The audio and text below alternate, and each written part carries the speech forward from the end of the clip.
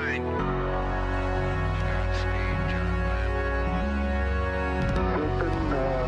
Tranquility Base here. The Eagle has landed. Rocket Tranquility, we copy you on the ground. New possibilities are opening up for scientific cooperation between countries. 1-0-0. Liftoff. Americans return to space as Discovery clears the tower. Discovery, go and throttle up. Discovery Roger, go for deploy.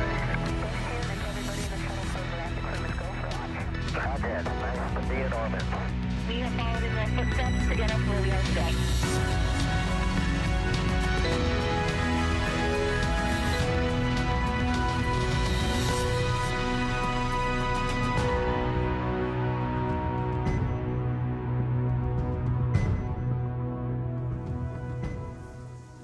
Hello, and thank you for tuning into the NASA SpaceX Crew-11 mission. You're looking at a live view of that small dot there, which is Crew-11 onboard Dragon Endeavour.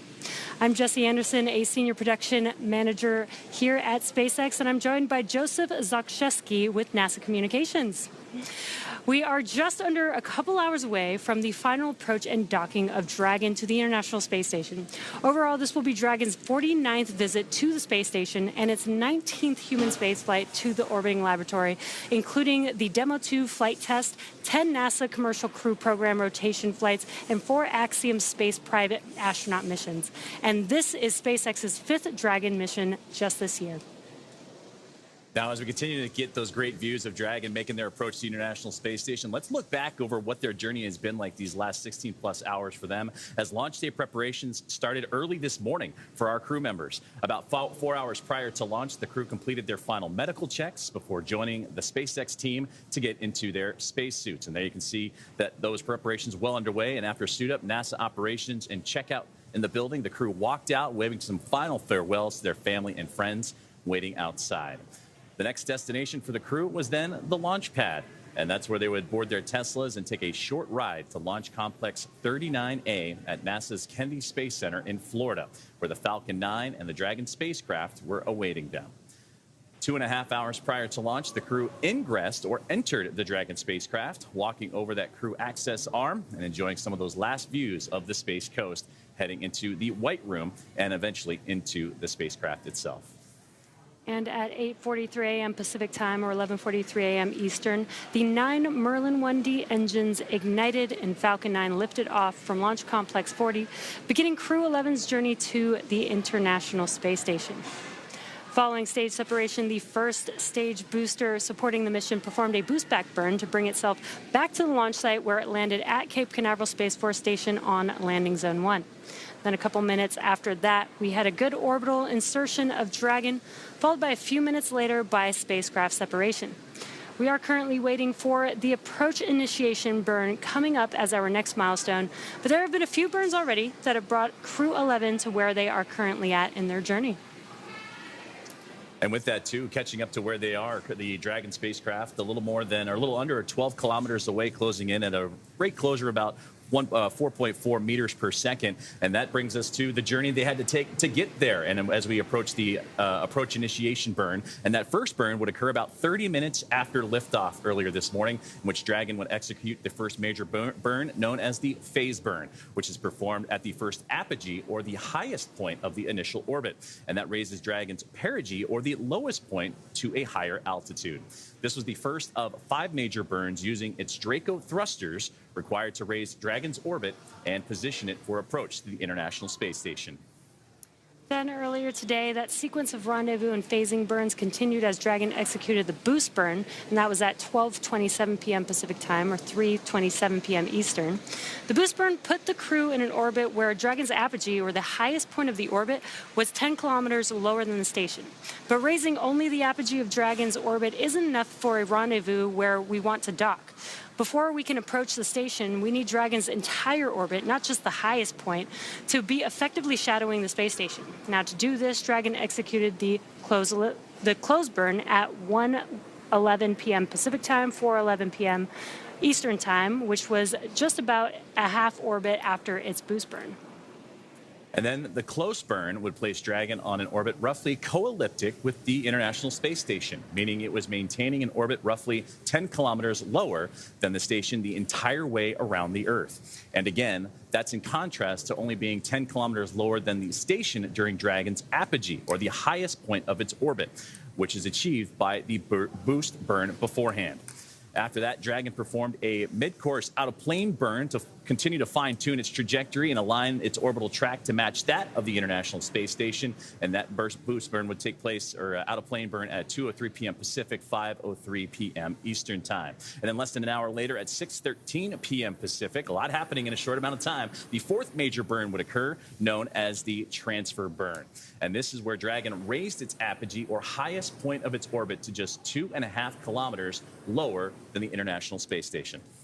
Yeah, and I love this graphic following along with each one of those burns so you can understand what's happening with Dragon.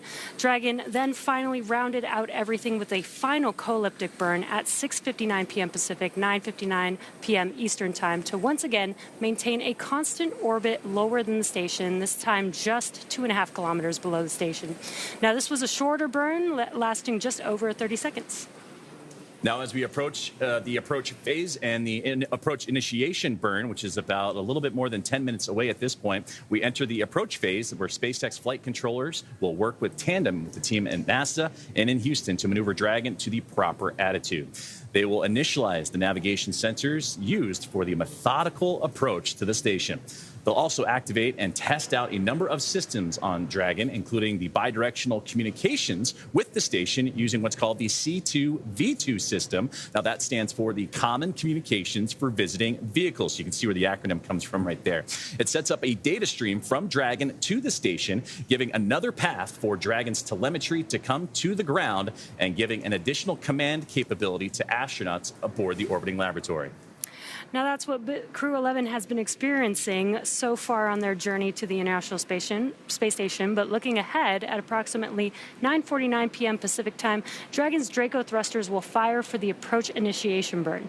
This will take place when Dragon is about 2.5 kilometers below station and about 7 kilometers behind it. The approach initiation burn will bring Dragon about 400 meters, or a quarter of a mile, directly below the station. Now, a small approach initiation mid-course burn is planned for about 25 minutes later. These maneuvers will also move Dragon inside one of 2 checkpoints around the station that requires a set of go-no-go polls with the different control teams. Now, the first checkpoint is called the approach ellipsoid, or as you may hear us call, the AE. The approach ellipsoid is an imaginary shape measuring 4 by 2 by 2 kilometers, and it's essentially a large 3-dimensional oval. Now, before controllers give Dragon permission to move inside the approach ellipsoid, the spacecraft will be on what is known as a 24-hour safe trajectory. This means that if Dragon lost all control to its thrusters... SpaceX Dragon on Dragon to ground. Comm check from seat 3. Mike, I have you loud and clear on Dragon to ground. How me? We have you loud and clear, and seats 3 and 4 are suited. The other 2 are momentarily. Copy all. Comms from the core to Crew-11 as they're donning their suits. Now, before the controllers give Dragon permission to move inside that approach ellipsoid, the spacecraft will be on what is known as a 24-hour safe trajectory. This means that if Dragon were to lose all control to its thrusters, it would be at least 24 hours before its trajectory would move inside of that approach ellipsoid. And once Dragon arrives at the 400-meter mark below the station, it will be known as what is Waypoint 0, and that will be the first checkpoint during their approach to the International Space Station. The vehicle can hold here at the 400-meter mark, but if all of its systems check out, and we'll hear calls about it a little bit later on, Dragon can continue its approach to Waypoint 1. Dragon's move from Waypoint 0 to Waypoint 1 will swing it up and over top of the station as they'll be docking to the zenith port of the Harmony module today of the International Space Station, and it'll be arriving at a distance of approximately 220 meters. At this point, it will be on what we call the docking axis, which is essentially meaning it's directly in front of the space-facing docking port, and again, on the International Space Station's Harmony module. Just before arriving at Waypoint 0, the NASA and SpaceX teams will conduct a go, no-go poll for Dragon to move inside the now keep-out sphere, another checkpoint that consists of an imaginary sphere around the station with a radius of 200 meters. Flight controllers use this to monitor all arriving and departing vehicles, and this is another chance to confirm all of the guidance, navigation, and control systems are working correctly on Dragon before moving even closer to the station. It carries a similar requirement on this orbital trajectory that if Dragon were to somehow lose control of its thrusters, and the space station would be safe for 4 orbits, or about 6 hours, rather than the 24 hours required to enter the approach ellipsoid. Then once Dragon has approval to move inside the keep-out sphere, it will move from Waypoint 1 in toward Waypoint 2, which is just 20 meters away from the station. Once Dragon is only 20 meters away at Waypoint 2, the spacecraft focuses on aligning its docking system with the International Docking Adapter, or the IDA. We may also hear the call-out CHOP, which stands for Crew Hands Off Point. Now, this happens a little less than 30 seconds before docking when Dragon is just a few meters from the docking port. And then at that point, any aborts will have to be done automatically by Dragon. And the grand arrival, when our crew arrives at the space station, Dragon will fly in and make contact with the IDA, giving us what we call a soft capture. The soft capture ring then retracts until sensors indicate it's time for 12 hooks to drive in place to give us a hard capture and then firmly secure Dragon to its new home on the space station. Now, once the hard capture is confirmed, the station crew aboard the International Space Station, namely NASA astronaut Nicole Ayers, will manually start to begin the docking procedures and manually pressurize the vestibule, or the area between the Dragon hatch and the International Space Station hatch. Meanwhile, umbilicals that provide power, audio, and data connections from the station to Dragon are then put in place. And then it's time for leak checks and hatch opening, which are currently timelined to come a little more than 2 hours following the docking. So right now we're continuing to track along, and we heard comms earlier between the ground and the crew. They're getting suited up to provide that extra layer of protection for them and pressurize those suits as we're entering another round of dynamic ops. It's been a busy day for Crew-11 after launch earlier this morning. So that approach initiation burn coming up in about 8 minutes or so. So we'll see and hear more communications as those crew members continue to get dressed up. Yeah, Crew-11 is currently coasting. They've got a couple more hours on their flight from launch this morning. And we did attempt a launch yesterday morning, but due to weather, had to move the launch this morning. But they're still docking around a similar time, which is great for them. They have a little bit of a shorter trip. Or I guess they could have had a longer trip on Dragon, which may have been a pro for them either way. And if they did launch yesterday, it would have been about a 39-hour phasing period Right. versus the 16 hours that you mentioned there. But even then, I feel like they might be a little anxious and excited to get there, because even at this moment, with the approach initiation burn and the anticipated docking time, which right now tracking around the 2:26 a.m. Eastern time, approximately 11:26 p.m. Pacific, that's still about 30-ish minutes, half an hour or so early. So you know that these Crew-11 members, with Commander Zena Cardman, pilot Mike Fincke, both of NASA, and then you also have Kimiya Yui of JAXA and Oleg Platonov of Roscosmos, again, getting suited up, getting ready for that approach initiation burn. But you heard it in their comms after the launch today, in those special words, a lot of emotion, a lot of excitement, I'd imagine, knowing that, you know, at the end of a trip, when you're hitting your destination, that excitement continues to ramp up. Yeah, and I'm sure Zena is very excited. She's been ready since last year, so I'm really excited to see her finally flying her mission. And there you can see the map, and you can see the destination for Crew-11. That's the International Space Station. That is where Crew-11 is heading to. And right now, the International Space Station making its way across the Pacific Ocean, and it's heading towards a southern southeast trajectory. So it's going to start to clip that southern portion of South America there. But yeah, as they continue that slow and methodical approach, they're approaching about 9 kilometers away from the International Space Station and closing in at a rate about 4.3 meters per second. So they're still moving along. And again, we're continuing to track that approach initiation burn, which we're going to be about 4 to 5 minutes away from that moment. But once they reach the International Space Station, they will become members of Expedition 73. And that already has 7 members on board. And taking a look at who's going to await them, we mentioned NASA astronaut Nicole Ayers. She's going to be a part of the hatch opening procedures that'll happen a little bit later on here today and tonight, or I guess tonight and this morning, depending on what coast you're on. But also NASA astronaut Johnny Kim. He's in the cupola, the window to the world, and he's using special technology to help monitor Dragon's progress as they continue to inch closer and closer to the International Space Station. Yeah, I'm sure both crews are very excited to meet each other. They are going to have a handoff period. This is very typical with NASA crew rotations, where we have about a week of time, depending on the mission and what needs to be handed off to each other. But this gives them that full handoff with each other before Crew 10 returns back home.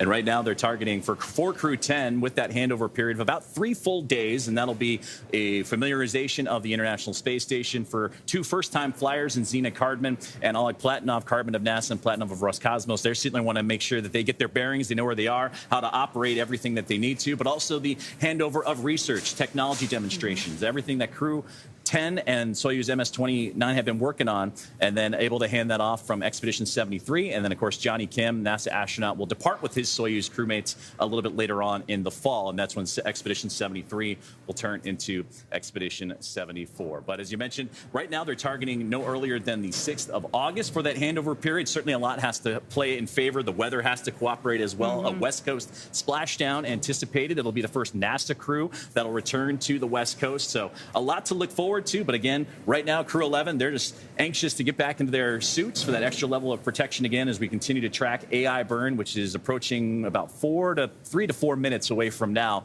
And we'll be sure to walk you through that. But for this crew and knowing what they've gone through and how flexible they have been, whether it's through weather yesterday or everything that's had to happen in their careers, it's been a flexible group, but a very grateful group. And I know that that is going to be a mentality that's going to carry not only through docking today, but throughout the course of their mission. Yeah, and Joseph, you mentioned that they are getting suited up in their suits. They do have to put on their suits when they're going through some dynamic events, including docking to the International Space Station. These suits just help keep them safe, keep them cool, in the unlikely event of a depressurization inside of the cabin during the docking operations.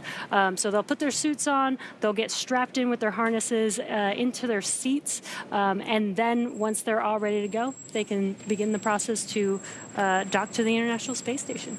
And we'll continue to hear those comms called out from the core here in SpaceX in Hawthorne and their headquarters up to the crew. Of course, they'll do similar checks, leak checks, pressurization checks that we heard at launch time. They'll initiate all those procedures as they get ready for that approach initiation burn, again, coming up here in the next couple of minutes. But you mentioned the suits themselves. One thing that we talked about during the launch earlier this morning was that one of the astronauts, Colonel Mike Fincke of NASA, is wearing one of the new IVA suits. Now, when you look at the crew all lined up, the 4 of them across, you can't really tell the differences. Everything seems, at least visually, the exact same, but I'm sure it'll be exciting for Fincke to don that suit again, and I'd be curious to get his reaction knowing what his other crewmates are wearing as well. Yeah, that's what I love about SpaceX, is that the crew really helps create the suits here, and you can see this animation on the screen. Now, the IVA suits have a 3D printed helmet. They're still very similar to each other, but there's been some upgrades. They do have a little bit more mobility on the new IVA suits. They've taken a lot from the extravehicular suits and have a little bit more mobility there. One of the top updates for this suit is that the suit is a 2-piece suit. So you can see on the waist where it looks like there's almost a seam there. On the new suit, that's where the zipper is, where they can separate the top part of the suit from the bottom part of the suit. Makes it a little bit easier to get into the suit. Now, the old IVA suit is 1 piece. They do have 1 zipper where they're going through and putting on the whole suit. So the new updates, again, feedback from the astronauts, the crew that has been flying with SpaceX, has been able to give this feedback and allow us to make these updates that make it a lot easier and make a lot of improvements that are coming from the people that are using the suits. So as we get updates and the crew in their suits now, we just got note that the approach initiation burn is underway, and that's one of the big key milestones now for the Dragon spacecraft to continue its methodical approach to the International Space Station. So certainly some good news there, as everything continuing to move forward as Dragon continues that stair step to catch up to the orbiting laboratory. As we continue in towards docking, let's take a closer look at the Dragon spacecraft that is bringing Crew-11 to the International Space Station today. The Dragon spacecraft and its trunk stands over 27 feet tall. There are 2 windows on the spacecraft. The nose cone opens shortly after launch to expose the forward bulkhead thrusters and docking mechanism that will connect with the International Space Station to the IDA. Dragon's trunk holds solar cells, which power Dragon while it's in free flight, and the trunk can also carry unpressurized cargo, so there's a lot of space on the spacecraft. And Dragon has 16 Draco thrusters that can be used in space to help navigate the spacecraft to its destination, each providing 90 pounds of force. Now, that doesn't include the 8 Super Draco thrusters used for an abort, which are no longer active once the crew is in orbit.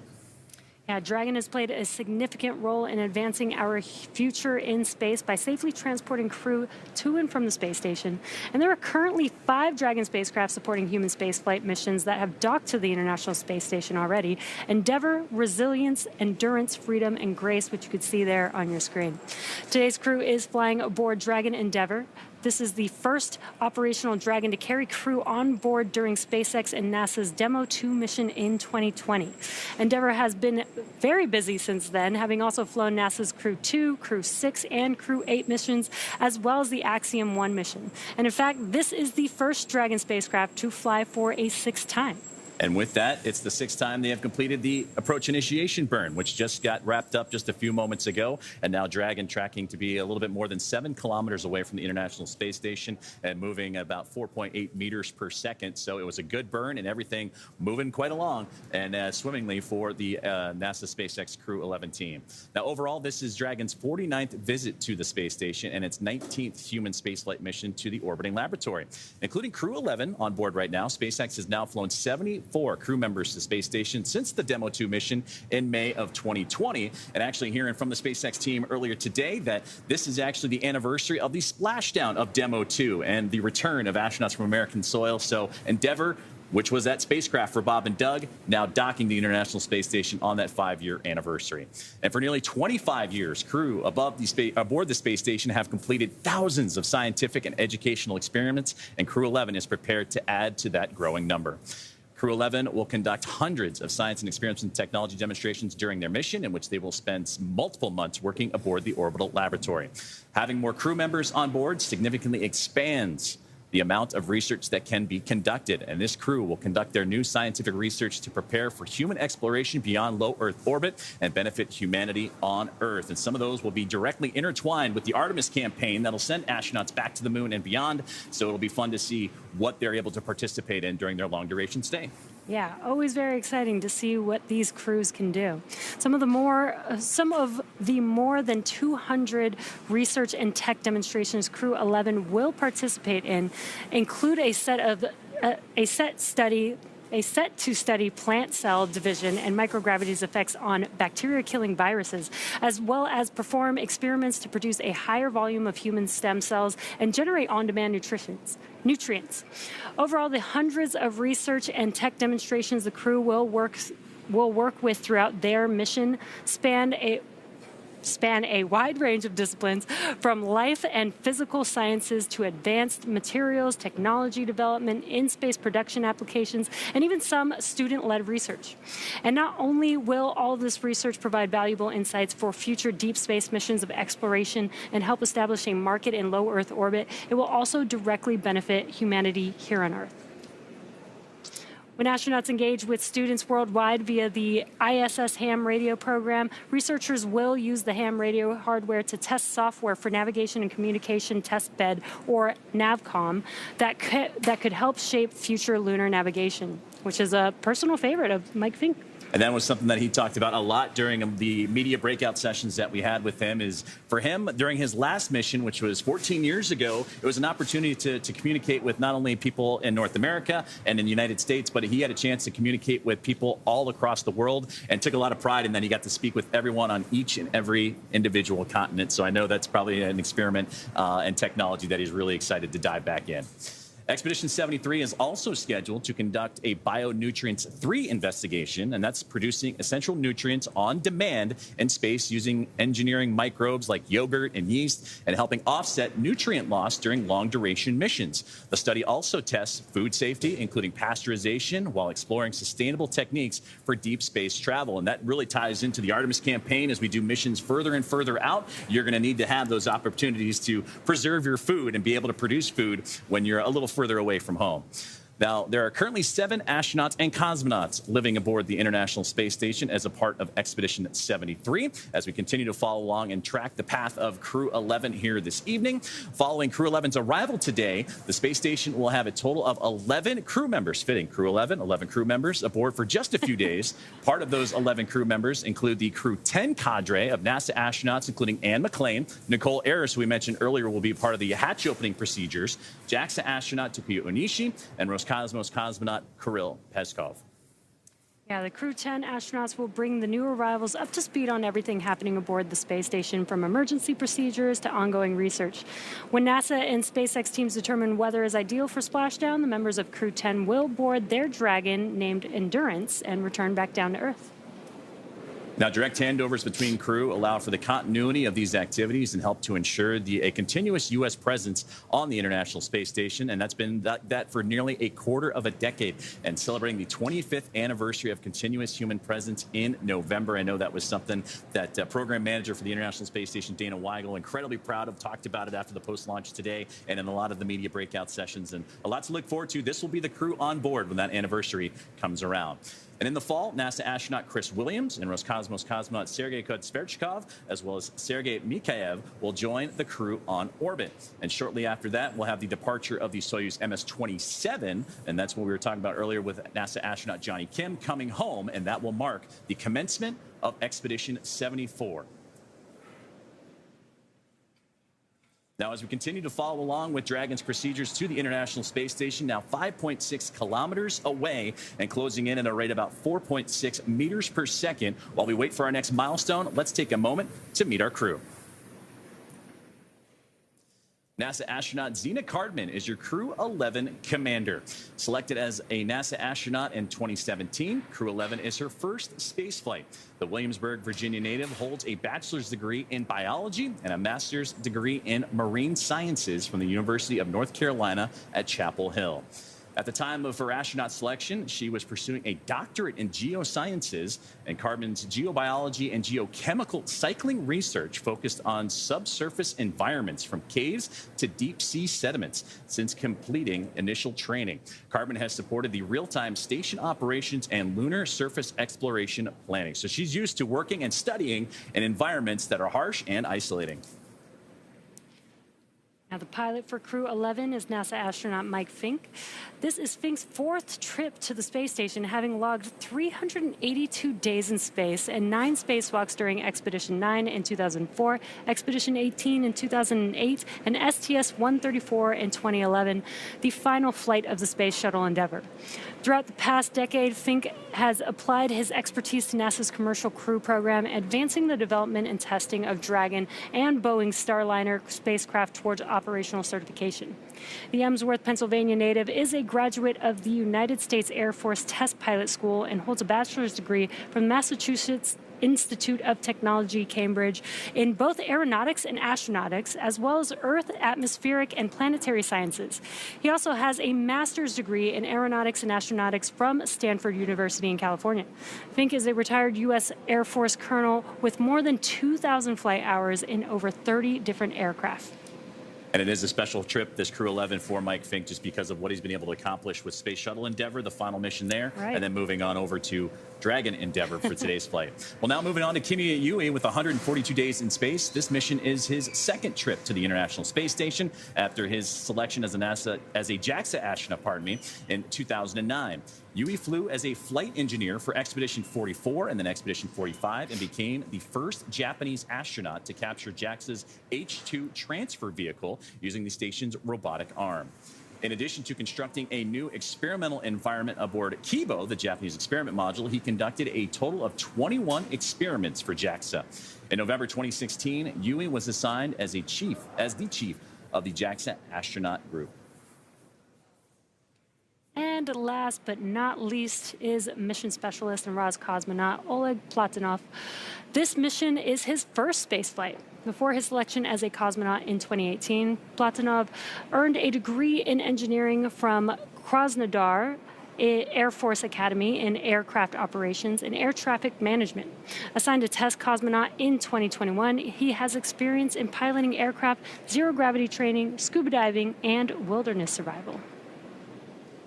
So now we continue to follow along with the path of Crew-11 as they recently completed the approach initiation burn, and everything went swimmingly for that burn. Everything nominal. The crew suited and seated, ready to continue their process. Now the next milestone is going to be Waypoint 0, which we still have a little ways away. The crew about 4.7 kilometers away. Waypoint 0, that's the 400-meter mark for Dragon. So still some time, but anticipation and continuing to build up as, again, the crew both aboard Dragon Endeavor and aboard the International Space Station, anxious to have hugs and handshakes here in the next little while. Yeah, we showed that graphic earlier with all those very close maneuvers as the Dragon spacecraft approaches the International Space Station. Every single one of these maneuvers is very slight and steady. But what I think is really cool is, like, we're getting 400 meters away from the space station, but they're both moving at about 17,500 miles per hour. But speed is relative, so when you see them next to each other, it doesn't look that fast. They are flying very quickly. And I've heard a lot of astronauts in this process, they say slow is smooth, smooth is fast. So as methodical as it can be for the Dragon Endeavor spacecraft to make and inch its way, what we see on the screen, you're absolutely right. And to see them moving as quickly as they do, a lot can happen in a short amount of time. Well, we know that everybody is suited and seated, and again, we're continuing to track along as the Dragon spacecraft now 4.4 kilometers away from the International Space Station and continuing to close in on a range of about 4.2 meters per second. Well, they're continuing to track each other. Last time we checked in with where the International Space Station was, it was crossing over the Pacific Ocean, heading towards the east coast of the more southern region of South America. So as they continue that cat and mouse game of trying to find each other along the way, let's take a look at that crew that you have here on the ground supporting today's mission. Now, that's a great live shot of where we are here in Hawthorne, California, and that's where all the positions actively monitoring all the systems on the Dragon Endeavor spacecraft. And we also have all the teams that are in NASA's Johnson Space Center doing likewise from the International Space Station perspective. And Jesse, that's where we're going to pretty soon hear a lot of communications on what they call the big loop, where we're going to get both vehicles, International Space Station and the Dragon spacecraft, along with the teams here in Hawthorne and the teams here in Houston, all synced up on a single line of communication so that everyone has open dialogue and open communication as we get further and further in the docking process. Yeah, that's exactly right. There's multiple teams that are going to be monitoring the crew throughout their journey. We have the launch team this morning. We have this crew in mission control right now, Hawthorne, monitoring the crew all the way as it gets to the International Space Station. And then we'll transfer over to Houston, monitoring the crew while they're on the station. So there is that overlap period where both teams need to be working in tandem with each other. And we're about to experience that very shortly. And we're continuing to track for an approximately a contact of about 11:26 p.m. Pacific time. And that's what we're tracking right now. And that would be about 2:26 a.m. Eastern for that initial soft capture between the Dragon Endeavor spacecraft and the International. 4.010.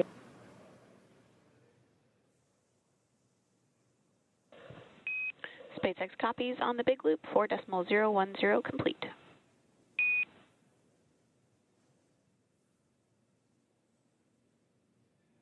And that's great communication there between, again, the teams here on the ground and the crew up aboard. It's been a little bit quiet, but we know it's going to pick up as they get closer and closer. And again, we talked about the big loop that we're going to be here and monitoring. And again, the teams in Houston keeping a close eye on that as well. But again, we were tracking right now at approximately 11:26 p.m. Pacific time at 2:26 a.m. Eastern time for that soft capture and initial contact between Dragon Endeavor and the International Space Station. Approach initiation burn came and went well. Now we're looking to approach Waypoint 0, that 400-meter mark. And again, Dragon now inside 4 kilometers away. Now 3.8 is what we're tracking and starting to slow down a little bit, about 3.9 meters per second rate of closure. So they're getting closer and closer, Jesse. Yeah, it's going to be a slow and steady approach as always, but there's going to be a lot of events happening. We're going to hear a lot of comms, as Joseph mentioned. We're going to hear the call outs as they get from Waypoint 0 to Waypoint 1, Waypoint 2, and then all the activity as the spacecraft approaches the International Space Station.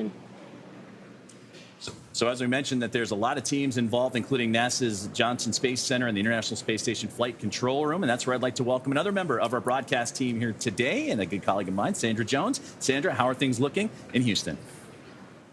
Hey, good morning, and welcome to the International Space Station Flight Control Room at the Johnson Space Center in Houston, Texas. We are gearing up for this morning's docking and looking Dragon, forward SpaceX, on the big loop, you are go to begin suit leak check procedure 4.011 when ready. Activating 4.011, we are go.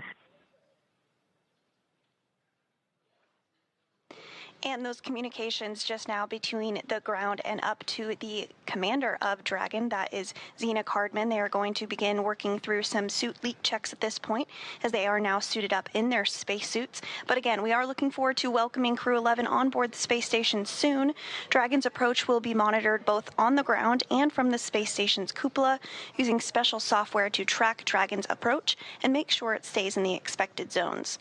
Once Dragon is docked, NASA astronaut Nicole Ayers will be primed to start hatch opening operations, and they will start by opening the large hatch on Node 2 Zenith, or the space-facing port, which will give them access into the pressurized mating adapter. The crew will then pressurize the vestibule, which is a small space between the hatches on the Dragon and space station.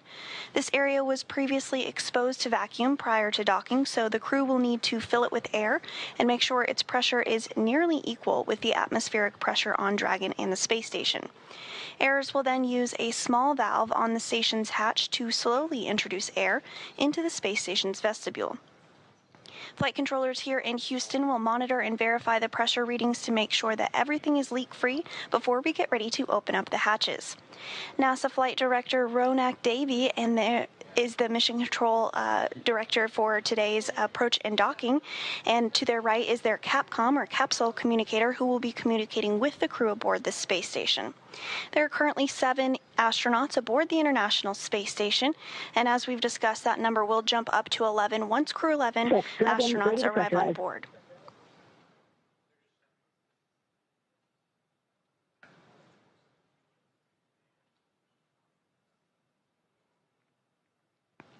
And as we continue to hear those communications as the crew is going to begin working through their leak checks, we're excited to get our Crew-11 astronauts aboard to work on handover. SpaceX, on the big loop, you are go to initiate suit leak check.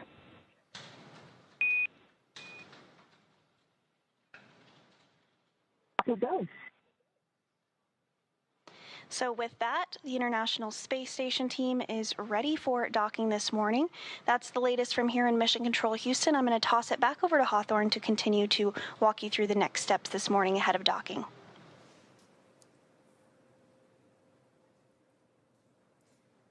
Thanks, Sandra.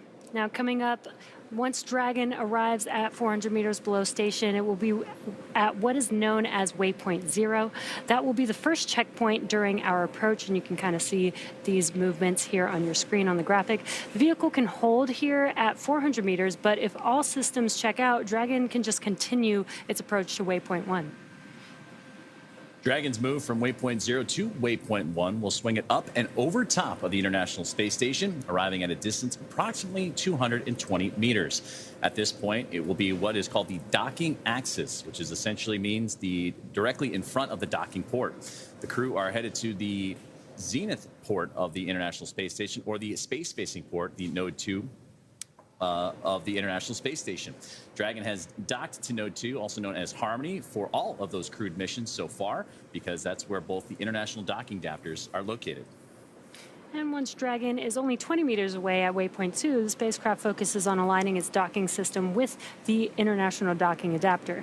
And again, we may hear a call out called CHOP, which stands for Crew Hands Off Point. This is a little less than 30 seconds before docking, and this means that at this point, any aborts will have to be done automatically by Dragon, hence the hands off. And the grand arrival, when our crew arrives at the International Space Station, Dragon will fly in and make contact with the IDA, or the International Docking Adapter, giving us what we call a soft capture.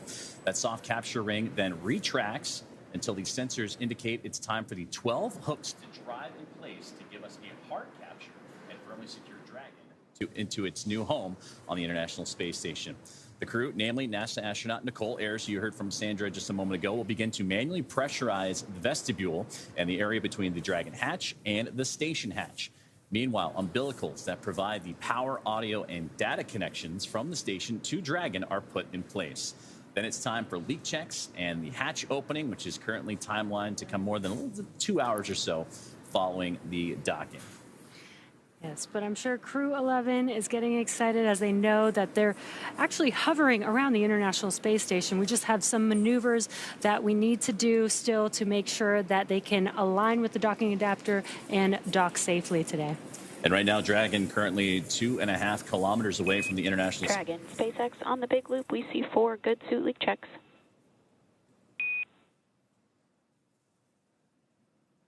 Dragon copies on the big loop. We see the same.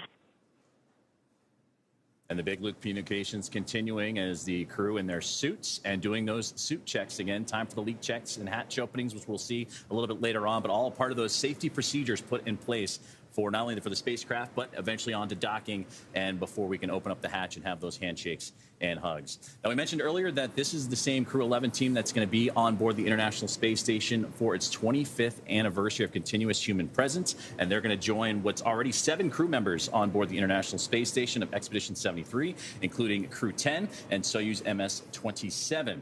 Now, the members of Crew-10, they launched back in March 12th, in fact, of 2025, and they have been up there for a little while, led by a NASA astronaut and commander of the crew, Anne McLean, first-time flyer, and NASA for the pilot of Crew-10, Nicole Ayers, Takuya Onishi of JAXA, and Kirill Peskov of Roscosmos. And also Johnny Kim, the NASA astronaut, a part of the Soyuz MS-27 crew that launched back in early April with Sergei Ryzhikov and Alexei Zubritsky. So for Zena, Cardman, Mike Fincke, Kimiya Yui, and Oleg Platonov, excited for that reunion. And in fact, Zena, Cardman, NASA classmates, a part of the Turtles class with Johnny Kim. So I know they're excited to catch up with each other as well. Kimiya Yui onboarded and became an astronaut along with Takuya Onishi. And for Yui, that's his best friend. He's actually looking forward to going and reuniting with his best friend. And it's been a little while, about 4 years since the last time there were 2 JAXA astronauts on the International Space Station together. So impressive there. And then for Oleg Platonov, reuniting with his Roscosmos cosmonaut crew as well. So a lot of reuniting, a lot of happiness that'll be coming from this crew. But to be a part of this expedition and then also be the crew on board for 25 years of continuous human presence,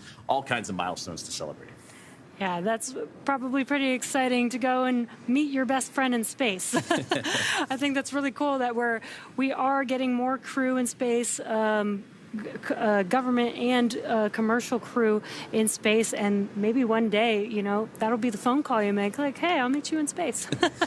And to that effect, too, just because of where they're docking today, again, that Zenith port, the space-facing port of the Harmony module, that was recently vacated just a couple of weeks ago from Axiom Mission 4, the 4th private astronaut to the International Space Station. So a lot of comings and goings and a lot of people on board station at any given point. But for them to come around and for the Dragon Endeavor celebrating its own milestones at 6th flight and its return to the International Space Station again after 5 years ago to this day, it was the splashdown and return of Demo 2. And there's some great views that we're now getting.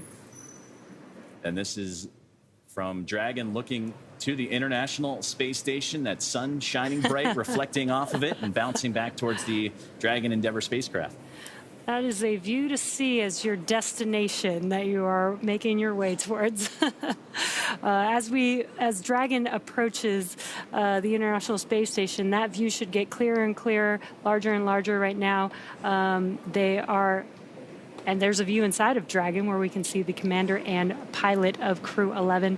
Again, this is an autonomous vehicle, so they really are just monitoring. You could see them utilizing those display screens there in front of them. And they're just monitoring all the operations that are happening on Dragon as they approach. This helps them stay aware. They do have to stay inside of their seats, so they can't look out the window very much. Very hard to see where Dragon actually is in comparison to the International Space Station. So those displays actually help them understand what's happening, where is Dragon, how close is it to the International Space Station, so that they can monitor and understand what's happening when they hear different sounds of the thrusters firing as Dragon is maneuvering its way towards the station. And if necessary, there can be mid-course maneuvering after the approach initiation burn, which has already happened. And we just got note that there will be some more fine-tuning of the Dragon Endeavour spacecraft. And there you're seeing the over-the-shoulder shots as Mike Fincke and Zena Cardman. Those are the two in the middle of the capsule. Platonov and Yui are on either side of them, but they're the ones talking over. And as you said, Jesse, monitoring what's soon to be in about a minute and a half to a minute or so of what's going to be that fine-tuning burn to make sure that Dragon is fine-tuning its path and on the right approach. You can see the great numbers down there at the bottom of your screen, too, of how close Dragon is getting to the International Space Station. And there's the space station from Dragon once again, as they are 13 hours and 30 minutes into today's flight. Their flight from liftoff, which was earlier this morning at 11:43 a.m. Eastern, 8:43 a.m. Pacific time. So it's been a event-filled day for this Crew-11 team. Had they lifted off on the first attempt yesterday, it would have been a lot longer of a phasing, about 39 hours or so, a chance to get settled in. And there's a great view from the International Space Station on the right side, looking down at Dragon. So they're inching their way slowly but surely as we continue to monitor the progress of the Dragon spacecraft. But again, we did catch word that there will be an out-of-plane burn, an adjustment burn to follow up, so they continue that fine-tuning process and make their way to the International Space Station. And some great views here on the left-hand side inside of Dragon with the crew on your right-hand side, again, from the International Space Station, looking at Dragon as it approached. And in the bottom right-hand of your corner, you could see the graphic showing the thrusters on Dragon, which I think is really cool. It's a live graphic of every thruster that is thrusting, essentially. And I think it's so cool because, you know, they're firing at different moments. There's a lot of tweaking that needs to happen. So there's several different thrusters firing at all different times to make sure that Dragon is oriented exactly the way that it needs to make its way as it approaches closer and closer to the International Space Station. And Jesse, just to the right of that graphic you're seeing is those thrusters continuing to fire. And again, this is the maneuver, that mid-course burn that they're attempting and pushing Dragon to continue to properly align itself on the right trajectory to the International Space Station. But that's the International Docking Adapter that'll come into play a little bit later on. We've talked about the hooks needing to drive and hook to, after the soft capture, create the hard mate and bring Dragon even closer to the International Space Station before the leak checks can occur, the hatch opening, the pressurization, and so forth. So some great views on that screen. And again, as the spacecraft continuing to make its way closer and closer to the International Space Station, now about 1.5 kilometers away and closing in at a good rate as well of about 2 meters per second, as both Dragon spacecraft and the International Space Station now covering over the southernmost portions of Africa. Dragon SpaceX on the big loop, mid-course maneuver complete, performance nominal. Trajectory has converged on waypoint 0. Dragon copies. Great news. Great news indeed. That mid-course maneuver burn is complete. That was where we were seeing all those thrusters firing. Again, an adjustment needed as the vehicle approaches the International Space Station. There are very particular planned burns, and sometimes we add in additional potential burns that are only used if needed, and we did use this mid-course burn for this coasting phase for the Crew-11 crew. And you could see on your left-hand screen, well, there was a map of where Dragon and the International Space Station were located around the globe, but this is a great view of from the International Space Station, looking at Dragon. As you can see with Earth in the background, Dragon is still below the International Space Station. It'll soon move its way to waypoint 1, which will swing it up and above the International Space Station. And those views, really again, cool coming views. from the orbiting laboratory, but and absolutely stellar. And that's the Cronus position inside of NASA's Johnson Space Center and Mission Control, providing these great views that allow us to follow along with Dragon's trajectory and procedures. But going back to a successful mid-course maneuver and helping out with that AI burn too, Jesse, that's just one of several opportunities where you can fine-tune and have those gates, those checkpoints, because now we're tracking what will be soon the next big milestone, reaching waypoint 0, that 400-meter mark, before Dragon will continue its approach, and they can hold at that waypoint 0. But if everything is aligned properly, sometimes we've seen the Dragon spacecraft continue to move forward. The crews on the ground both agree that everything looks great and we can continue to push forward, but just that's why we have those gates, to make sure that everything is properly aligned before we get any closer. And also on the bottom left hand of your screen, you could see a couple dials there. We have the range and the rate.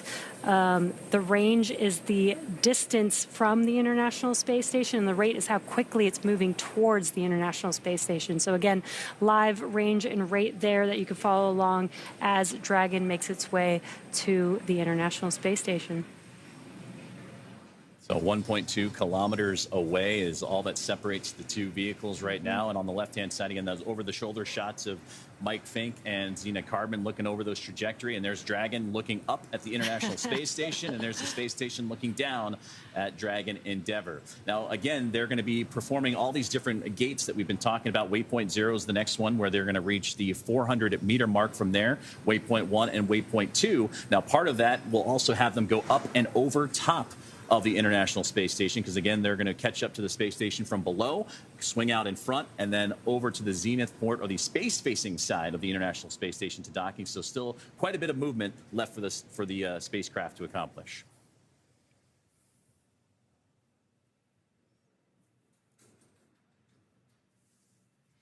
Again, as we've been mentioning, the crew is in their seats. The commander and pilot are both monitoring using those displays that are right in front of them. Again, just monitoring. Dragon is an autonomous vehicle, so essentially on autopilot as they make their way to station. And I love this view of the International Space Station. You know, you see pictures and sometimes models of the International Space Station, but when you get to see it live, like a live view like this, it is so cool to know that that is flying above the Earth at all times, and you get to see it a little bit up close. Even though we're down here on Earth, we get to see it live on these views.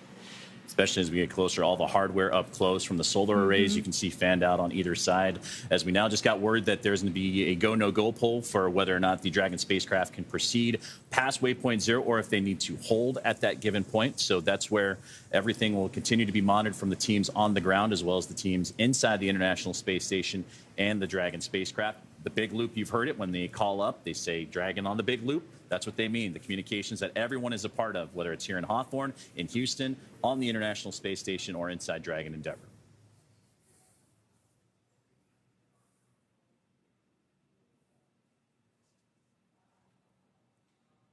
And they've also just crossed the 1,000-kilometer mark, or 1,000-meter mark, 1 kilometer, if you will, and that brings them into the approach ellipsoid. So that's how close we are, and those milestones we're starting to reach for the spacecraft. So now approaching about 920 meters away, and there's that rate of closure, that 4.9 meters per second for Dragon Endeavour, is Zena Cardman and Mike Fincke continuing to look over their screens and see the trajectory. And you can see it a little bit on that middle screen there, where the orb kind of on that top portion, that's where the International Space Station is. And you can see some of those lines, those pathways being drawn. That's where the Dragon spacecraft is looking to maneuver. You can see it even swing up and over to the left and kind of curve up and over top. So it's fun to see what the astronauts are seeing as they continue their procedure and stair-stepping to the orbiting laboratory.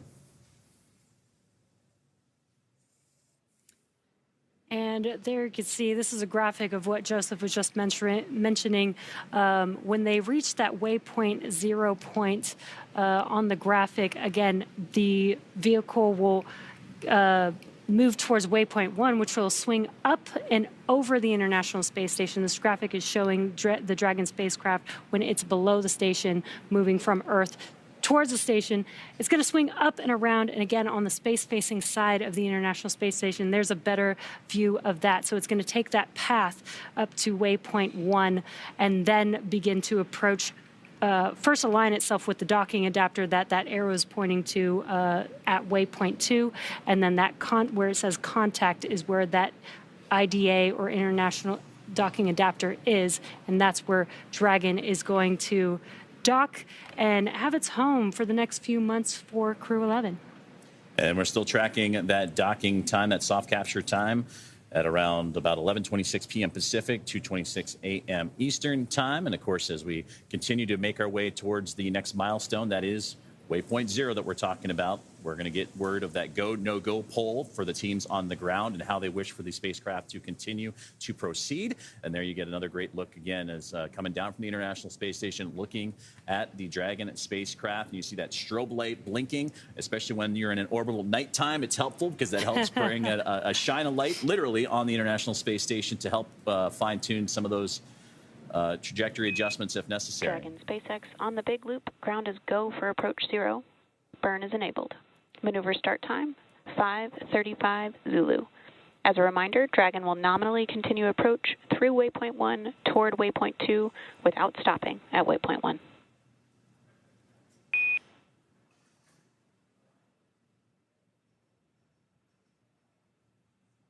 Dragon copies. We see the approach leg enabled flag is true. This will initiate at 0535 Zulu. Dragon will not stop at Waypoint 1.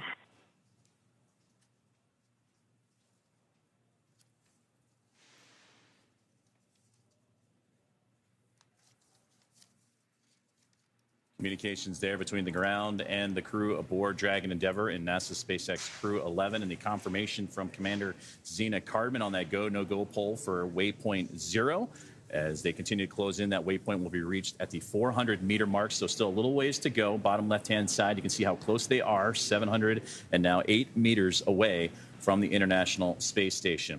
Well, this crew is going to be on board, Jesse, as you mentioned, for a good several months, and they're going to be participating in a lot of technology demonstrations, outreach activities, but also a lot of human research and performance. And one of the science experiments and research activations that they're going to dive into is right interwoven with the Artemis campaign, and that is simulated lunar landings that they'll be participating in microgravity, because again, that's the International Space Station, a unique perspective to accomplish a lot of these research. And select crew members will participate in this series of simulated moon landings before, during, and after their flight, and they're going to use handheld controllers to help over multiple screens, and they will fly through simulated scenarios created to resemble the lunar South Pole region that the Artemis crews plan to visit. And this experience will allow researchers to evaluate how different gravitational forces may disorient astronauts and affect their ability to pilot a spacecraft like a lunar lander. So that's a great way of using the International Space Station and that unique microgravity environment to advance NASA and the world's objectives of moving and returning to the moon and beyond. Yeah, that is such an exciting mission to look forward to. It's been so long since we've been to the moon, and it's so exciting to know that even though we haven't been to the moon in years, we have been working towards going back to the moon and staying longer on the moon, which I think is going to be great. And this is why we do a lot of this research that's happening, like Joseph said, on the International Space Station. So now 630 meters away. Now, inside of that is the Dragon Endeavour spacecraft continues its climb to catch up to the International Space Station. And that's just one of many research items, Jesse, that the crew will be participating in. Another one is learning more about the spaceflight-associated neuroocular syndrome, or we call it SANS for short. And that study will investigate fluid pressure on the brain while they examine how the body processes B vitamins and whether supplements can help astronauts respond to bodily fluid shifts. Because in microgravity, like here on Earth, you have the gravity kind of keeping your body fluids in check and everything able to cycle appropriately. But in microgravity, that can shift, and participating crew members will test whether a daily B vitamin supplement can eliminate or ease symptoms of that SANS. And specific crew members will also wear thigh cuffs to help keep bodily fluids from traveling to the head. So it'll be interesting to see what results come of that, because again, all this being able to accomplish in that unique microgravity environment of the International Space Station to benefit future long-duration missions. Yeah, and you know, some of these research experiments that are happening in space sometimes end up coming up with new ideas and new information that actually help us here on Earth. There's a lot of things that have come out of the research that NASA's done on the International Space Station that helps us with our daily lives here. Now inside 570 meters away for NASA SpaceX Crew-11, as we have a transfer in communications there, and that's what was providing the live views from the International Space Station as they switch from different signals, different satellites to provide that data and the video feeds, again, coming from the Cronus team down at NASA's Johnson Space Center in Houston, Texas. But there's the team here in Hawthorne that continues to monitor the pathways for the Dragon spacecraft and Endeavour, and everything continuing to move along path as we get closer and closer to Waypoint 0. Again, still tracking that docking time. That'll be coming up a little bit later on here this evening on the West Coast, early morning on the East Coast, as Crew-11 anxious to get to the International Space Station. Yeah, we're just under an hour away from that docking time. Still have a few maneuvers to do before they dock with the International Space Station. But it's a nice, smooth journey for them so far. Again, launching this morning and just about 15 hours on their coasting to the International Space Station so far. Just about 1 hour left. And that's what you're seeing right there in the bottom of your screen there, the T+. That's 13 hours, 45 minutes, and now 40 some odd seconds since they launched earlier this morning at 11:43 a.m. Eastern time, as we're now getting those views back as they were able to reconnect all the communications there. There's the Dragon spacecraft looking at a wonderful rendition and wonderful resolution of the International Space Station right there. And you can even see a Dragon spacecraft that is for Crew 10 right there on the topmost portion of the International Space Station. And that is the Dragon Endurance that took Crew 10 back to the orbiting lab back in March. Yeah, again, I love this view. Just for perspective, the International Space Station is about the size of a football field. So with that in mind, you can kind of see how far Dragon is from the International Space Station so far. But as it gets closer, you can see how large the International Space Station really is. We're about 5 minutes away from reaching Waypoint 0 as we're closing in about 100 meters in terms of distance until we reach that 400-meter mark, and that's where Waypoint 0 is to begin the first of what is going to be 3 gates or 3 checkpoints for the Dragon spacecraft to reach: Waypoint 0, Waypoint 1, and Waypoint 2.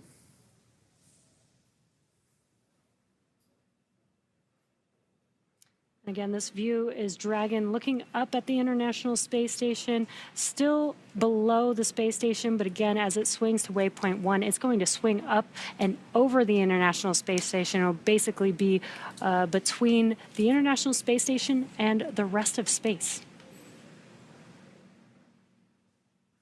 We're still a few minutes away from reaching that Waypoint 0 part, but it's good to see that gap continuing to close as, again, over-the-shoulder looks of NASA astronauts and Commander Zena Cardman on the left-hand side there, and that's Colonel Mike Fincke, the pilot of the Dragon Endeavour spacecraft, on the right. And you can see similar views of what we were just looking at from the viewpoint of Dragon up to the International Space Station for Mike Fincke and Zena Cardman. The screens on the far left and right-hand side. You can see the that viewpoint that they're looking at as well, and then all the telemetry data right there in the middle. You can see Dragon slowly but surely, a small dot making its way up at the bottom portion to that circle up towards the top of the screen. That is the International Space Station. And you can also see, Jesse, it's starting to slow down a little bit, that rate of closure. They were humming along for a little while there with all the key burns that they had to go through, especially those shortly after liftoff, but they're going to start making that slow and methodical approach towards that space-facing port of the International Space Station, but right now still below the orbiting lab and looking to swing up and over top of it here in the next little while.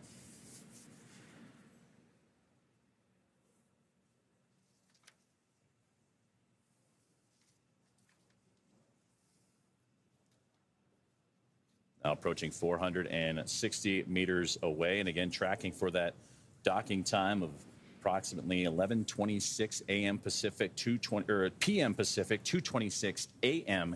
Eastern time on what's been a full day of activities for Crew-11 after launching earlier this morning at 11:43 a.m. Eastern. About a 16-hour and some change phasing, but they're arriving a little bit ahead of schedule at the moment, so anxious to get there.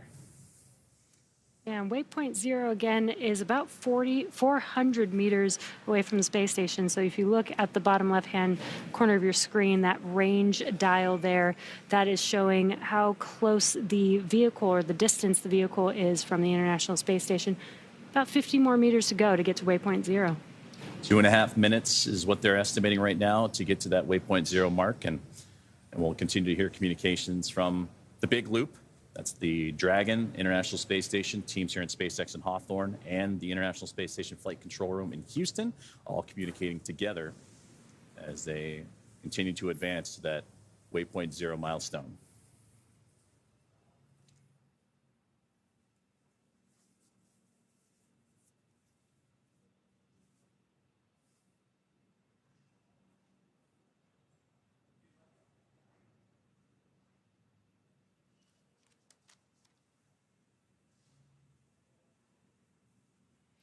And if you're just joining us, you are watching Crew-11's Crew-11's approach to the International Space Station. Looks like we did lose those live views, but what you're seeing on your screen is a view of Mission Control here in Hawthorne, California. These are the members of the SpaceX team monitoring Dragon and the crew all the way through their journey to the International Space Station. And those views continue to come and go, and that's perfectly normal. That's the communication shifting between different points of contact for the vehicles as they continue to orbit around the Earth, 17,500 miles an hour. You have to kind of pinpoint those communications. So there's little acquisitions of signal, AOS that you sometimes hear, or loss of signal, LOS that you sometimes hear. So there's a great view of the teams inside of the SpaceX Mission Control here in Hawthorne as we await the acquisition of signal for both the Dragon spacecraft and the International Space Station to continue to bring those views. But right now we're coming up on about a minute away from reaching that Waypoint 0 mark, and that's where those first of 3 gates will occur. So far, recapping what's happened, we mentioned that the launch was earlier this morning for NASA SpaceX Crew-11, and then shortly after launch, they would begin a sequence of burns, Jesse, that they would need to accomplish to stair-step their way, climb up higher, to connect and eventually catch up to the International Space Station, which they are still doing so today, and they have done so swimmingly. Everything has been going as planned for the teams and monitoring those up on the Dragon spacecraft, International Space Station, and here on the ground. And that's where it kind of puts us where we are today, is they're starting to make that 400-meter mark away and ever so slowly making it closer and closer. And again, we are approaching Waypoint 0. We were just about 50 meters away when we lost that live view. But here's that graphic again to show you where Dragon currently is. Again, Waypoint 0 is just 400 meters from the International Space Station.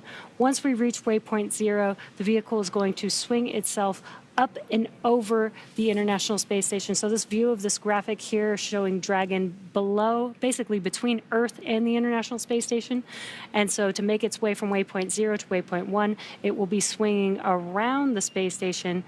Here's that graphic there, up to Waypoint 1, which will be between the space station and space.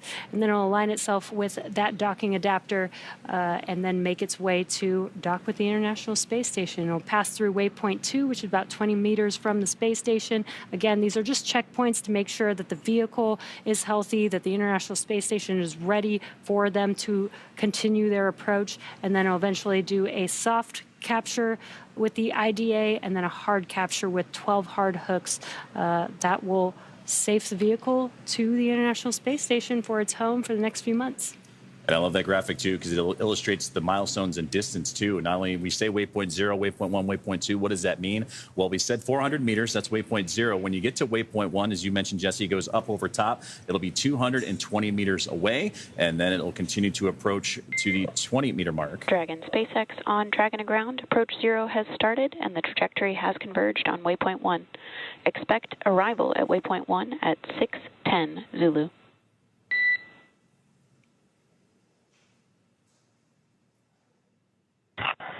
Dragon copies. Expecting Waypoint 1, 610 Zulu. Dragon to ground.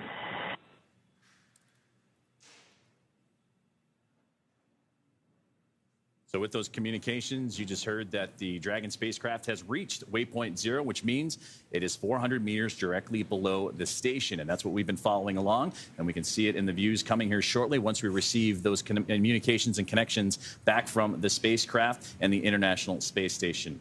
Now coming up, Dragon's move from Waypoint 0 to Waypoint 1. As we've talked about, we'll swing it up over top of the International Space Station, and it'll then pause for a few moments and align itself at the 220 120-meter mark.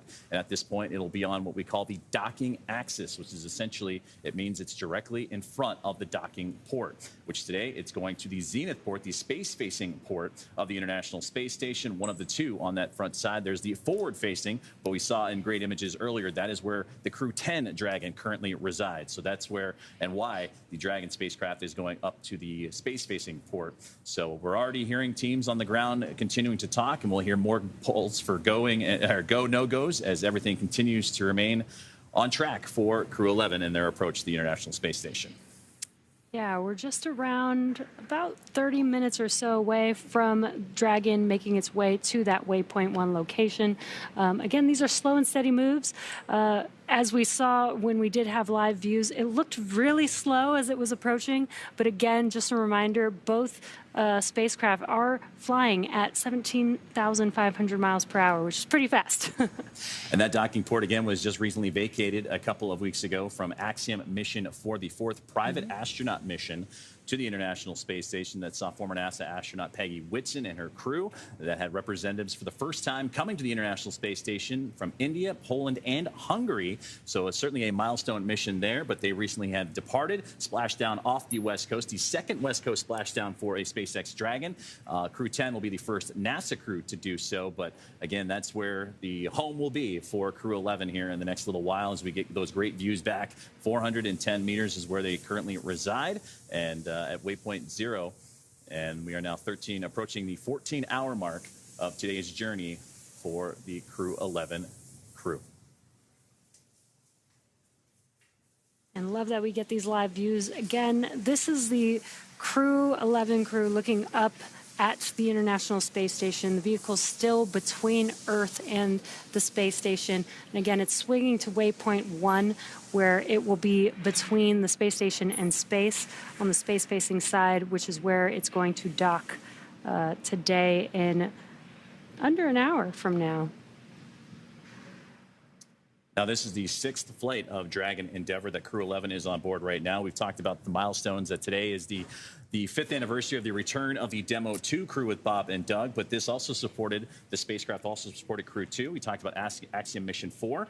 This spacecraft supported the first private astronaut mission, Axiom Mission 1, Crew-6, and Crew-8. So a great history, as this is, again, the first flight of this particular Dragon and the first Dragon spacecraft to have 6 flights under its belt. Yeah, the flight leader of the 5 Dragon spacecraft that we have in operation, carrying crew to and from the International Space Station out into space. Just pretty incredible how far reusability has come with spacecraft. The fact that we are on the 6th flight of Dragon is mind-blowing to me. And we heard from the management teams of all the different programs, Commercial Crew Program, the NASA management, the International Space Station. But SpaceX had their management team on the post-launch press conference today, and they mentioned that this Dragon Endeavour holds the longest duration for a single mission. That was Crew-8, 235 days. And now, when they launched, they were at 700 days, right on the button, cumulative time for Dragon Endeavour. They anticipate that to possibly hit 4 digits at the time of mission completion. So again, an impressive run for this particular spacecraft, carrying NASA astronaut and commander of Crew-11, Zena Cardman, along with pilot and NASA astronaut Mike Fincke. And then you have JAXA astronaut Kimiya Yui and Oleg Platonov of Roscosmos, the crew of 4, again, making its way slowly but surely to the International Space Station. Yeah, Joseph, you hit a lot of milestones that Endeavour has been accomplishing. And again, reusability for SpaceX is key. It's basically our whole mission. This is how you bring the cost of space down, and being able to fly over and over again using the same vehicle is just incredible. And to be a part of these missions and watch this happen in real life is so cool. And we mentioned earlier in the broadcast that there are crew aboard the International Space Station that are helping, currently activating and helping out with the docking procedures for today, and that's namely NASA astronaut Johnny Kim and NASA astronaut Nicole Ayers. For Kim, he is located in the cupola, the window to the world. You've seen a lot of phenomenal imagery coming from now nearly 25 years of the International Space Station and continuous human presence from those great views. Well, he's using special equipment to monitor Dragon's approach to the International Space Station. And then Nicole Ayers will be on tap to help out with the hatch opening procedure. She did likewise for the Axiom Mission 4 team, so she has that experience to go as ready to welcome in two of her own from NASA, and again, JAXA and Roscosmos astronaut and cosmonaut in tow as well. So again, it'll be a full day. I know this crew on board the Dragon, as well as the crew on the station, will be happy to see each other. They'll wind things down, but then they'll also begin handover procedures, which are going to get underway. About 3 days worth of full handover procedures, starting what I imagine be right tomorrow. They'll get familiarized with the station, go over safety protocols, and ultimately get themselves settled in and situated, because on the horizon will be the return of Crew 10.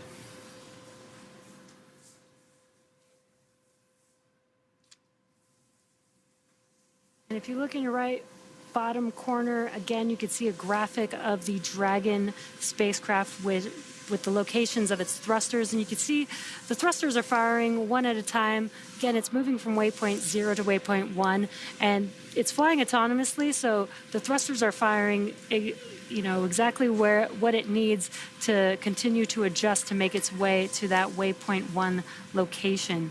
I think that's so cool that you could see that live there.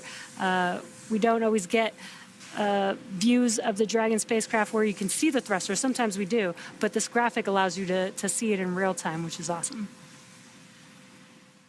And we're about 26 minutes away from reaching that waypoint 1 mark, and about 15 minutes away from the next go, no-go poll. Again, these are all part of the systems and safety checkouts to make sure that Dragon is performing as it should. The International Space Station is ready to receive the spacecraft as well, as you continue to see those great views and those solar arrays reflecting the sunlight perfectly as the spacecraft continuing to move. And you see some slight adjustments in thruster firings happening in that bottom right-hand side when they illuminate from the black to white. That's helping illustrate, again, some of those fine tunings that need to happen for a spacecraft to properly align itself up with its ultimate destination.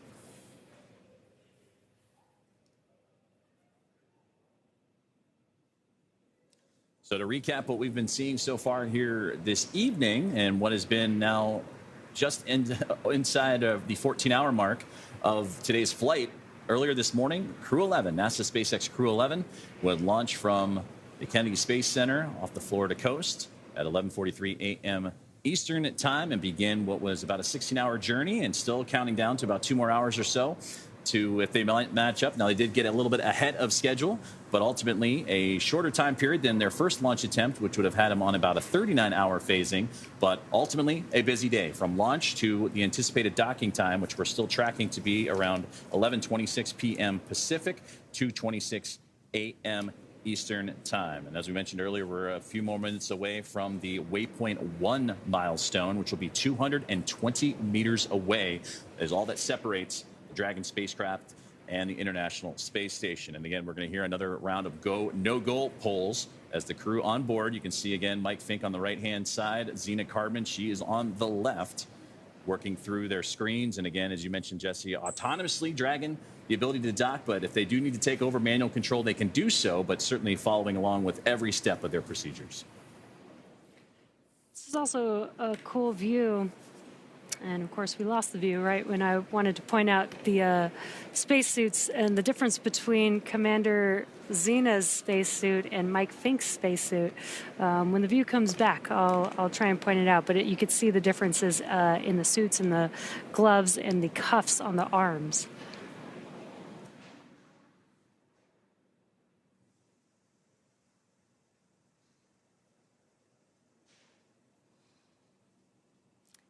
And there you could see those suits. You could see the difference right there just visually from Commander Zena's suit versus Mike Fincke on the right. Mike SpaceX Fincke, Dragon to ground. Quick temperature request. Go ahead, Dragon. With you on Dragon and ground. Yes, sorry to ask. It's such a fun moment, but could we have it a little bit cooler in our cabin, please? We copy the request, and we'll take action on that right now. Many thanks. Some comms from the core here in mission control, speaking with the crew. They did a temperature check, and the crew might be getting a little warm. They are in their suits as they patiently wait docking with the International Space Station, and those suits actually help keep them cool. So they actually can control the temperature inside of Dragon as well as through the suits from mission control in Hawthorne, California. And so it sounds like they're going to flow some cooler air to keep the temperature down for the crew. So now 14 hours and 4 minutes into today's flight, as Crew-11 continuing to make that methodical approach to the International Space Station. We have made its way from Waypoint 0, now looking to get to Waypoint 1 as we continue to follow along with the trajectory of the Dragon Endeavour spacecraft.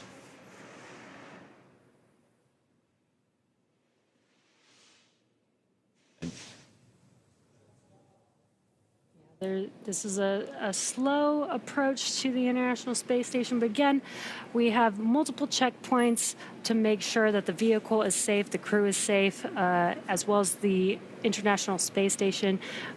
These checkpoints allow us to just take a moment, check the telemetry, check the health of the vehicles, health of the crew, as they make their approach to dock with the space station. And again, we've already passed through Waypoint 0, making our way to Waypoint 1. And again, this team, after a busy launch, we mentioned that the launch was earlier this morning at 11:43 a.m. Eastern Time, had to accomplish a sequence of burns that Dragon needs to perform in order to climb higher up to catch up to the International Space Station. Phase burn, the boost burn, close burn, transfer, and then the final elliptic burn, and that's what helps set when Dragon is going to dock to the International Space Station. From there, we did the approach initiation burn, which was right as pretty much the broadcast started here this evening. And from there, we've now made our way to Waypoint 0. There was a slight adjustment between the approach initiation and Waypoint 0 to, again, fine-tune that Dragon path to the orbiting laboratory. And now we await for the arrival to Waypoint 1, which should be coming up here in just a little while now. But again, it's that methodical approach and that fine-tuning, and again, the communications between the teams on the ground that help this process along. And another great view. This time you see the arc of the Earth with the backdrop of the SpaceX Dragon Endeavour spacecraft. That's that little white dot, that little white speck you see against the blackness of space. But again, another impressive view of planet Earth as Dragon continues its approach. Yeah, and this is a great view to show the difference of where Dragon is relative to Earth and the space station.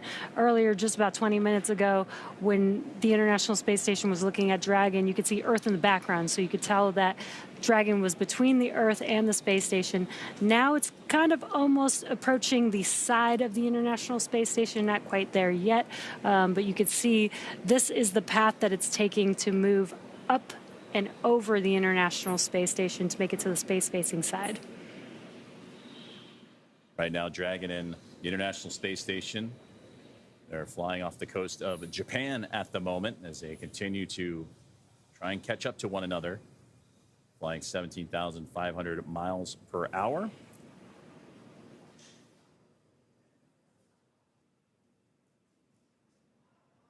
And the anticipated docking time for Crew-11 and their arrival to the orbiting laboratory around 11:26 p.m. Pacific time at 2:26 a.m.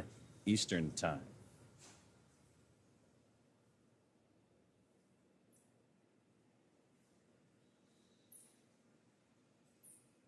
And that is the Dragon spacecraft right there, that white speck, and a great view from the ground teams and NASA's Johnson Space Center and Mission Control, the International Space Station Flight Control Room, the Cronus position, using those exterior cameras of the International Space Station to provide us with these spectacular views. And actually, when we get a chance, when we get to it, hopefully, we'll take a look at the Crew-11 patch, which has a nice nod to a view like this in the Voyager pale blue dot taken from the Voyager craft.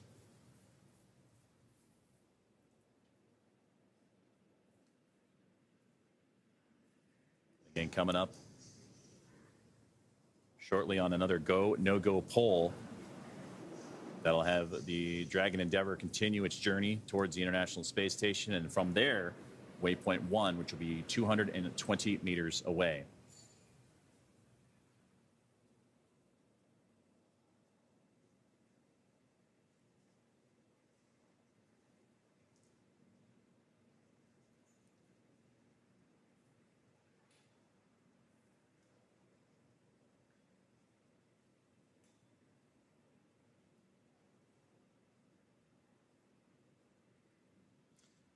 Well, as we continue to bring these great views and follow along the path of Dragon Endeavor, we talked about the teams in NASA's Johnson Space Center in Houston, Texas, in the International Space Station Flight Control Room as they continue to monitor the progress of the Dragon Endeavor spacecraft. Let's check back in with Sandra Jones from Mission Control. Thanks, Joseph. Right now, the crew on board Space Station is awake and preparing for the upcoming docking of Dragon to Space Station. Everything is continuing to look good here on the Space Station side. As we've mentioned, NASA astronaut Johnny Kim will be in the Space Station's cupola using special software to track Dragon's approach and make sure it stays in the expected zones. NASA astronaut Nicole Ayers will also be primed for hatch opening operations once Dragon is docked. During these operations, they'll start by opening the large hatch on Node 2 Zenith, which is that space-facing port, to give them access into the pressurized mating adapter. The crew will then pressurize the vestibule, which is a small space between the hatches on Dragon and the space station. Because this area was exposed to vacuum prior to docking, the crew needs to fill it with air and make sure its pressure is nearly equal with the atmospheric pressure on Dragon and the International Space Station. Ayers will use a small valve on the station's hatch to slowly introduce air into the station's vestibule. Flight controllers here in Houston will monitor and verify the pressure readings here to make sure that everything is leak-free before we get ready to open up the hatches. This entire process will take a couple of hours to complete. We are looking forward to docking today, still tracking 1:26 a.m. Central Time, followed by hatch opening about an hour and a half later. We'll round it all out with a welcome ceremony as Crew-11 officially joins the Expedition 73 crew currently aboard the International Space Station. Again, everything continuing to go smoothly from here in Mission Control Houston, so back over to Hawthorne. Thank you very much, Sandra. And yes, still a lot to come for the Dragon Endeavor spacecraft as they continue that methodical approach. You mentioned Johnny Kim continuing to monitor from the cupola, and Nicole Ayers, who will be on tap for the hatch opening procedures and pressurization checks, those leak checks once soft capture and then hard capture are completed. And then it usually takes about from soft capture and that initial contact to about 2 hours or so between hatch opening and welcoming the crew formally on board. And again, we'll hear all the communications and comms coming from all the teams involved, both here in Hawthorne and in Johnson Space Center and Mission Control. So again, that's a great view of the view from the International Space Station to the Dragon Endeavor spacecraft. This is a great view from the International Space Station, looking at Dragon as it's making its approach. And the sun is shining bright on Dragon, looking very bright there.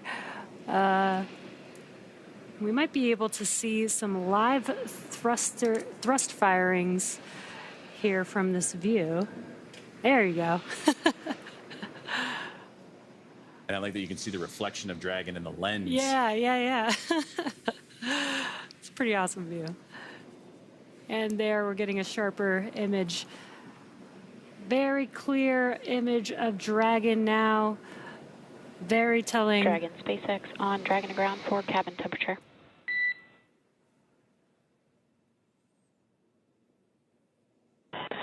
SpaceX Dragon, Dragon to ground, go ahead.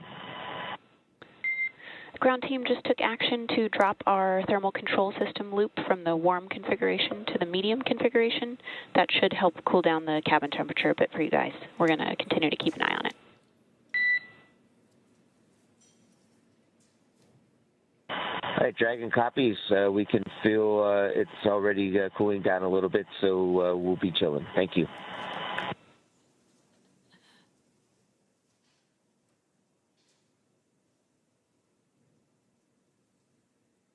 And that's closing the loop on some communications that we heard from pilot Mike Fincke of NASA on board the Dragon Endeavor spacecraft, talking to the crew on the ground, looking to bring that temperature down just a little bit as they are in their suits and continuing that methodical approach to the International Space Station, and that's where this view is coming from. And we've been talking about the Cronus position inside the International Space Station Flight Control Room. That's the Communication Radio Frequency Onboard Network Utilization Specialist. That helps us put together these views. And actually, when you look inside of Mission Control, if you get a chance to visit Johnson Space Center, they are right in front of the Public Affairs Officer, where Sandra Jones is today doing commentary, and they have the access to work closely with the team to provide some of these great views from the International Space Station looking onto the SpaceX Dragon spacecraft. And we also just got word that we're going to be coming up soon on the go, no-go poll for Waypoint 2 as they continue to march closer and closer to Waypoint 1. Again, Waypoint 1 is 220 meters away. Waypoint 2 will bring the spacecraft to just 20 meters away from the International Space Station. We'll hear the results of that go, no-go poll here shortly. And then after those communications, that is when the spacecraft itself will have reached that Waypoint 1 mark. We are getting closer and closer to seeing Crew-11 dock with the International Space Station, expecting that docking time to happen at 11:26 p.m. Pacific time. And again, really cool views. You could see Dragon getting clearer and clearer and closer to the International Space Station in this view. Again, we've got the dark background. That means that there's space behind Dragon, so it's moving from that waypoint 0, which was between Earth and the International Space Station. Now it's probably closer to being right next to the space station. And in your bottom left-hand corner, you can see the range or the distance from the space station, which is 381 meters from the space station. There's a better view to see a little bit more what that distance looks like as the Dragon spacecraft gets closer and closer to the station. As these two continue to track down each other, they are currently flying over the North Pacific right now, some 250 plus statute miles above the Earth.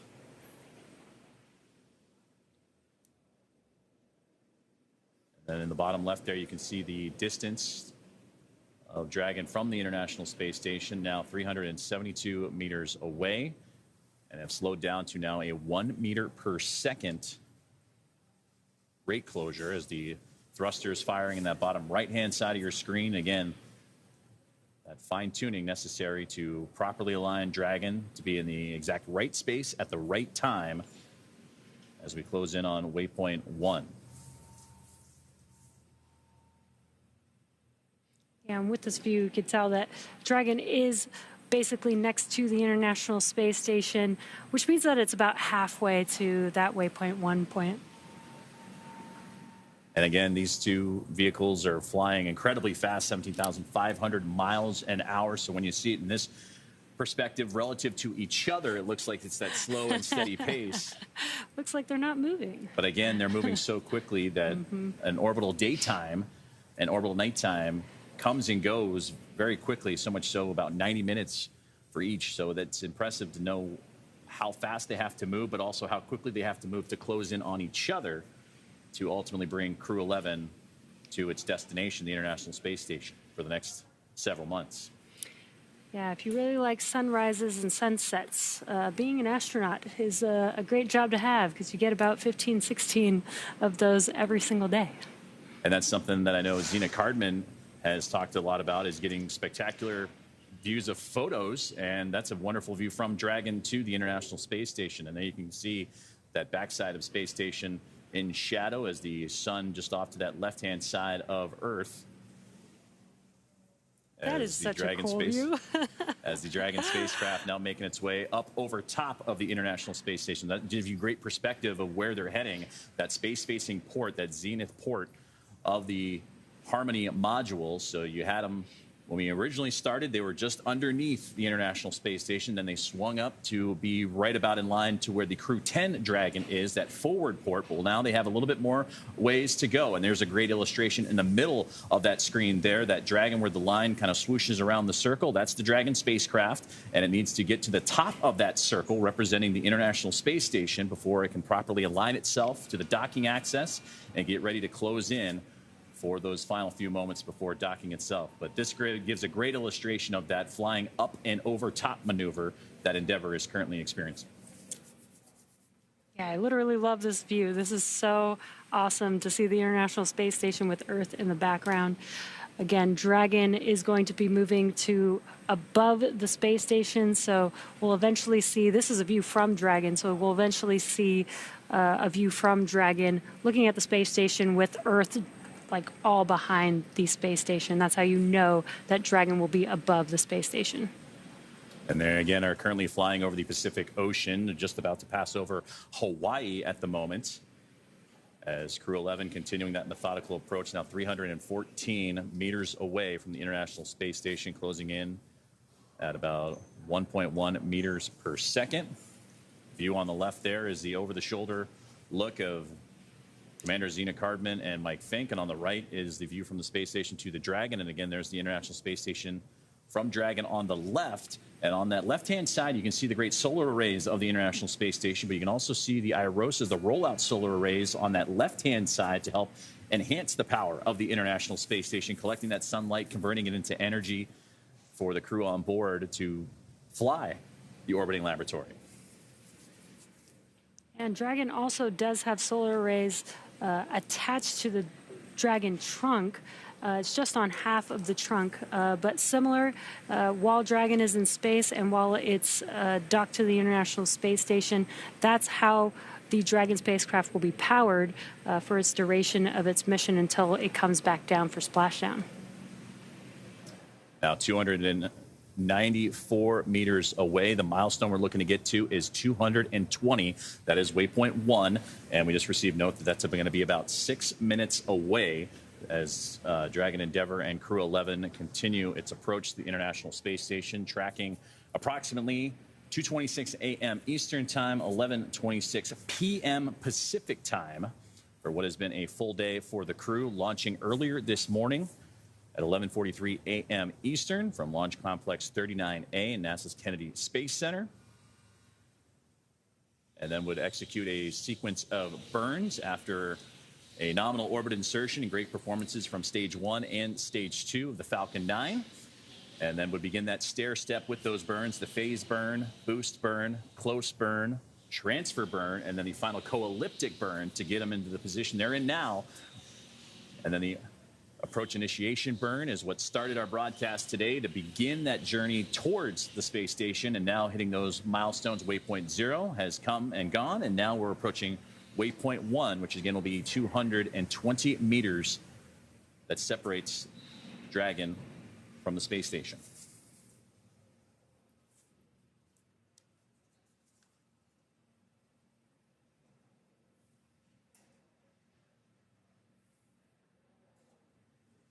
There they'll join Expedition 73 and then switch over to Expedition 74 in the fall when the Soyuz crew rotation is completed, and then I'll see NASA astronaut Johnny Kim return to Earth, and NASA astronaut Chris Williams will begin his first flight, and he will make his way toward the orbiting laboratory, and that's what will transfer from Expedition 73 to Expedition 74. And currently on board and monitoring Johnny Kim, again in the cupola using the special tools to monitor Dragon's approach, Nicole Ayers will be tapped with responsibilities for hatch opening procedures. Ayers, member of Crew 10, alongside with Anne McLean of NASA, Takuya Onishi and Kirill Peskov of JAXA and Roscosmos, respectively. And for Johnny Kim and his Soyuz MS-27 crewmates, Sergei Ryzhikov and Alexei Zubritsky of Roscosmos, that crew of 7, soon to be a crew of 11, with Crew-11 approaching.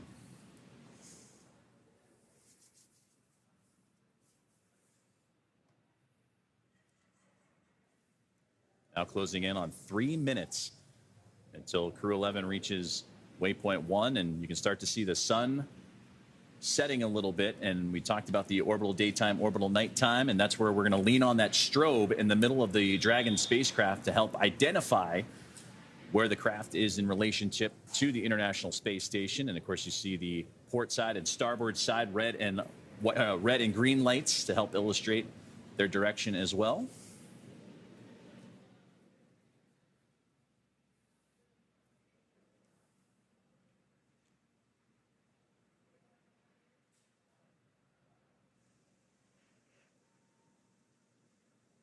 And Crew-11 currently approaching the International Space Station. In the bottom left-hand corner, you can see the range or the distance of the Dragon spacecraft from the International Space Station. We're at about 238 meters from the station. Waypoint 1 is about 220 meters away from the station. So we are getting pretty close to that Waypoint 1. Dragon SpaceX on the big loop, approach 1 and soft capture ring extension will begin shortly. Dragon will continue approach to Waypoint 2.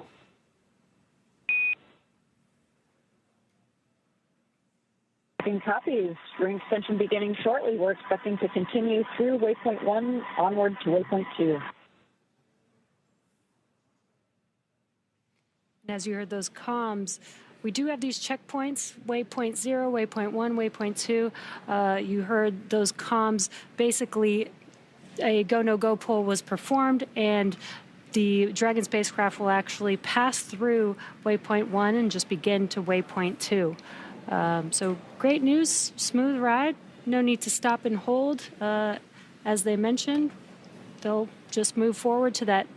Once they pass through Waypoint 1, they'll just move forward to Waypoint 2, which is at about 20 meters away from the International Space Station. And during that movement, they also will be aligning the Dragon spacecraft with the docking adapter during that movement as well. And that's what I was just looking at my notes real quickly, is that is going to align itself with the docking axis, and it's great to hear that they can move past Waypoint 1 and move to 20 meters away, Waypoint 2, as we have now reached an orbital nighttime, and that's where we'll lean on those strobe lights, the strobe light and the starboard and port side lights of the Dragon Endeavour spacecraft to help us identify where it is in space in relationship to the International Space Station. Now, a little more than 14 hours and 26 minutes into the journey of Crew-11. Yeah, again, the spacecraft is now above the International Space Station on the space side, so it's looking from the International Space Station to Dragon. You just see space in the background.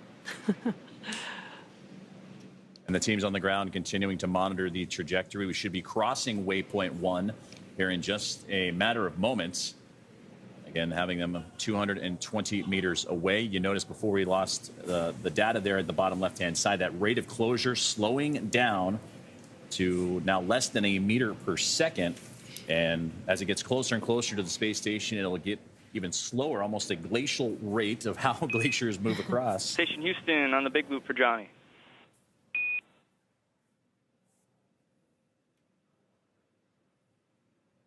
Station on the big loop here.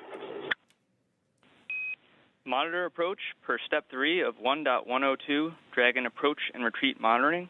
Let us know when your review is complete and you are ready for docking. Station monitoring per step 3, the procedure review is complete and station crew ready for docking.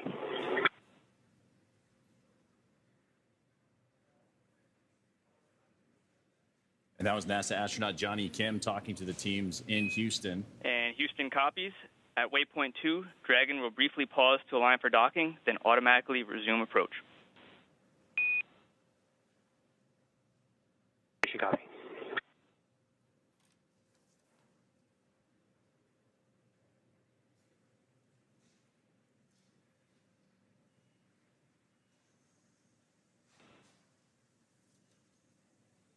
So NASA astronaut Johnny Kim communicating with the teams on the ground of the docking procedures. The soft capture ring has also been activated from the International Space Station side, ready to receive Dragon Endeavour and Crew-11.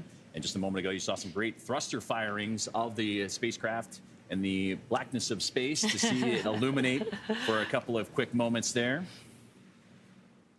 Yeah, that was definitely the cool part of this view. Even though it's all black in the background, it really highlights those thruster firings and, again, kind of shows all the different firings that need to happen to reorient the Dragon spacecraft to the checkpoints that it needs to make it to in order to dock with the International Space Station. We talked about two imaginary boundaries around the International Space Station, the approach ellipsoid and the keep out sphere. We call it the neighborhood of the International Space Station. Well, they just reached the second of those two boundaries in the keep out sphere. So Dragon, again, getting closer and closer to the International Space Station. You heard that they received the go to proceed past waypoint 1, and then they will pause. That was part of the communications to Johnny Kim. They will pause at waypoint 2, make sure everything is A-OK before autonomously giving the green light to continue on to docking. You also heard them call out some procedures. Just a reminder that every step of this process is a very strategic and very particular process. We do have to make sure that, everything goes smooth to keep the crew on Dragon as well as on the station safe. So it's very important to follow these procedures step by step. And they're calling out to each other. They're following those procedures here on the ground as well as on the International Space Station and on Dragon. So they're all looking at the same procedure together. And again, it's a testament to the teamwork that has to happen for all teams across the globe and across the United States, namely, and there you can see the teams here in Hawthorne, California, the SpaceX Mission Control, but we saw the teams in NASA's Johnson Space Center a little bit early on as well. From the International Space Station perspective, keeping a close eye on everything. So right now, the views disrupted a little bit. We've had that happen throughout the broadcast today, completely expected, as communications, as the two vehicles orbiting around the Earth very fast, again, 17,500 miles an hour. They have to transfer those communications lines between satellites in order to obtain the great footage that we've been seeing so far throughout the broadcast. SpaceX Dragon on the big loop. Visors are secure. SpaceX copies on the big loop. Visors secure. And another step to crew arrival to the International Space Station is they are in their suits. We've heard them do the pressure checks. Now they're putting their visors down. Again, that's just to give another level of safety and security for the crew on board Dragon Endeavor as they start making their way closer and closer from waypoint 1 to waypoint 2. Yeah, exactly. Now, we did, again, get that go to pass through waypoint 1 and begin to approach to waypoint 2. So initial contact between Dragon and the International Space Station is expected at about 11:26 p.m. Pacific Time or 2:26 a.m. Eastern Time. Now, before reaching waypoint 1, mission operators conducted a go-no-go poll to allow Dragon to begin its approach to waypoint 2, which is located inside of the keep-out sphere about 20 meters from the space station. And as mentioned previously, all these visiting vehicles take this phased approach to the International Space Station and stopping at these predetermined gates, all these waypoints that we've been mentioning. And that's for teams to run quick checks on vehicle performance before approaching the International Space Station. When it comes to bringing two spacecraft together, slow and steady wins the race, as docking operations require a great deal of precision to make sure we're keeping the spacecraft and the crew safe.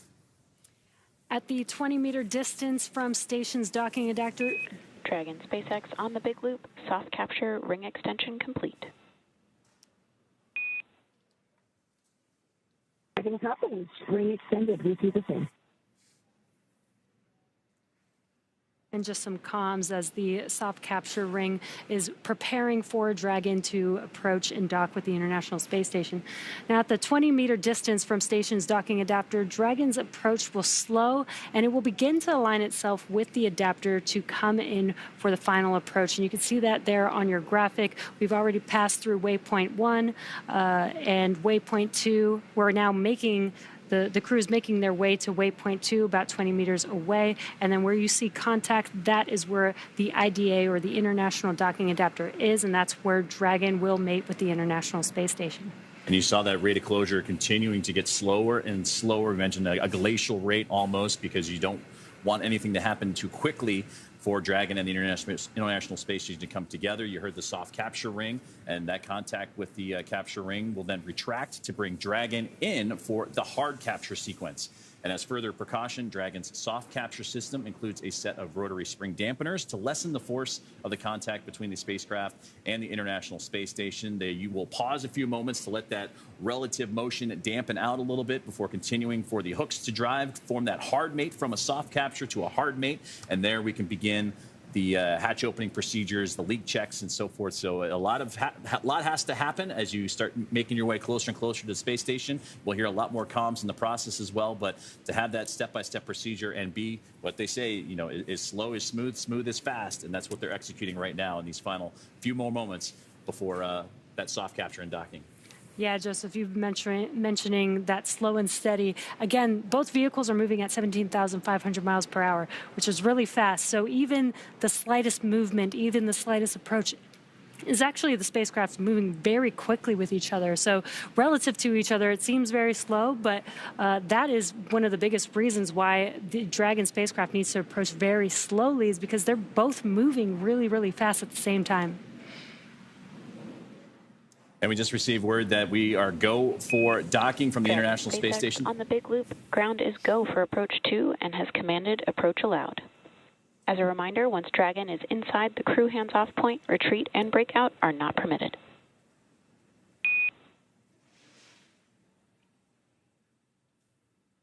Dragon copies. Once we are inside the crew hands-off, we will go hands-off.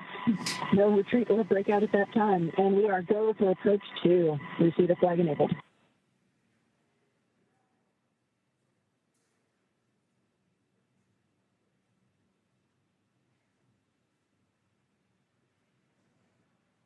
Communications between the team, as you see that rate closure continuing on now. It's less than 68 meters away are all that separate Dragon, Endeavour, and Crew-11 from the International Space Station. A little more than a meter per second, and the great view there of Dragon from the International Space Station, that strobe light illuminating station to help out with the process. But you see those red and green lights as well, those navigation lights, similar to what you see on cruise ships or aircraft. Those red lights indicate the port, the left side of the spacecraft, while the green indicates the starboard or the right side. And these lights help with the orientation and safe navigation, particularly during moments like this, docking and undocking with the International Space Station. So great to see, but again, it's getting closer to the orbiting laboratory, now less than 56 meters away. And Waypoint 2, the next milestone we're awaiting, and that'll be the 20-meter mark. And we've heard communications from the teams here on the ground to the crew that they expect to have that Waypoint 2 mark to be a hold. They'll analyze, make sure everything is where it needs to be in terms of the alignment and trajectory before proceeding to docking. But we also heard that the ground is go and the International Space Station is go for those procedures, and we'll continue to follow along as the crew makes that methodical approach to the orbiting laboratory. Yeah, and we are expecting docking to occur at about 11:26 p.m. Pacific time, which is about 6 minutes from now. Again, it's going to be a slow approach. The Dragon spacecraft is an autonomous vehicle, so again, all of this alignment, we are using the guidance navigation system to basically detect where that IDA is, line itself up, orientation, and then begin approach to docking, which I think is very cool. It's basically, you know, flying itself. The crew doesn't need to do anything. They just need to monitor and wait till they dock with the station. As we get closer to that 20-meter mark, that Waypoint 2, which is at 20 meters, so you're at less than 15 meters away from reaching that milestone. You heard the communications with the crew hands-off point, the chop that happens right in those final few moments, right before the soft capture and initial contact between the International Space Station and the Dragon Endeavour spacecraft. So everything's starting to line itself up, and there you can see great thruster firings, and we'll get those views back to you here shortly. But again, that's that fine-tuning that has to occur as it lines itself up for Waypoint 2, and then those final few moments and final few bits of distance from them and the International Space Station. Yeah, that's another thing to clarify. You mentioned CHOP. So the vehicle is flying autonomously, but the commander or pilot could take over the spacecraft manually at any moment if they needed to. So that is why we have that CHOP moment in time, that once it gets past that point, they can no longer manually override the vehicle. They will have to be hands-off, hence the crew hands-off point. And Dragon has slowed down that rate of closure, now at 0.4 meters per second. That is less than a mile an hour. So that is kind of helps illustrate how methodical this approach has to be. And there you can see some great thruster firings illuminating in the darkness of space. As we have reached the 20-meter mark, or right on the cusp of the 20-meter mark, and Waypoint 2. And again, they will hold for just a moment.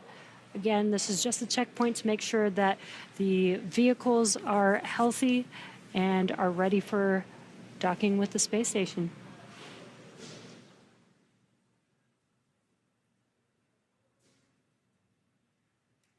And there you can see the range has stopped, meaning that the vehicle is holding its position. Again, the teams are going to be monitoring. Station Houston on the big loop. Dragon is on final approach and is go for docking. Monitor per steps 5 and 6 in 1.102, Dragon approach and retreat monitor. Station copy, monitoring per steps 5 and 6. Exciting call out there. We are go for docking, and you can already see the range, already the Dragon spacecraft approaching the International Space Station.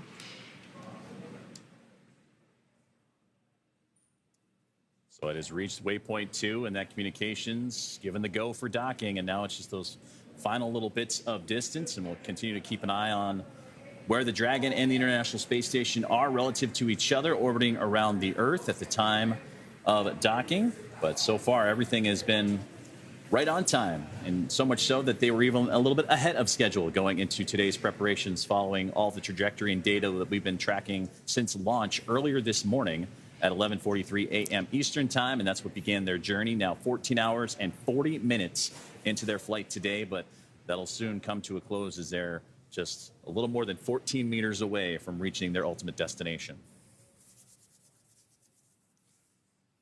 Yeah, very exciting. And again, just a reminder, in the bottom right-hand corner, you could see a graphic showing the Dragon spacecraft thrusters on board.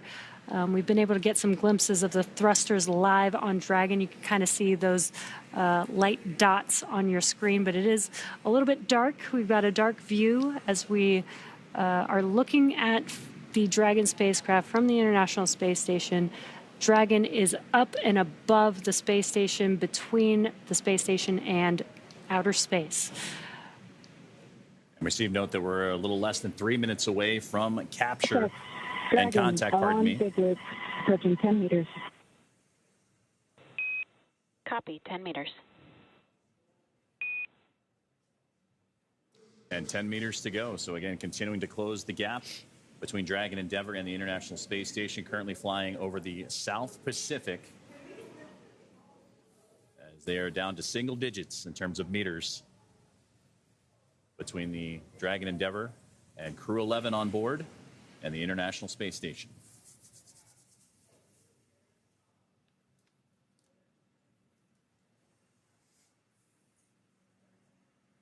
We should hear that call out for CHOP just about 30 seconds before the Dragon spacecraft is expected to soft capture with the International Space Station.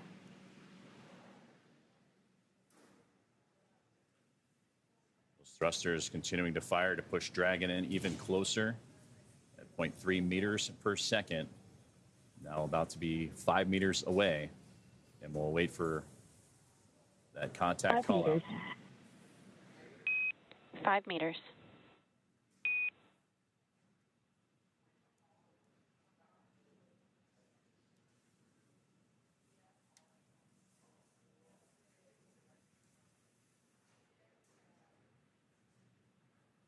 Now 4 meters away. Continuing to hear him, we'll hear that CHOP call out, and we'll wait for the call of the contact.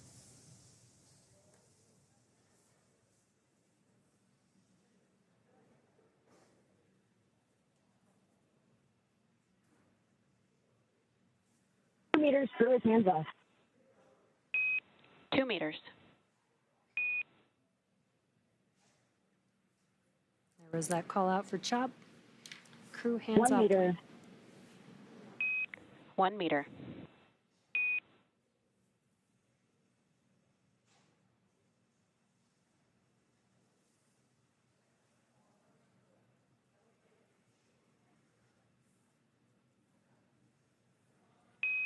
Dragon contact and soft capture complete.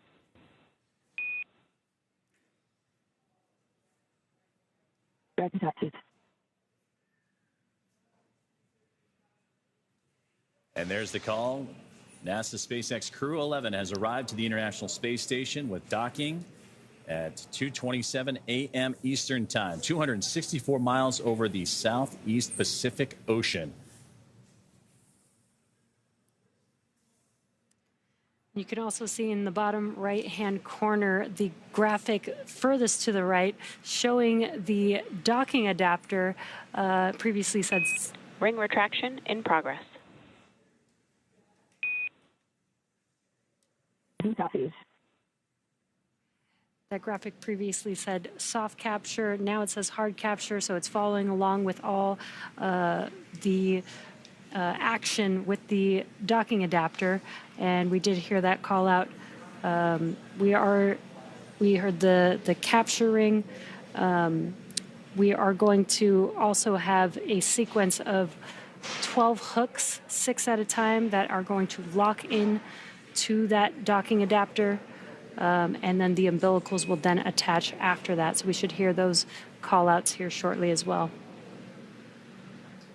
And if you're just joining us, NASA SpaceX Crew-11 has reached contact with the International Space Station, docking at 2:27 a.m. Eastern Time. They were 264 miles over the Southeast Pacific Ocean. And you heard the soft capture retract, now looking to form that hard mate, as you mentioned, Jesse, all part of those docking procedures. And once the hooks drive, then you can start making your way into the pressurization and hatch opening procedures and being able to follow along. But again, it'll be some time before they do all the leak checks and system checks needed to begin that procedure. But again, great to see that NASA SpaceX Crew-11 has come home to the International Space Station. It's home for the next few months.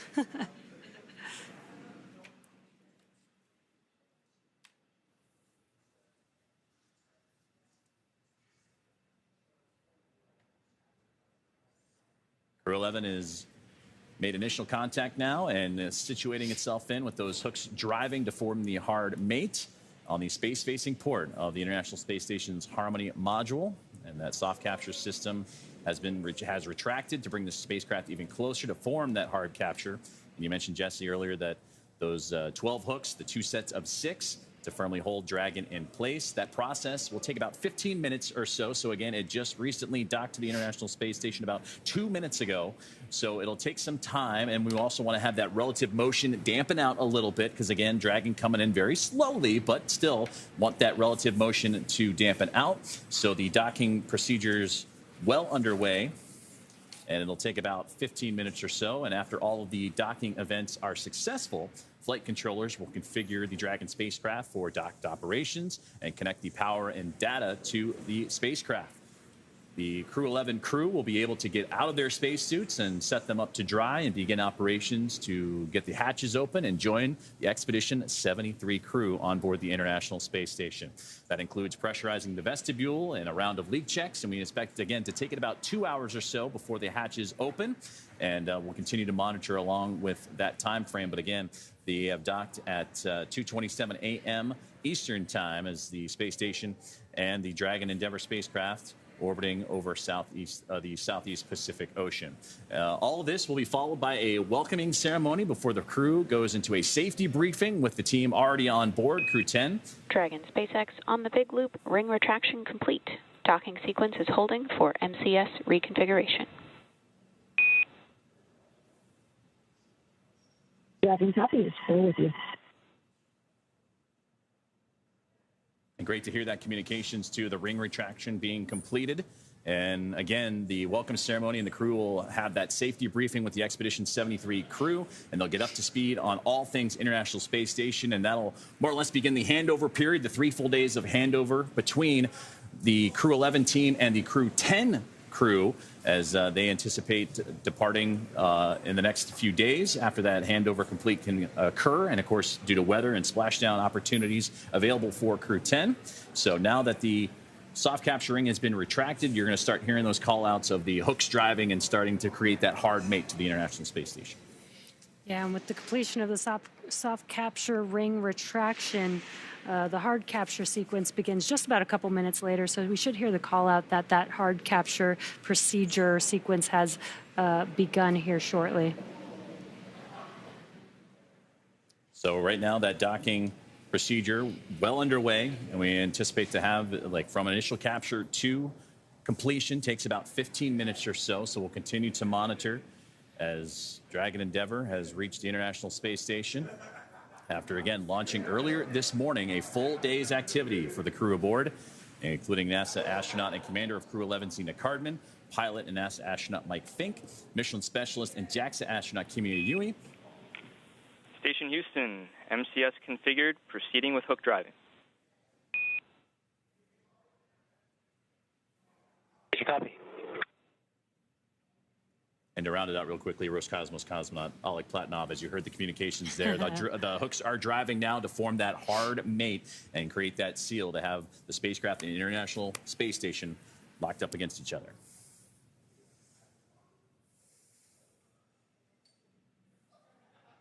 So we still have a few more moments to go before the docking can be completed. But it's not just the hooks as well. You need the umbilicals to be connected as well, Jesse. That's where the power, the communications comes from, to shift from using the solar panels on Dragon to provide that power for the spacecraft to then using the power provided by the International Space Station. Yeah, exactly. It basically becomes a single unit when it's parked at the International Space Station, which I think is really cool. And again, the hard capture sequence has begun. Again, that's going to be 12 hooks driving in 6 at a time. We should hear a call out for the first 6 hooks completing and then the second 6 hooks completing. Once those 12 hooks have completed driving in, that is what completes the hard capture and completes the docking for the Dragon spacecraft to the International Space Station. And we're continuing to monitor along. Those first set of hooks are driving as we speak. And we'll hear those be completed, and then we'll hear that second set get underway. And again, the NASA SpaceX Crew-11 has arrived to the International Space Station, docking just a few moments ago at 2:27 a.m. Eastern Time. If you're wondering what you're looking at on your screen, we are looking at a live view from the International Space Station, looking at Dragon as it's docked to the space station, although it is a bit dark, so we do have that port side light there. That is the Dragon spacecraft on the right hand of your screen.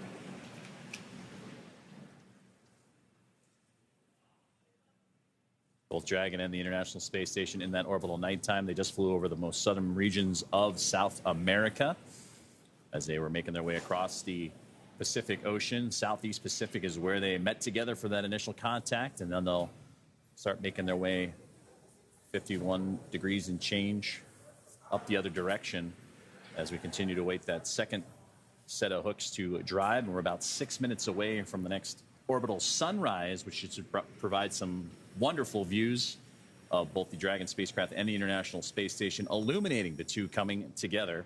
And there you can see that live map of where they are right now as they just passed again over that southern region of South America and off the east coast of the continent, making its way up into the Atlantic Ocean. So the first set of hooks have completed, and now the second set is getting underway and driving as we speak.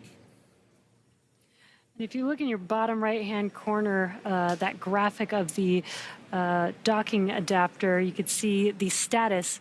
You can actually see that it's looks like it's loading, essentially in progress. That hard capture is in progress. Once that hard capture is complete, you'll see that graphic show that it's complete, which is pretty cool. Since we're not getting comms all the way through while everything's happening, this graphic helps provide a live view and status of what's going on. So the first set of 6 have complete. Now we're awaiting the second set of 6 hooks to lock on and pull the Dragon Endeavour spacecraft even closer to the International Space Station, form the hard mate. And from there, the umbilicals, the power, the communications, everything will be transferred and connected over from Dragon running independently to being a part, as Jesse mentioned, as one unit and feeding off the power and communication system of the International Space Station.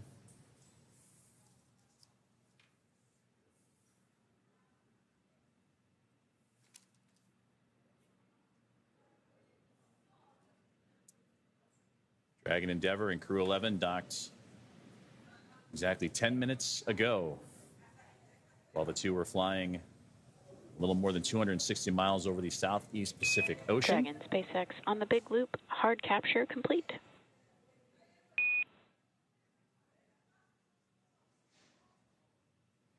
Dragon copies on the big loop, hard capture complete.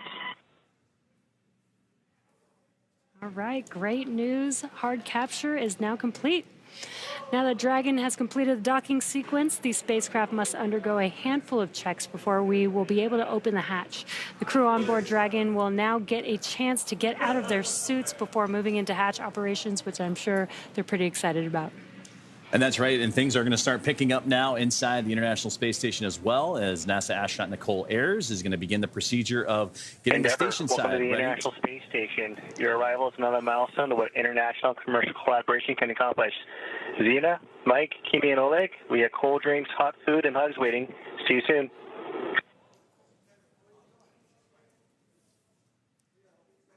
This is Dragon Endeavor on the big loop. Hello, Space Station. Crew-11 is here, and we are super excited to join Expedition 73. We will do our best to also be good stewards of our beautiful ISS during our stay. The ISS has been inhabited and crewed for almost 25 years. We look forward to celebrating with you.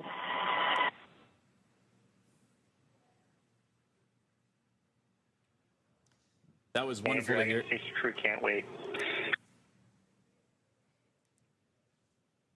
And that was wonderful to hear. The communications from the International Space Station to the crew aboard Dragon Endeavor, welcoming them formally to the International Space Station. And you heard Colonel Mike Fincke talking, the pilot of Crew-11. Excited to share this moment, become a part of Expedition 73, but also be a part of history as the 25th anniversary of continuous human presence for the International Space Station coming up in November. Well, now the hatch opening and pressurization, the safety checks, everything getting underway, and that's where NASA's Nicole Ayers will kick things off and get the hatch on the station side ready to be opened and start pressurizing that area known as the vestibule, and that's between Dragon and the space station hatches. They've been at vacuum of space. They have to bring that up to a little more than 14 psi, which is about sea level for those here on Earth. And with Dragon docked, that's going to do it for us here in Hawthorne. But our coverage for Crew-11 will not stop. That's right. In a minute, we're going to toss it over back to Sandra in Mission Control Houston to take us through the vestibule depressurization and hatch opening, when we'll see NASA astronauts Zena Cardman and Mike Fincke, along with JAXA astronaut Kimiya Yui and Roscosmos Oleg Platonov. Dragon SpaceX on the big loop, docking sequence complete. Ground will be enabling hardline power and comm connection shortly. You are go to doff suits per procedure 4.012 and begin post-docking cabin configuration per 4.400 in parallel. Tracking copies all. We are activating 4.012 and 4.400. Great news. They're proceeding with moving forward with getting the crew on the International Space Station. And as I was mentioning, the Crew-11 crew with Roscosmos, cosmonaut Oleg Platonov, all four of the crew will be floating into the International Space Station shortly, which is very exciting. But just a little recap of how they got here. They suited up. They took a short ride to Launch Complex 39A, where they ingressed the vehicle, the Dragon vehicle, on top of a Falcon 9 rocket. They lifted off from Kennedy Space Center Launch Complex 39A at 8:43 a.m. Pacific time, or 11:43 a.m. Eastern time on Friday, August 1st. Stage 1 came back, separated from the second stage in Dragon, came back and landed on landing zone 1, and the crew continued on their journey all day today. They've had a long phasing burn, making their way to the International Space Station. They've had 5 major burns on Dragon, and then finally docked with the International Space Station at 11:27 p.m. Pacific time on Friday, August 1st, or 2:27 a.m. Eastern time on August 2nd. It's definitely been a full day for Crew-11, that's for sure, from launch to capture. And now that Crew-11 has arrived, we're looking ahead to the return of Crew-10. We'll be taking you along as they return home after their long-duration stay aboard the International Space Stations. Now, teams are assessing return dates, and they have announced during media breakouts that it will be no earlier than August 6th. But again, we'll continue to follow along, and it will be announced on nasa.gov, so be sure to tune in as NASA and SpaceX bring you that live coverage every step of their journey home. You can also follow us on X at SpaceX and NASA on social media for real-time updates And again, thank you for watching. Go NASA, go SpaceX, and go Crew-11, and go Crew-10. For those of you watching on X, please head on over to NASA Plus and follow the coverage live for the welcome remarks, the hatch opening, and more. And thank you, all of you, for joining us and being with us here in Hawthorne today. And thank you, Joseph, for being here with us today in Hawthorne, California. Thanks to everybody for tuning in. It's been wonderful to work with you. And now we're going to toss it over to Sam Jones at NASA's Johnson Space Center in Houston to continue sharing the mission as the crew prepares to board their home for the next few months, the International Space Station. Thank you.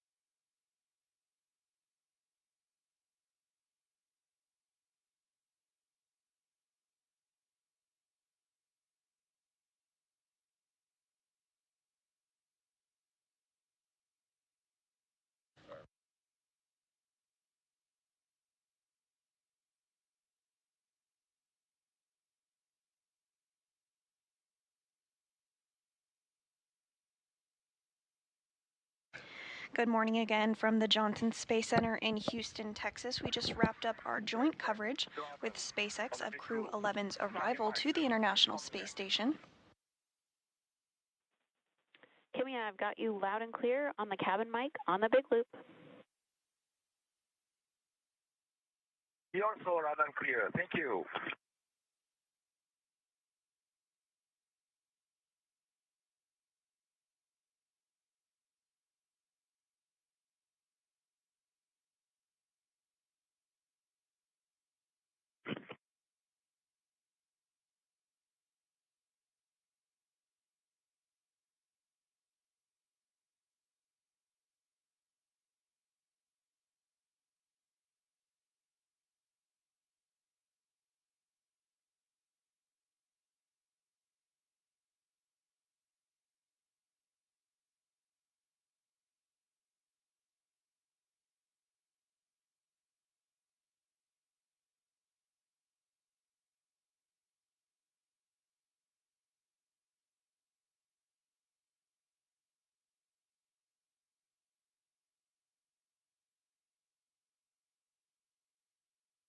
You're looking at a live view of a spacecraft that docked to the International Space Station at 1:27 a.m. Central Time this morning. This is Crew Dragon Endeavour. On board there are 4 crew members: NASA astronaut Zena Cardman, NASA astronaut Mike Fincke, JAXA or Japan Aerospace Exploration Agency astronaut Kimiya Yui, and Roscosmos cosmonaut Oleg Platonov. The quartet launched to the International Space Station from the Kennedy Space Center in Florida just yesterday at 10:43 a.m. Central Time. Following their docking to the International Space Station about 20 minutes ago, there were procedures that were stepped through in order to create a hard capture between the Dragon spacecraft and the International Space Station. At this point, the docking sequence is now complete, which means the ring was fully retracted, the hooks were successfully driven, and the umbilical is extended, which means that Dragon is now drawing power from the International Space Station. So now we are underway for preps for the hatch opening process. We are anticipating hatch opening to occur at about 3:15 a.m. Central. However, this is a little bit variable for the time frame and can shift, so we will of course keep you updated. Following the hatch opening, we are targeting a welcome ceremony at 4:15 a.m. Central Time, which will include all 4 of the astronauts aboard Endeavour, as well as the 7 crew members on board the International Space Station. We can give you the early go in step 1.1 of 2.102. Copy, I'll put it to work. Thank you.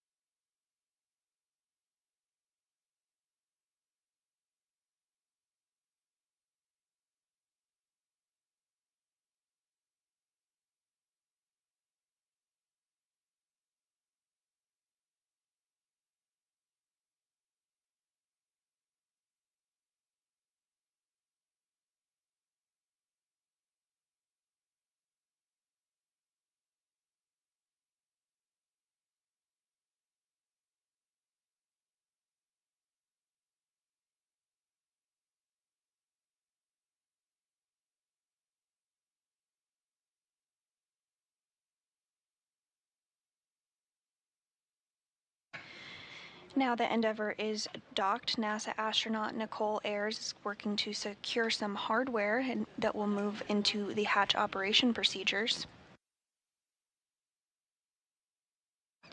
First, the large hatch at Node 2 Zenith will be opened, which will give her access inside the pressurized mating adapter. And then we'll have to pressurize the vestibule, which is the small space between the hatches on Dragon and the International Space Station. Because this area was exposed to vacuum prior to docking, we need to fill it with air and make sure its pressure is nearly equal with the atmospheric pressure on Dragon and the space station.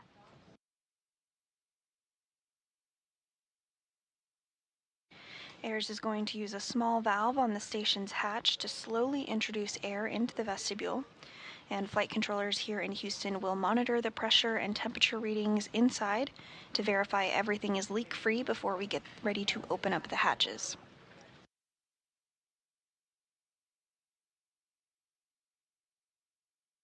So again, we are targeting that hatch opening this morning around 3:15 a.m. Central Time. And about an hour after hatch opening, we are expecting a welcome ceremony to occur at 4:15 a.m. Central.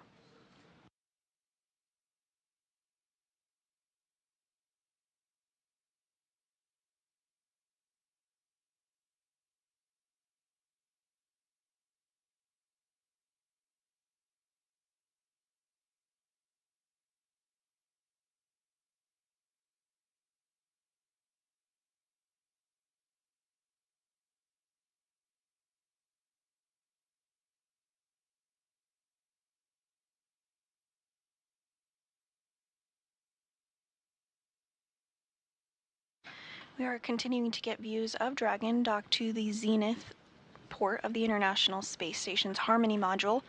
The Zenith port is the space-facing port. Dragon did dock at 1:26 a.m. Central during a night pass, but now we are in a day pass, so we're getting some good views of Dragon. The International Space Station is currently flying 262 statute miles off the west coast of Africa.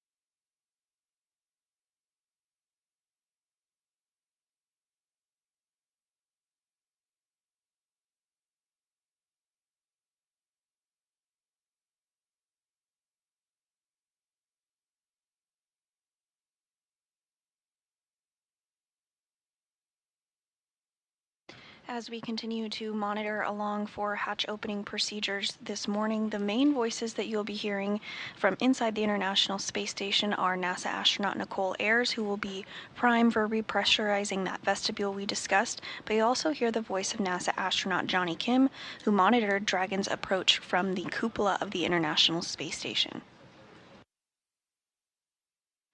And we are getting another view here of Dragon, again docked to the Zenith port of the International Space Station. That's the space-facing port. Slightly to the left, you can make out the nose cone of another Dragon spacecraft, the Crew-11 spacecraft that is docked to the forward port of the International Space Station. or the Earth-facing port. Station on 2, the node 2 overhead hatches open. Crew 10 will be departing the International Space Station here in the coming days, but before that takes place, the newly arrived Crew-11 crew will work through handover procedures, including a safety briefing and getting oriented to space station life. While we do have 2 returning flyers to the International Space Station, we do have 2 first-time flyers. That includes NASA astronaut Zena Cardman, who is the commander of Dragon Endeavour, as well as Oleg Platonov of Roscosmos, who served as a mission specialist aboard Dragon.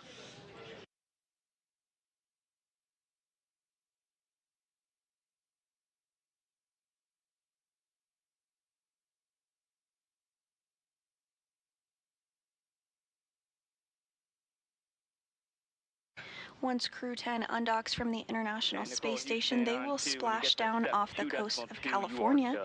This will actually be the very first time that a crew, as part of NASA's Commercial Crew Program, does splash down off the coast of California.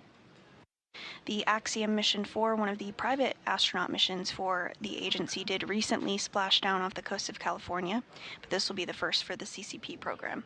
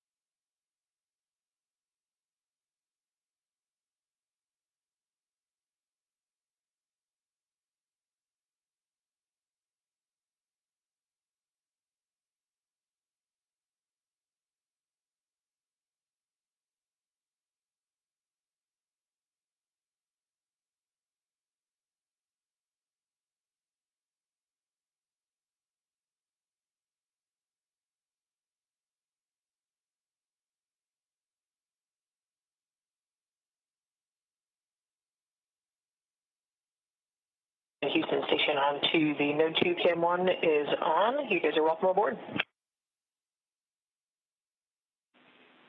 Copy all. We'll put that in work.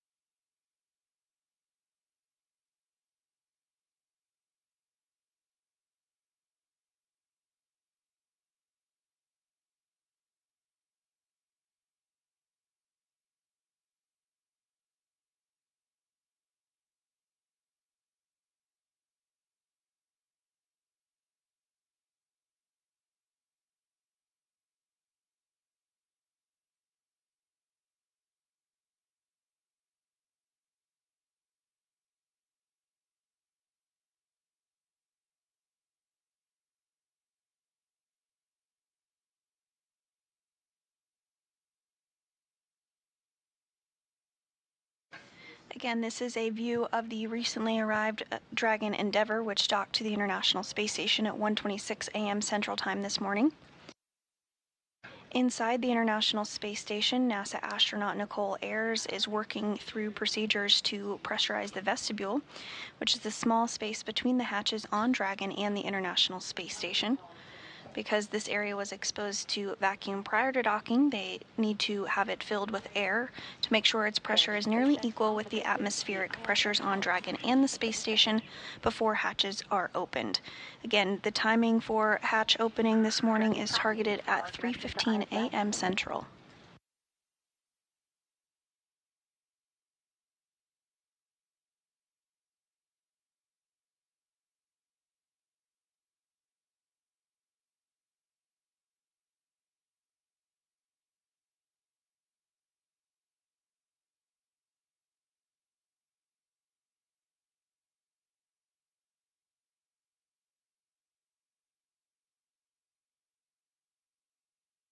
Station on 2 for step 2.4, GMT time 0657. Copy 657.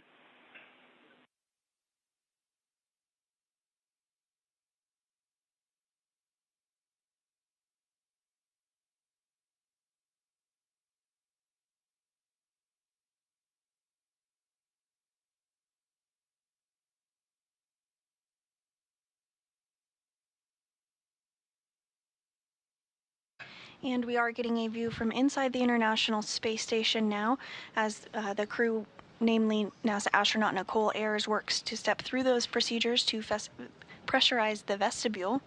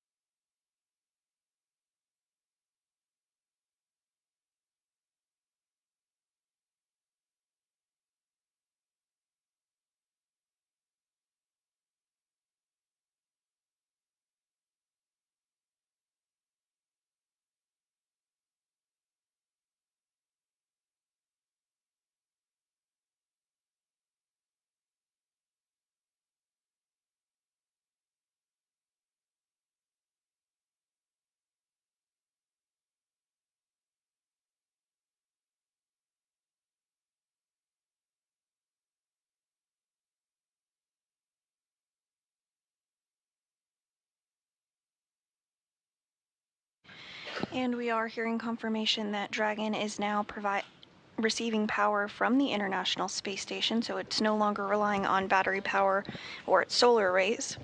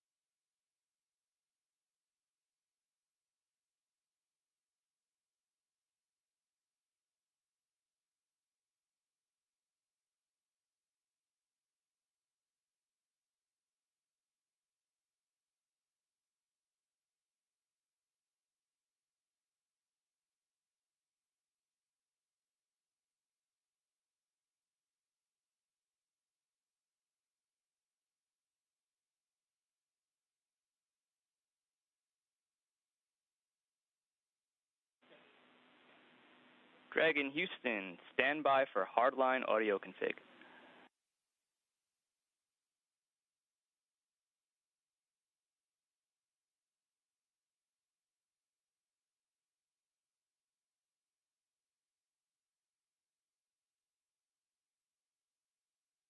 And Dragon copy, standing by.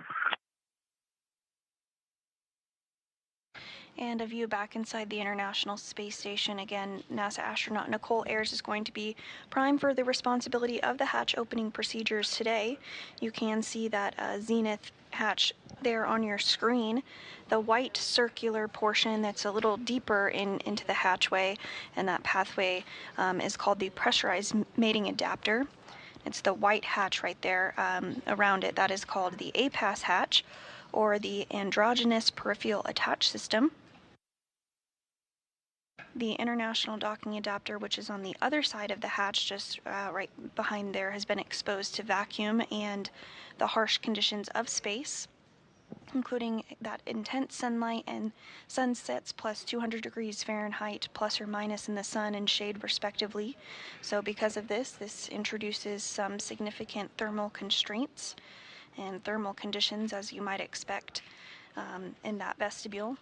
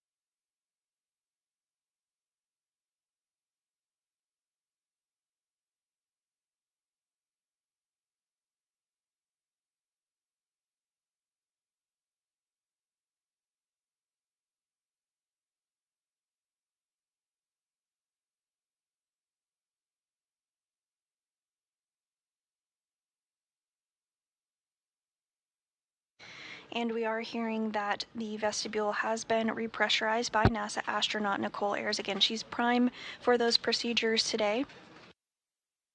So next up, there will be a series of leak checks that occur.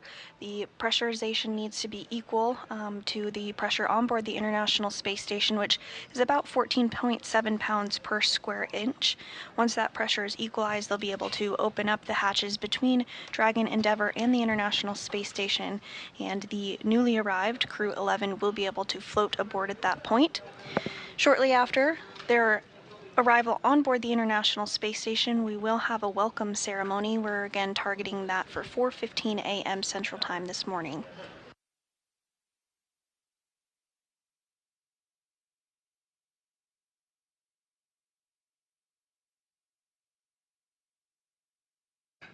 And we are in a brief handover period between our satellites. This is expected, and we will regain communication and views again here shortly, but you're looking at a live view inside Mission Control Houston, inside the International Space Station Flight Control Room, which is being led by Ronak Dave, the flight director there in the center of your screen standing up. He led the team during this morning's docking. That docking occurred at 1:26 a.m. Central Time. And sitting directly to his right is the Capcom, or capsule communicator, who is prime for communicating with the crew on board the International Space Station as they step through the procedures this morning for the docking and hatch opening.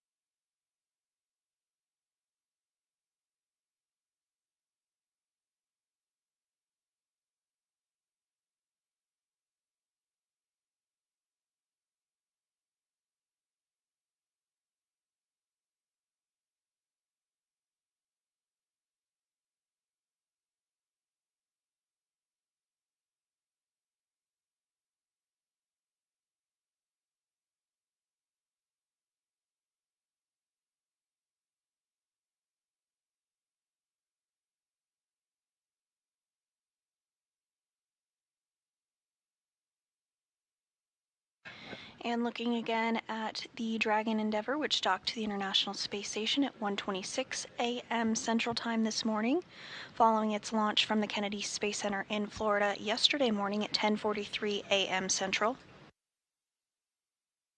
Inside, again, that docking occurred at 1:27 a.m. Central Time this morning. Inside Dragon Endeavour are NASA astronauts Zena Cardman and Mike Fincke, as well as JAXA, or Japan Aerospace Exploration Agency astronaut Kimiya Yui, as well as Roscosmos cosmonaut Oleg Platonov.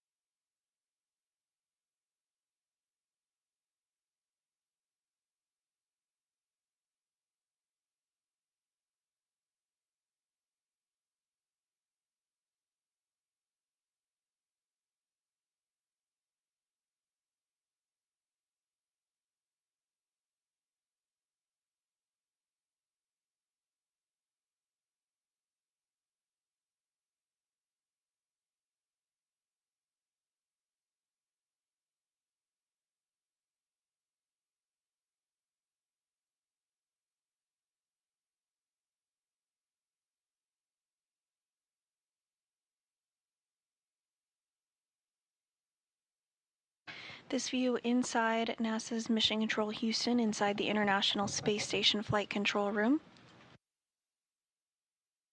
We'll get views of Dragon and inside the International Space Station here shortly.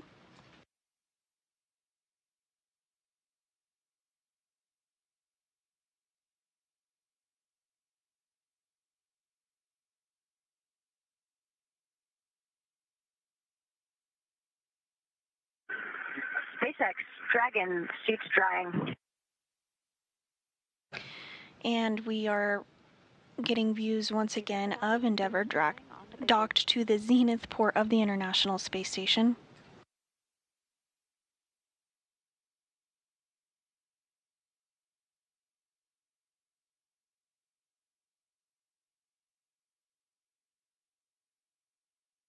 Dragon is now getting power from the International Space Station, so no longer is reliant upon its solar arrays, which you can see at the top of your screen. There's the black portion on the Dragon's trunk.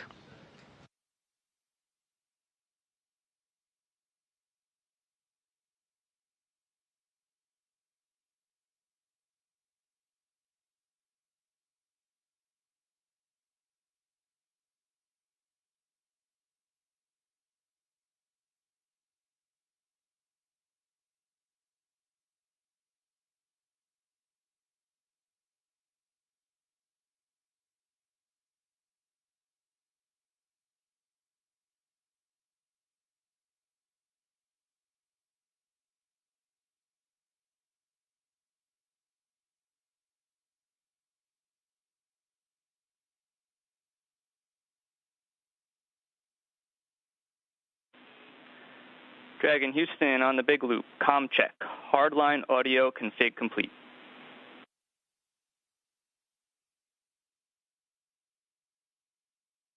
Houston Dragon on the big loop, loud and clear. And we have you loud and clear as well.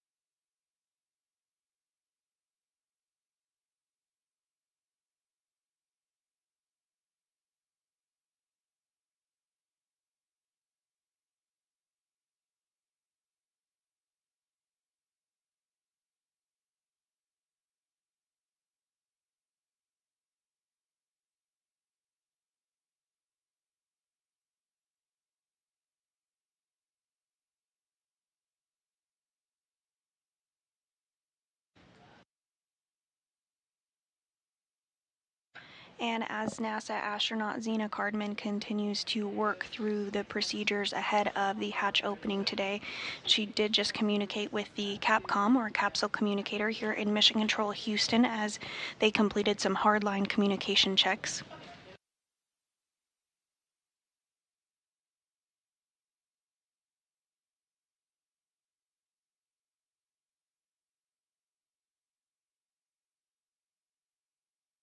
All of this ahead of a targeted hatch opening at 3:15 a.m. Central Time this morning, so just about an hour out from that milestone.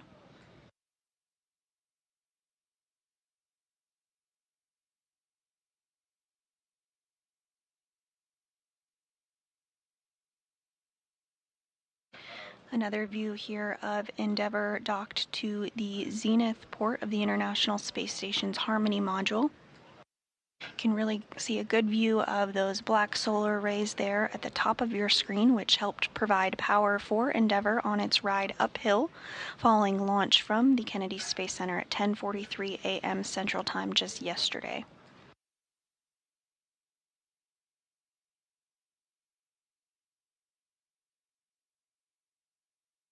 For this launch, it was a fairly short rendezvous period. Dragon docked at 1:27 a.m. Central Time this morning, so just about a 16-hour time period from launch to docking.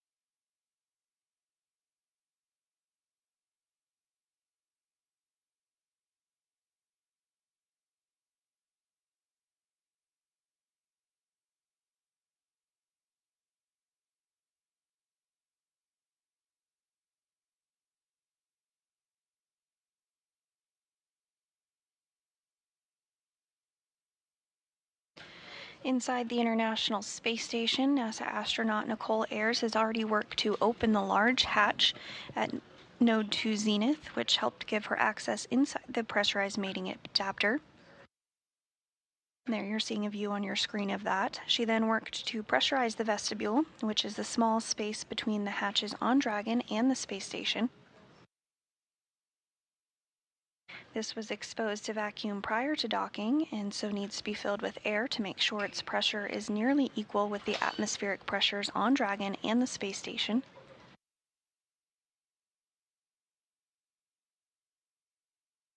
So Ayers used a small valve on the station's hatch to slowly introduce air into the vestibule, and flight controllers here in Houston are now monitoring the pressure and temperature readings and completing a leak check to verify that everything is leak-free before we get ready to open up the hatches.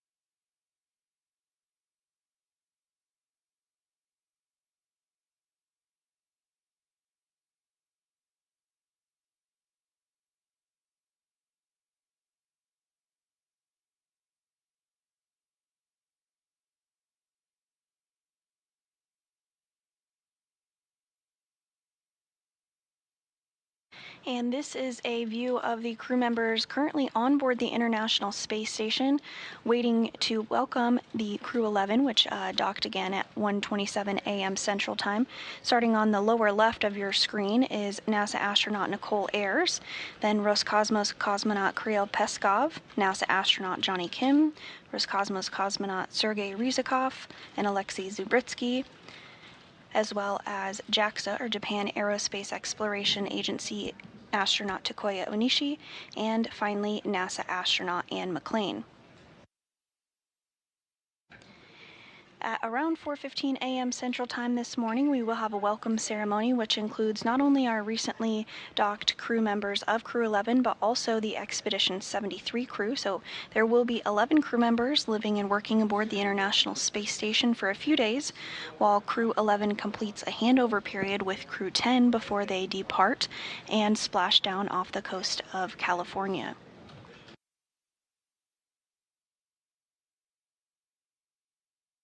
Along with the 11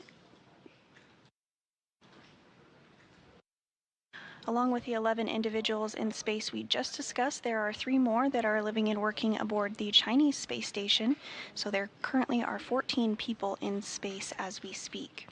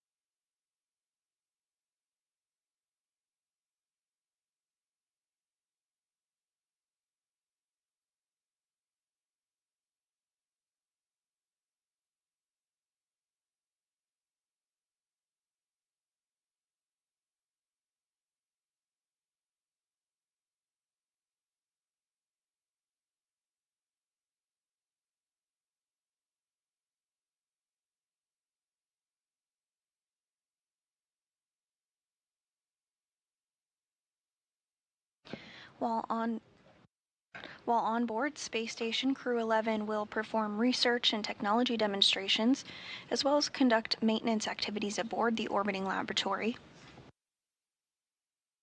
Crew-11 will also contribute to NASA's Artemis campaign by simulating moon landing scenarios that astronauts may encounter near the lunar South Pole. This could help show how the space station will prepare crews for deep space human exploration.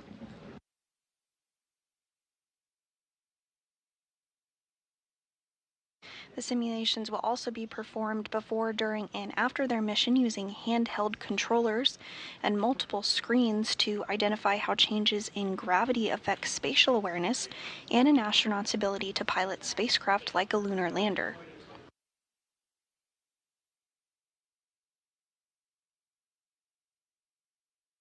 Again, this view of the SpaceX Dragon spacecraft named Endeavour, which previously flew NASA's SpaceX Demo 2, Crew 2, Crew 6, and Crew 8, as well as a private astronaut mission entitled Axiom Mission 1, which was the first private astronaut mission to the International Space Station.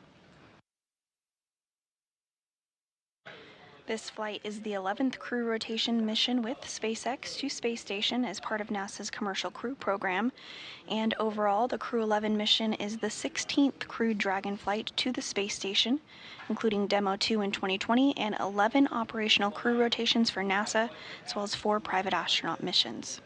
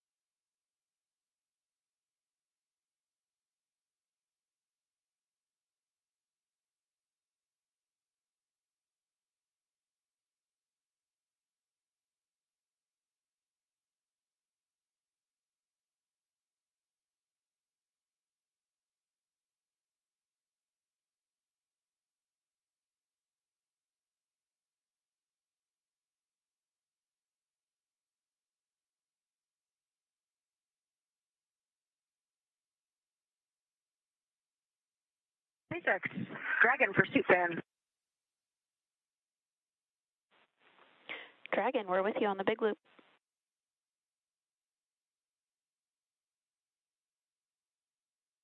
Hey, we are 15 minutes into our suits drying. The suit fans were on, and the suit fan just suddenly turned off. I heard it audibly and verified in 5 alpha decimal 7 that the suit fan is off.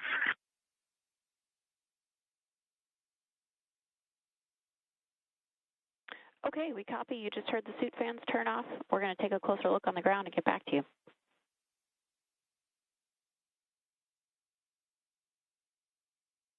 Copy, thanks.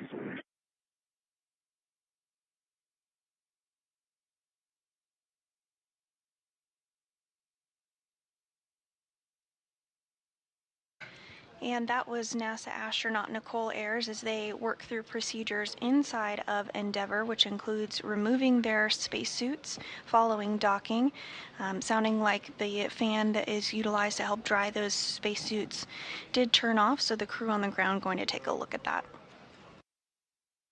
These spacesuits are worn during some of the more dynamic phases of flight, such as during launch and entry into orbit, as well as during the docking and undocking time period, as well as, of course, splashdown.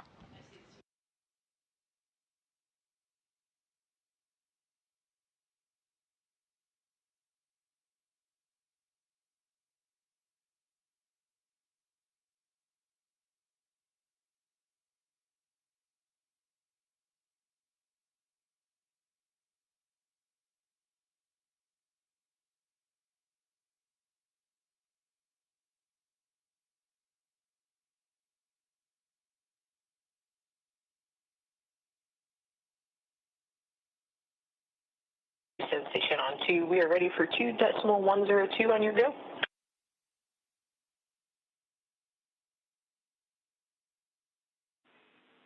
Hey, Nicole, you read our minds. Good leak check. You're a go per step 3.1. Awesome. Go in step 3.1. Thanks.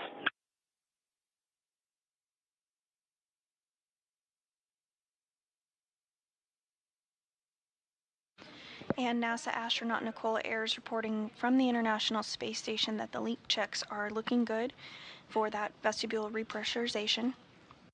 Again, that has to be done before the hatch can be opened, and there we are seeing a view of her on our screen as she works to open up that A-pass hatch.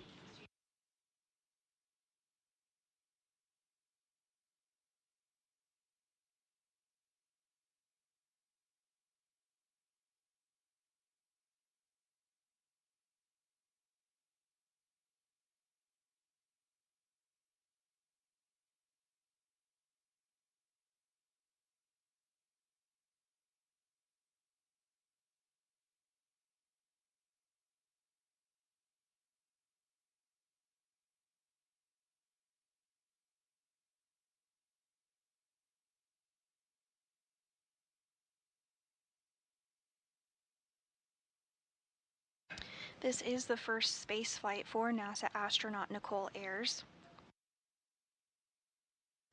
She launched on Crew-11 on March 14th.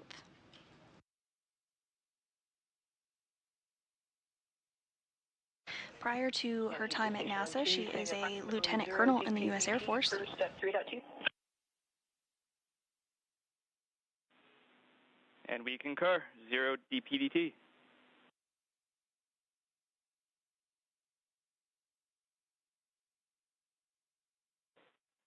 Dragon SpaceX on the big loop for suit fan follow-up.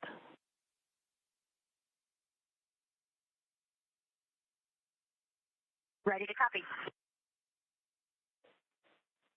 We took a closer look on the ground, and we do see that the suit fans are still running and have nominal telemetry. We did see that the waist fan turned off around the time of your call. Could that have been what you heard?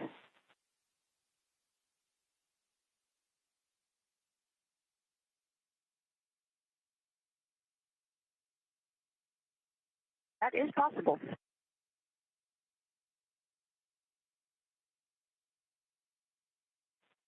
So we're tracking about 19 minutes into the suit drying period now.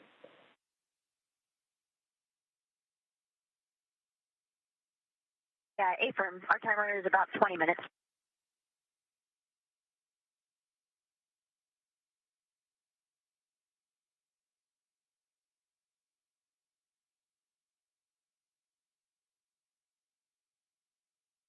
And this view of NASA astronaut Nicole Ayers as she works to open up the A-Pass hatch following the vestibule repressurization and leak checks, everything looking good. On the big group. Inventory report.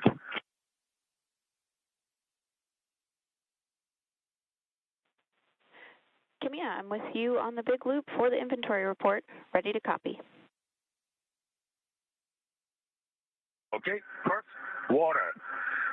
203, 1 remaining. 204, 4 remaining. I copied 203, 1 remaining, 204, 4 remaining. That's a good copy, and that's including the flashing this room. And next for the food, 302, 2 remaining. 304, 3 remaining.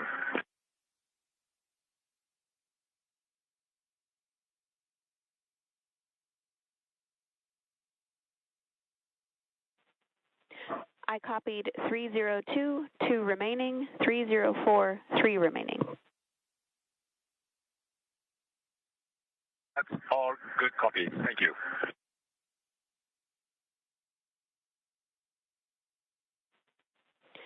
And Kimiya, can you report number of waste system uses? We're going to report this for the private medical conferences. Sorry. Copy that. No change from PMC. That is true.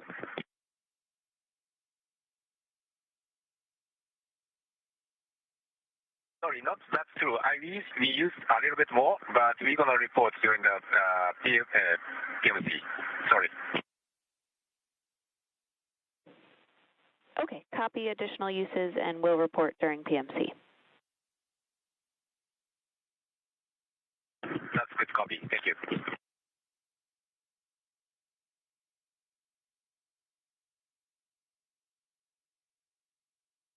And those words from JAXA astronaut Kimiya Yui reporting some of the supplies the crew used on the flight uphill.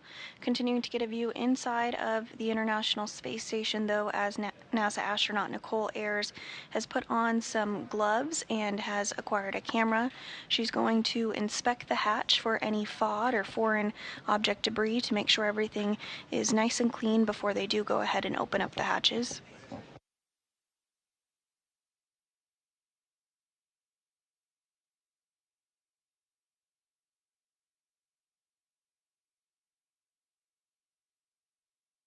This is a very choreographed set of procedures. Dragon SpaceX on the big loop for a follow-up question on water bottle inventory.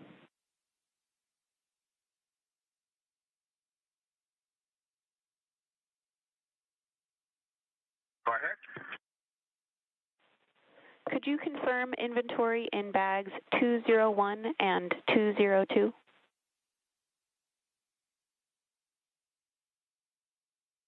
So we're going to confirm 202, 201 and 202, but we didn't use that. So I'm going to confirm that. Okay, we copy no consumption from 201 or 202, and 203 and 204 were as reported. That is correct.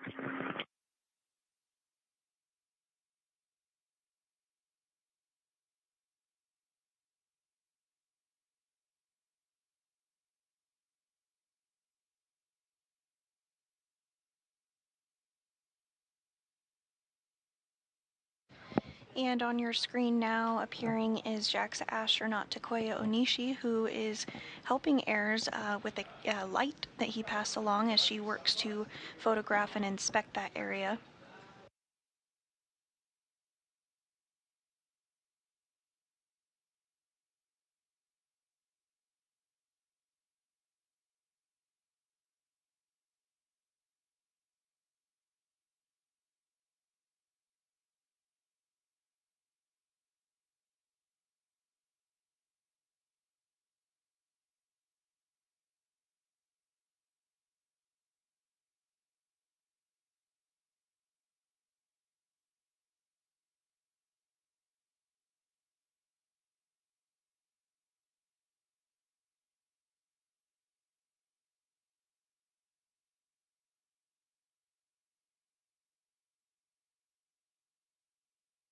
And we do see that hatch open now. Again, AIRS is going to continue to inspect the area, take some photographs, and we'll send this down to the ground for further analysis ahead of the completion of hatch opening.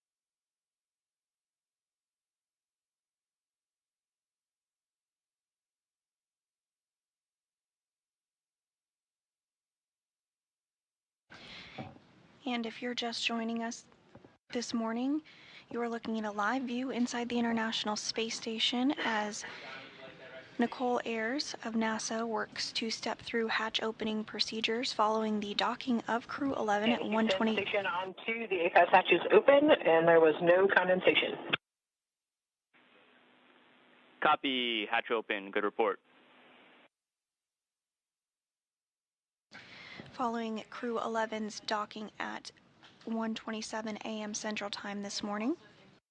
You did just hear her report out that following the APAS hatch opening, there was no reported condensation, so they'll continue to step through the rest of the carefully choreographed procedures ahead of hatch opening this morning. We are targeting 3:15 a.m. Central for that hatch opening, but that time frame can be a little bit flexible. Crew-11 launched from the Kennedy Space Center in Florida yesterday at 10:43 a.m. Central.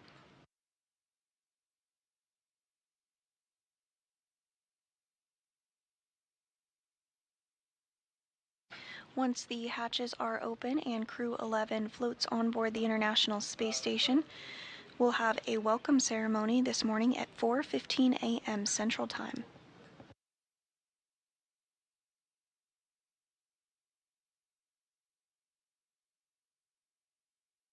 During this welcome ceremony, the 4 astronauts on board Crew-11, as well as the 7 astronauts currently on board Space Station, will have the opportunity to give some remarks.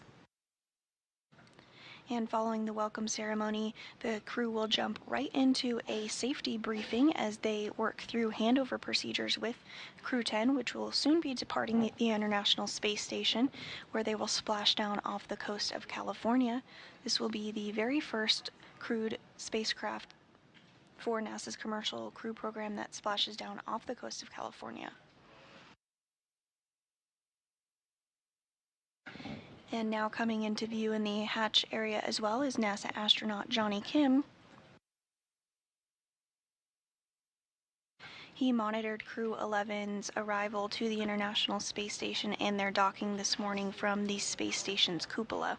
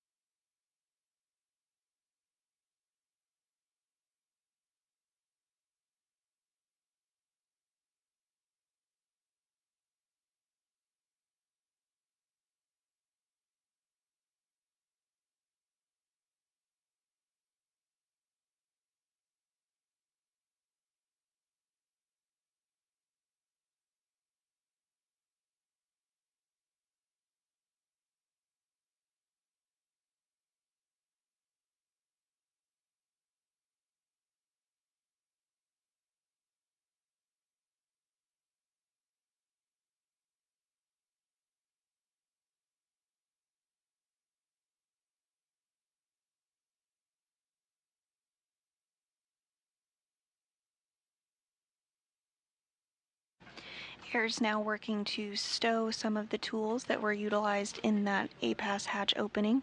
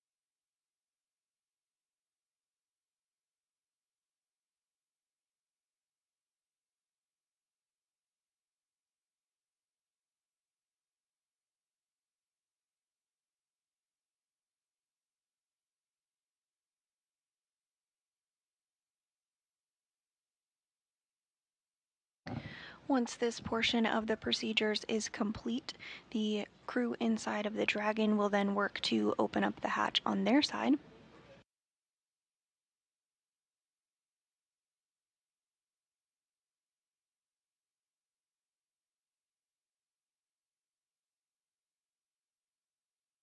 Following this, the IMV ducting that you saw, some of that orange and white hose-looking hardware will work to be further installed as well.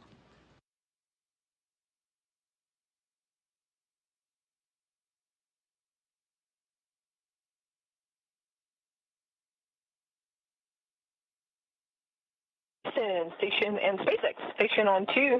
Station is ready for Dragon hatch equalization.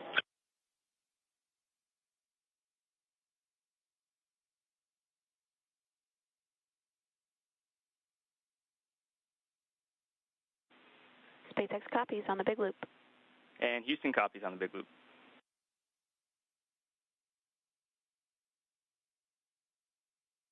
Houston and SpaceX Dragon copies. Dragon is ready for hatch equalization as well.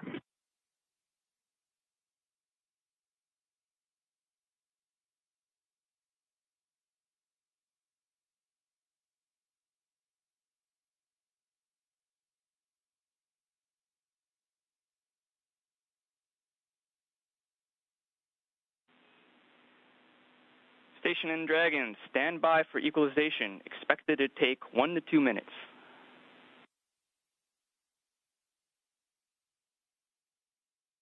And this view on your screen, there in the center of your screen, is NASA astronaut Johnny Kim assisting in the hatch opening procedures.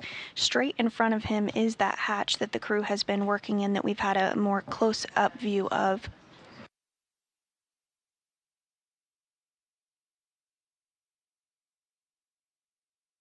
And there is NASA astronaut Ann McClain.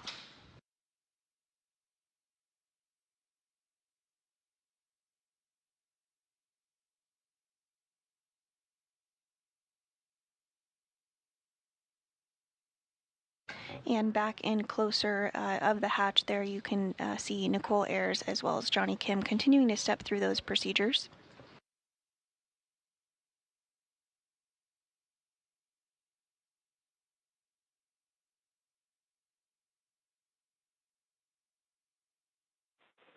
Dragon SpaceX on the big loop, looking for permission to bring cameras back on board before we open the hatch.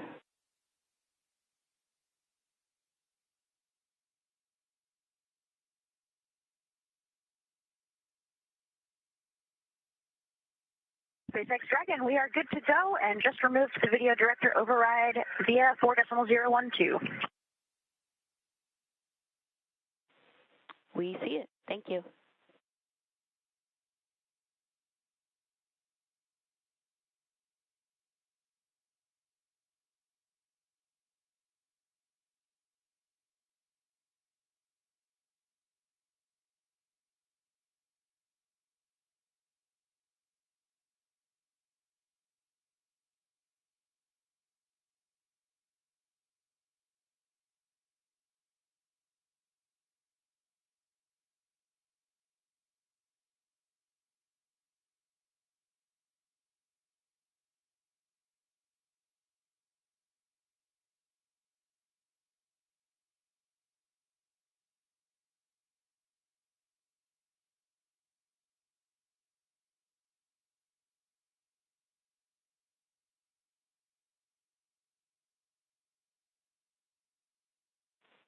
Dragon SpaceX on the big loop, you are go for hatch opening per the decal, followed by the remaining actions in 4.400.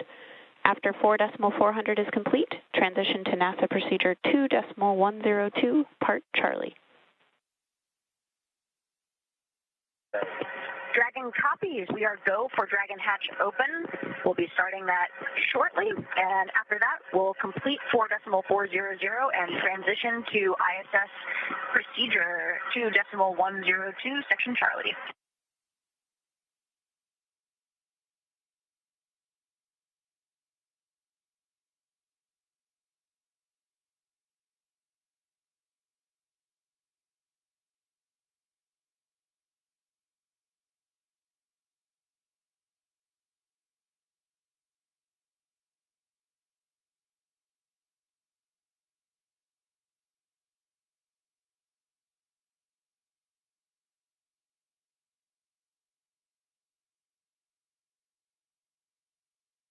And you're looking at our first views inside of Dragon as the crew got out of their spacesuits and put them in a configuration to dry as per the procedures following docking.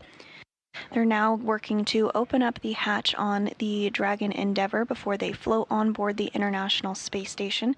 Again, 2 of them for the very first time. That will be NASA astronaut Zena Cardman and Roscosmos cosmonaut Oleg Platonov. This will be NASA astronaut Mike Fincke's 4th time on board Space Station and the 2nd for Kimiya Yui.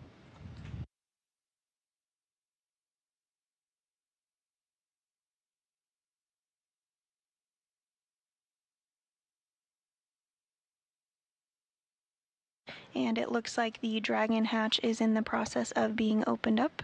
You can see it on the right side of your screen there in the top right.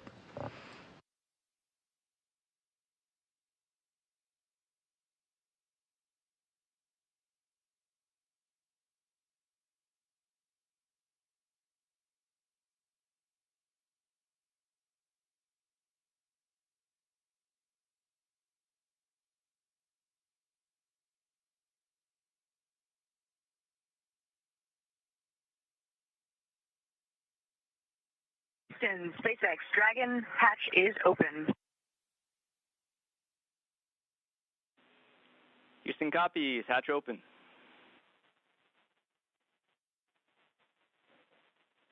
And with that, the Dragon hatch is open.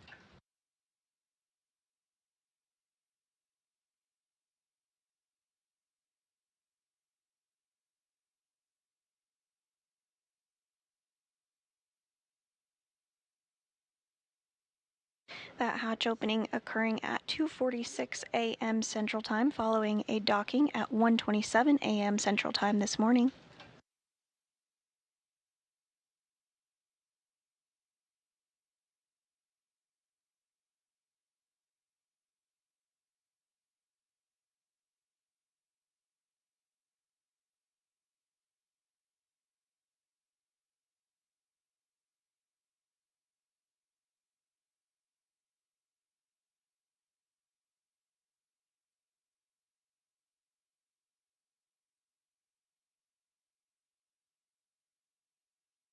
And with the hatches open, it will be just another moment before the crew does float aboard the International Space Station. They have some important closeout duties, including working through procedures with some lithium hydroxide canisters. Those are consumable carbon dioxide scrubbers used inside of Dragon, so they do want to conserve those carbon dioxide scrubbers.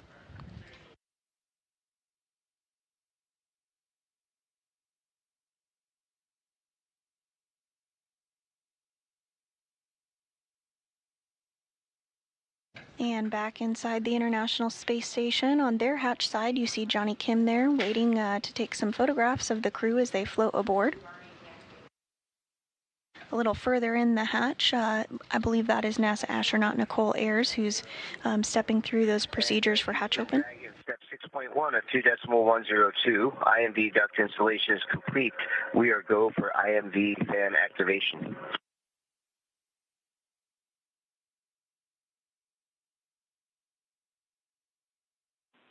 We copy, putting that in work.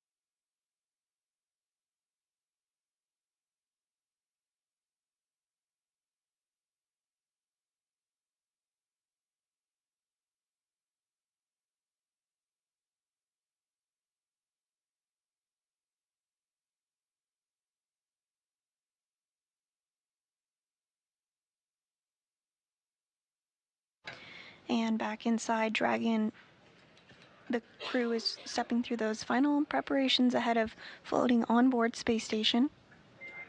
Dragon SpaceX on Dragon ground. The S-band will be deactivated shortly, so Dragon ground will no longer be available for comms. Please verify the push-to-talk destinations are set to ISS.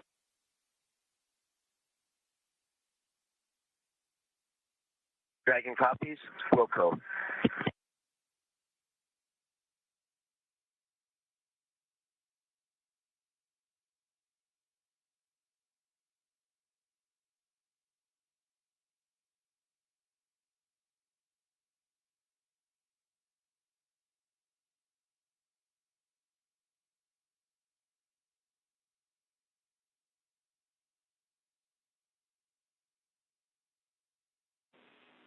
And Dragon Houston on the big loop. When you get to step 6.3, you are go.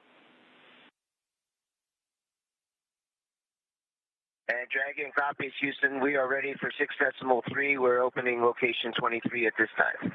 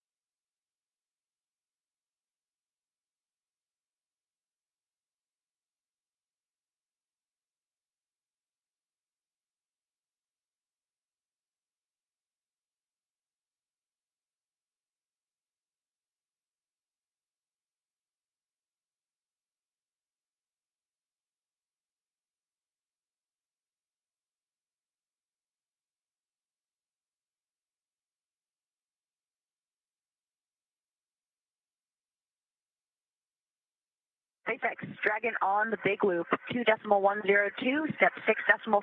LIO cartridge 1 is sealed and installed. SpaceX copies on the big loop. LIO cartridge is sealed and installed.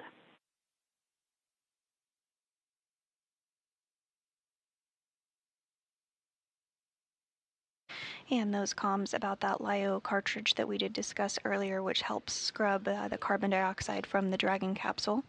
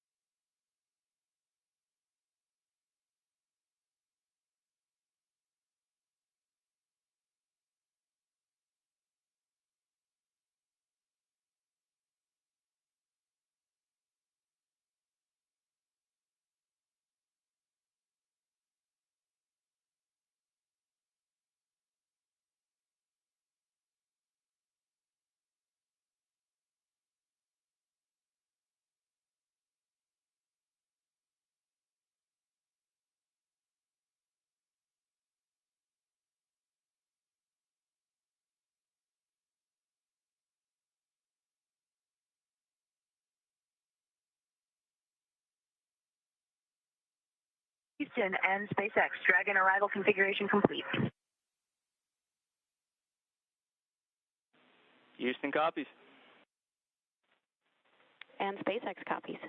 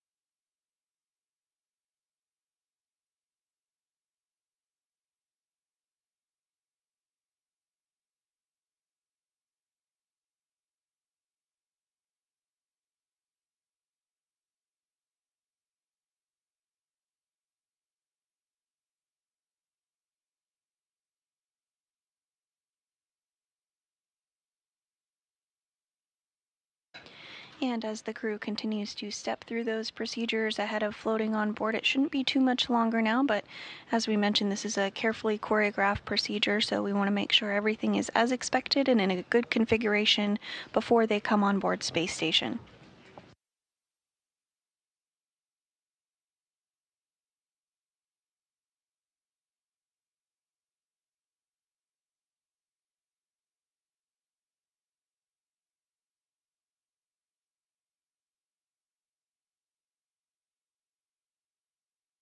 And this view inside of the International Space Station Flight Control Room, showcasing the team that has been working to step through the procedures with the crew for docking.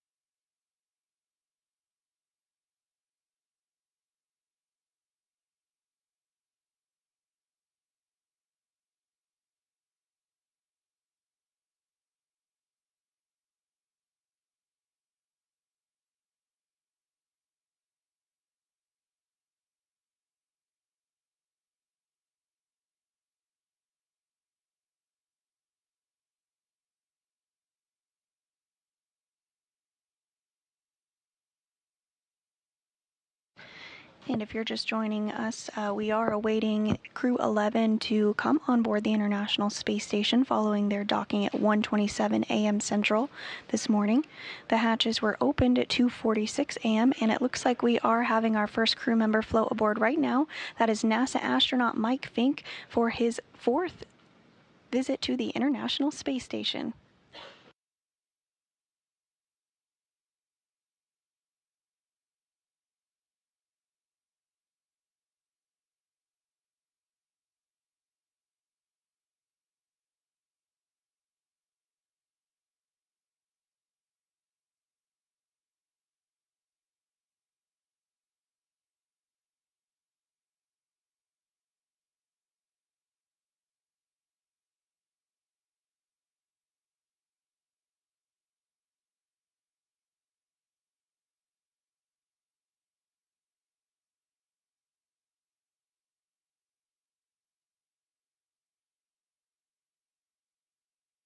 And it looks like his microgravity skills never left him.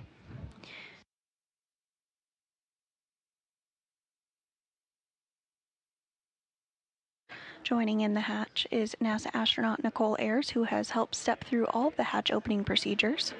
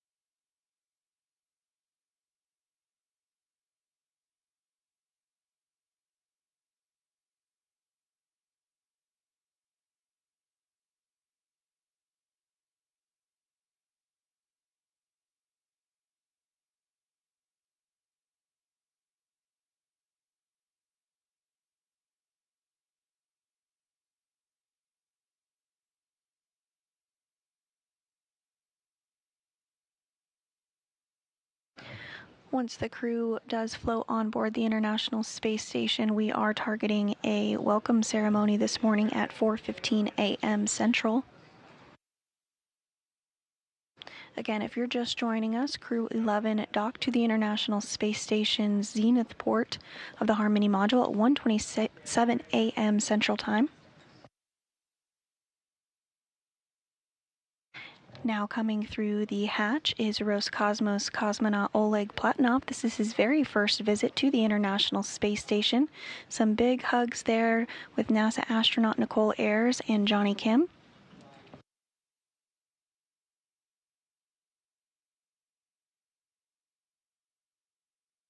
And continuing to get a warm welcome aboard the International Space Station for him, again, first-time flyer. And next through the hatch is JAXA, or Japan Aerospace Exploration Agency astronaut Kimiya Yui.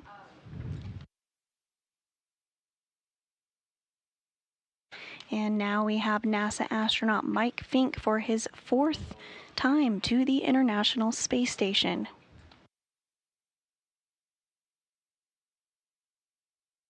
And now coming into view is Zena Cardman. Again, her first time on board the International Space Station as well. Lots of smiles and hugs.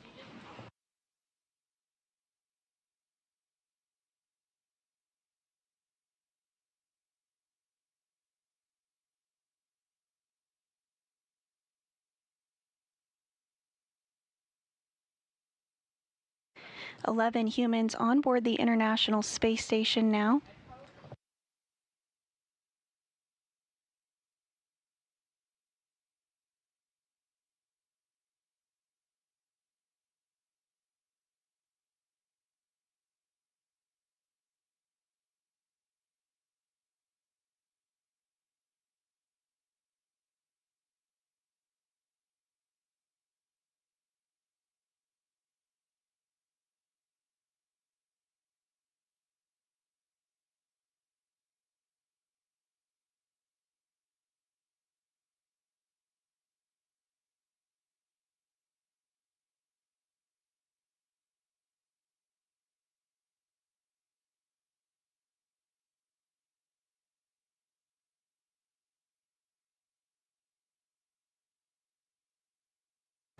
We are targeting a welcome ceremony this morning at 4:15 a.m. Central Time, rather.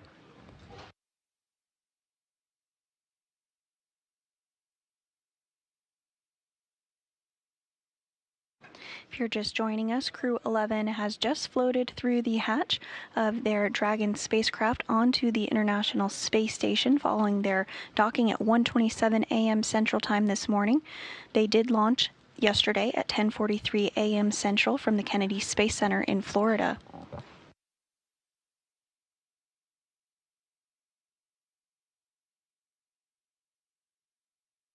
With Crew-11's arrival to the International Space Station, the population on board is now 11 and will remain 11 crew members for a short time as Crew-10 and Crew-11 complete a brief handover period before Crew-10 undocks and splashes down off the coast of California.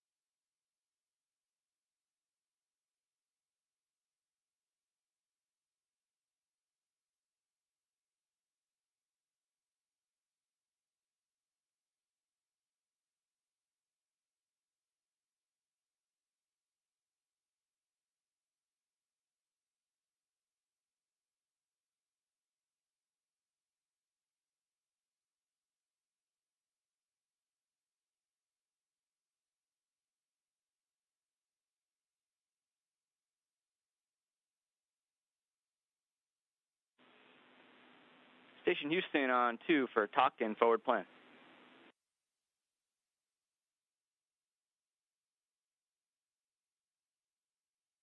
Go ahead on 2, Matt.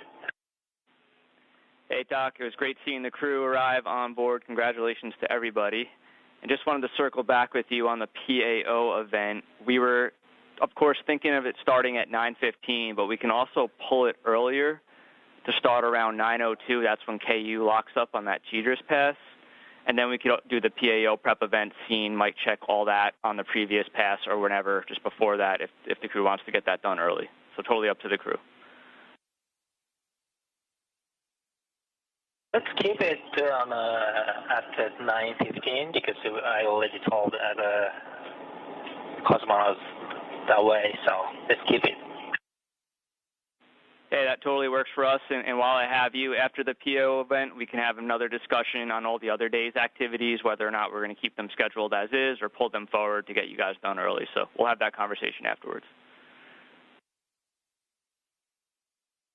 With that, basically we want to move everything earlier. Thank you. That makes sense. Appreciate it.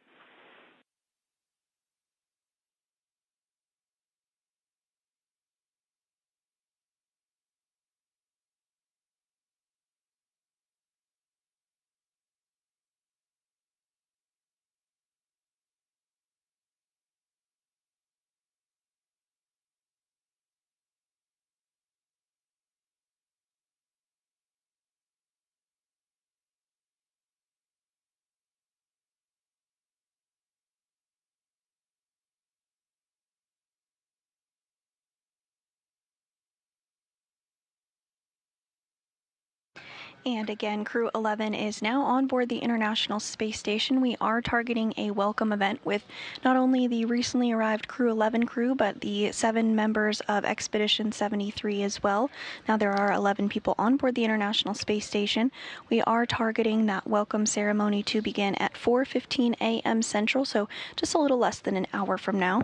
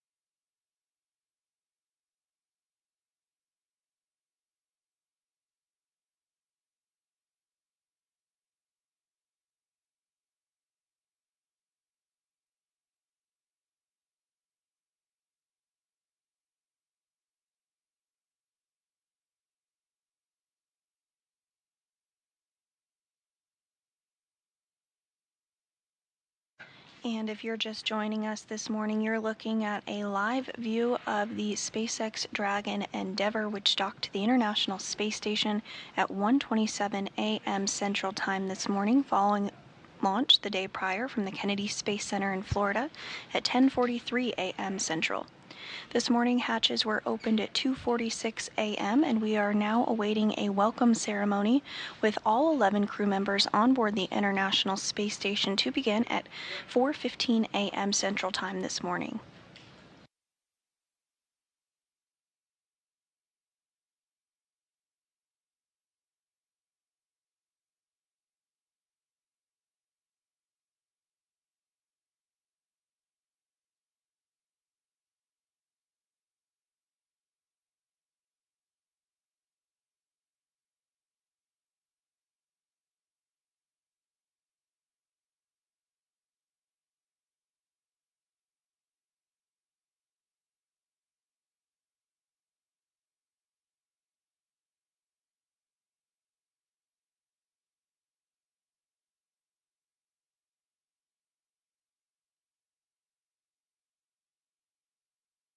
And this view here on your screen, you do see Endeavour docked to the zenith port of the International Space Station. That's the space-facing port. There's another Dragon docked just below and to the left. You can see its nose cone sticking out there. That is docked to the forward port, or Earth-facing side of the International Space Station, which you can see in the background as it completes this day pass. The Crew-10 spacecraft, the other Dragon, will carry Crew-10 back aboard in the coming days, following a brief handover period with the recently arrived Crew-11 crew members. Crew-11 is the 11th crew rotation mission with SpaceX to the space station as part of NASA's Commercial Crew program. And overall, the Crew-11 mission is the 16th crewed Dragon flight to the International Space Station, which includes Demo 2 in 2020 and 11 operational crew rotations for NASA, as well as 4 private astronaut missions. While on board Space Station for their science mission, the crew of Crew-11 will perform research, technology demonstrations, and conduct maintenance activities aboard the orbiting laboratory. And they'll also be on board Space Station for a very special milestone later this year. In November, the International Space Station will celebrate 25 years of continuous humans living and working aboard the International Space Station.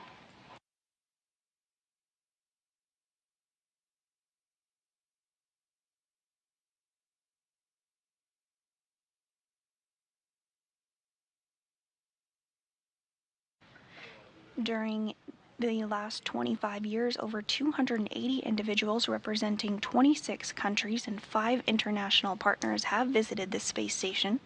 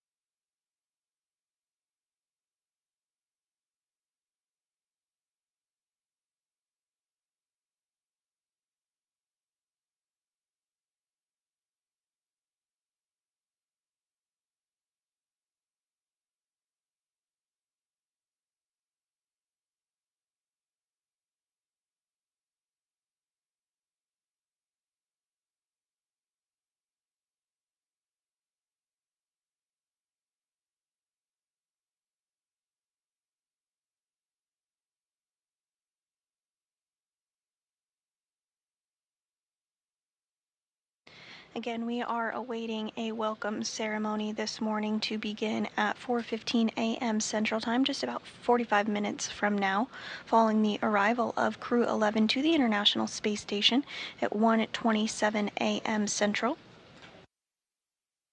Crew-11 launched from the Kennedy Space Center in Florida yesterday at 10:43 a.m.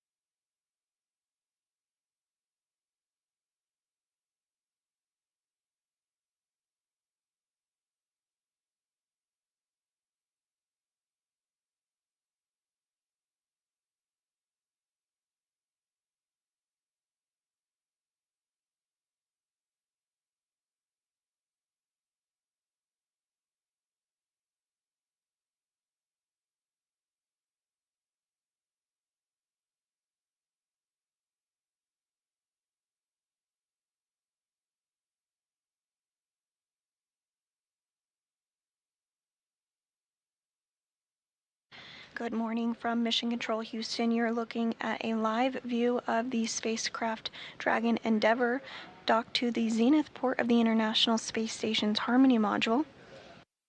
Docking occurred this morning at 1:27 a.m. Central Time, and the hatches were opened a short time later at 2:46 a.m. Central Time.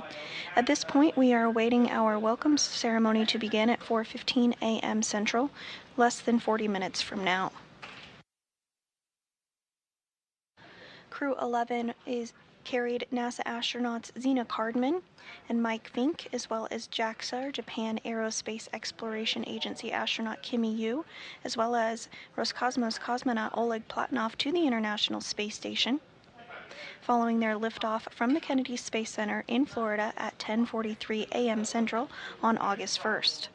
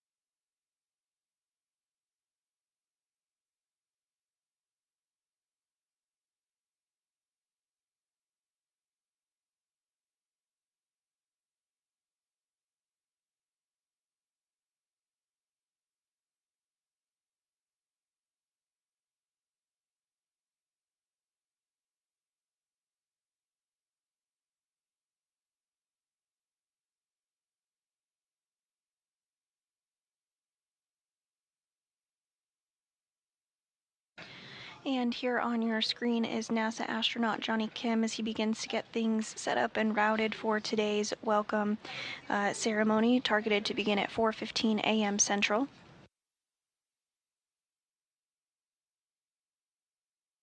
Johnny is completing his very first mission aboard the International Space Station after launching on board the Soyuz MS-27 spacecraft on April 8th.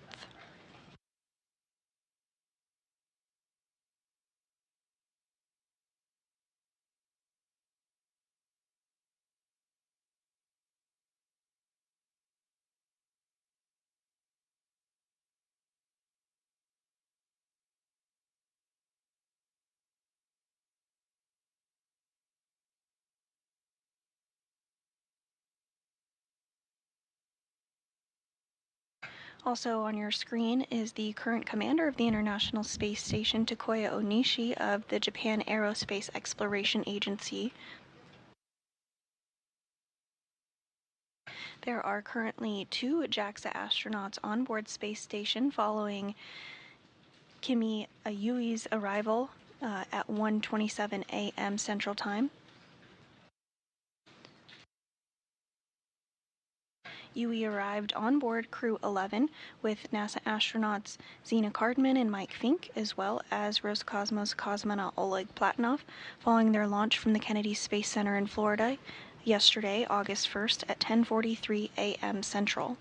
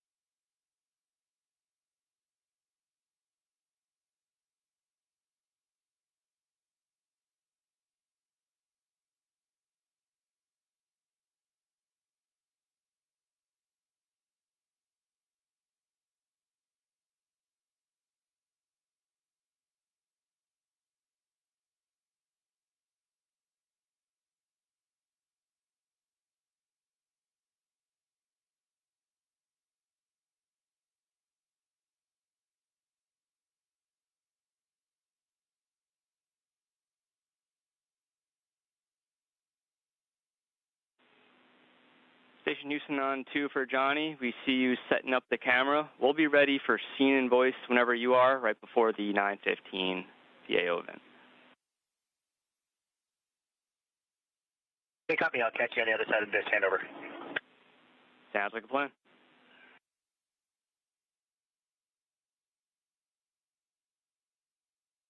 And again, we are targeting today's welcome ceremony to begin at 4:15 a.m. Central. You did just hear some words from the Capcom here in Mission Control Houston up to NASA astronaut Johnny Kim as he prepares to get cameras set up and complete a scene and voice check. Again, now just a little over 30 minutes away from today's event at 4:15 a.m. Central, where all 11 crew members on board the International Space Station will have the opportunity to provide some opening remarks and be welcomed aboard the International Space Station.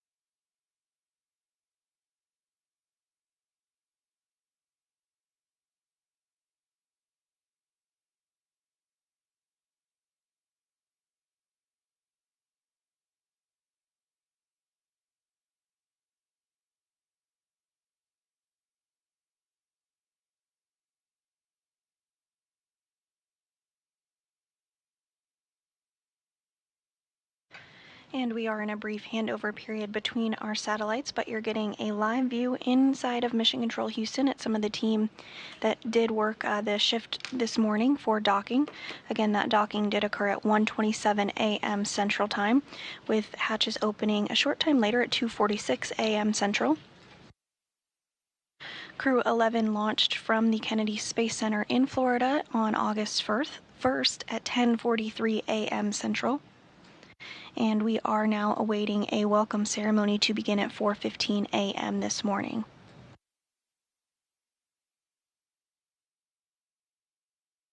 The team inside Mission Control Houston this morning has been led by Ronak Dave, the flight director on console, and sitting directly to his right is today's capsule communicator, who has been prime for communicating with the crew on board the International Space Station as they stepped through all of the hatch opening procedures.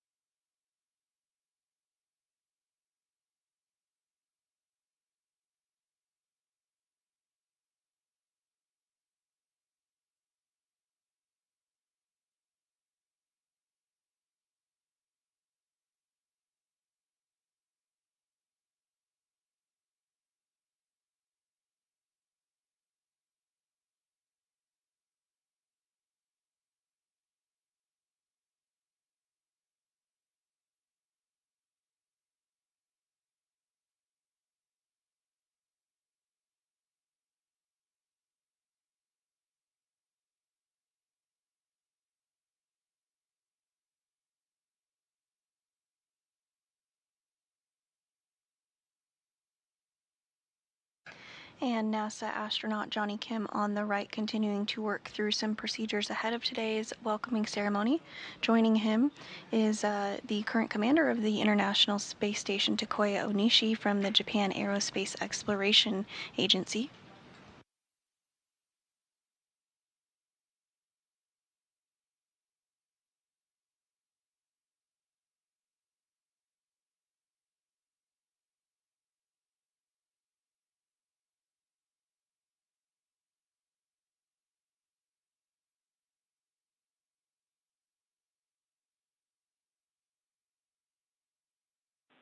And Johnny, no response required as you're cleaning up.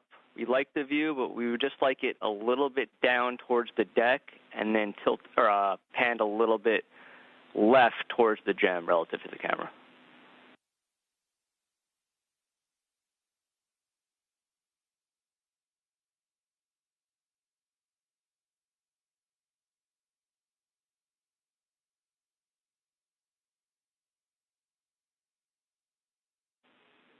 We like the scene. Thanks, Johnny.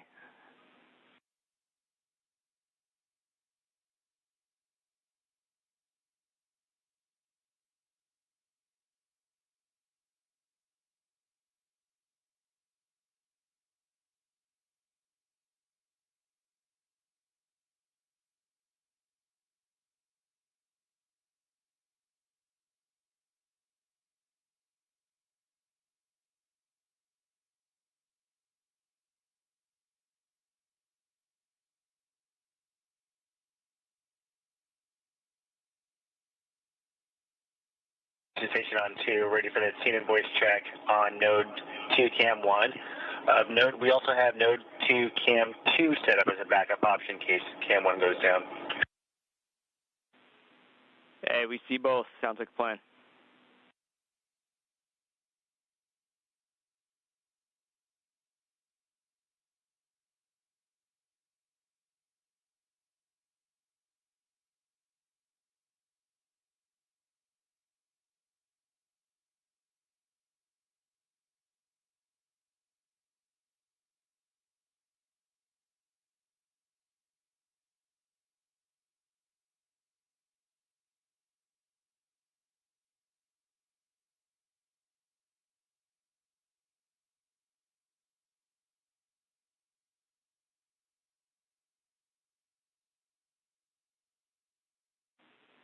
And standby 1, Johnny.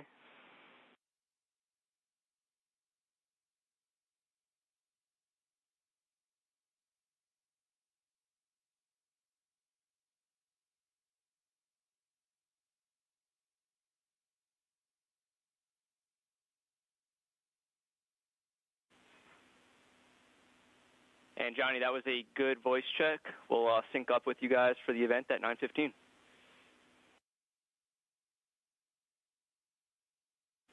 And actually, Johnny, if you're offering up, we'll take the backup voice check as well on the other camera. Sorry to make you float away.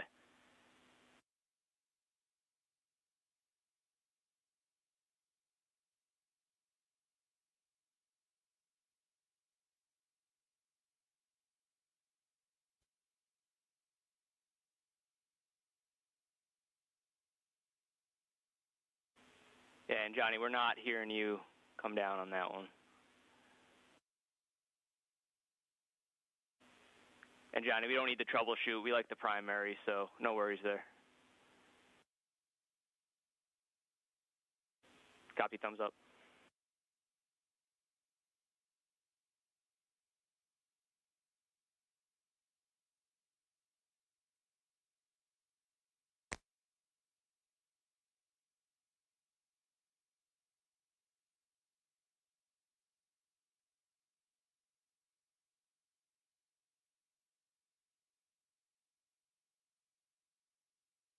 And with a good scene and voice check, we are looking ahead towards today's welcoming ceremony to begin at 4:15 a.m. Central Time this morning.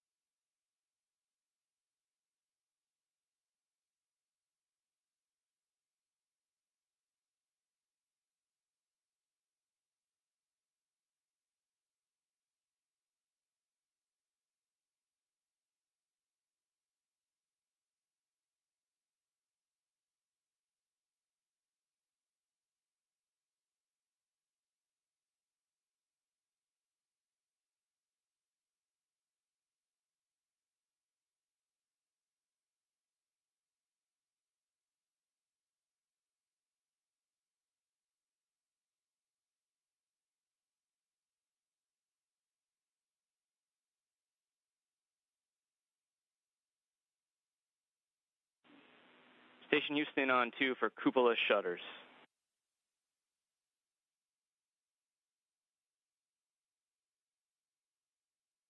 On 2. Hey, so we're getting close to a cupola temp constraint, which will require us to close the shutters.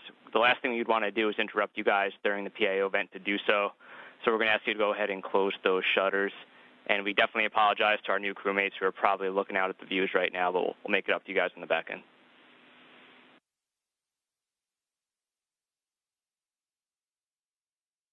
Copy, and they are currently closed. Copy all. Thank you.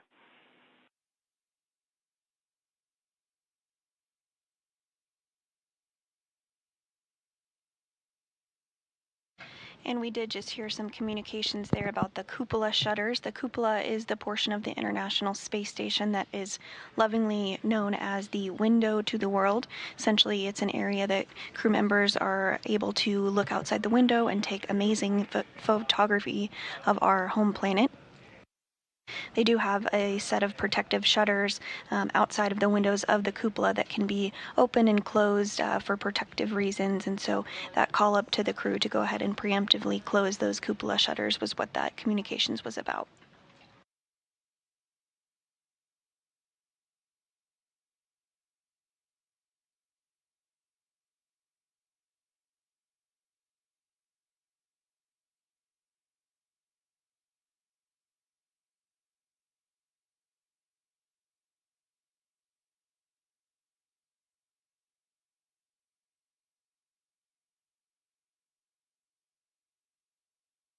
And we are now 20 minutes out from the start of today's welcome ceremony at 4:15 a.m. Central Time.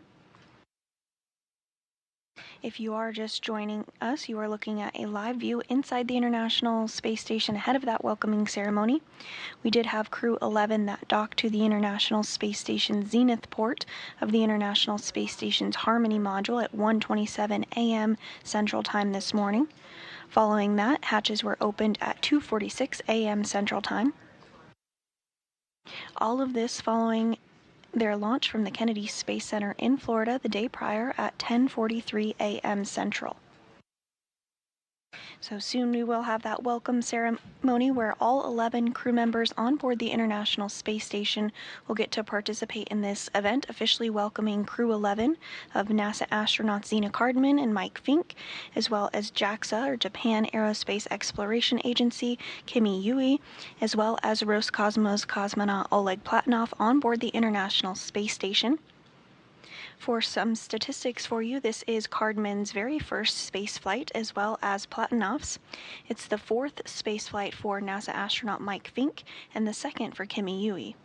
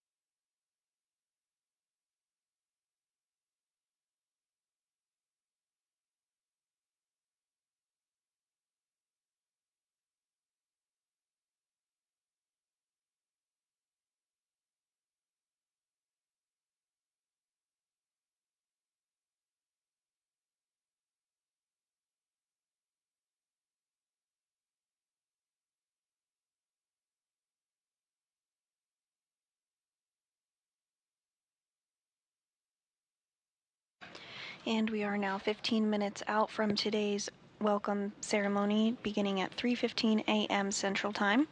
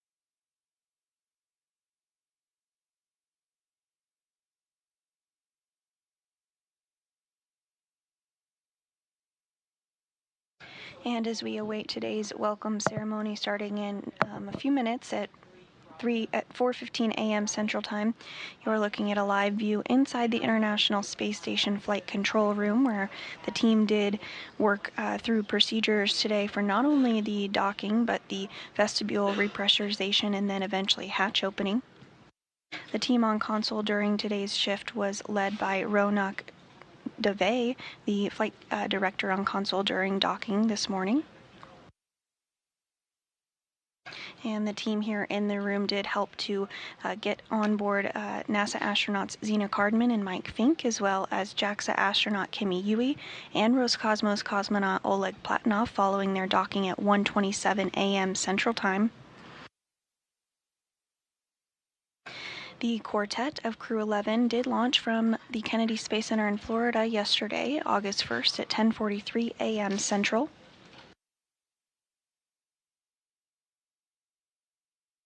And you're looking at a view there of the Endeavour spacecraft docked to the zenith port of the International Space Station's Harmony module.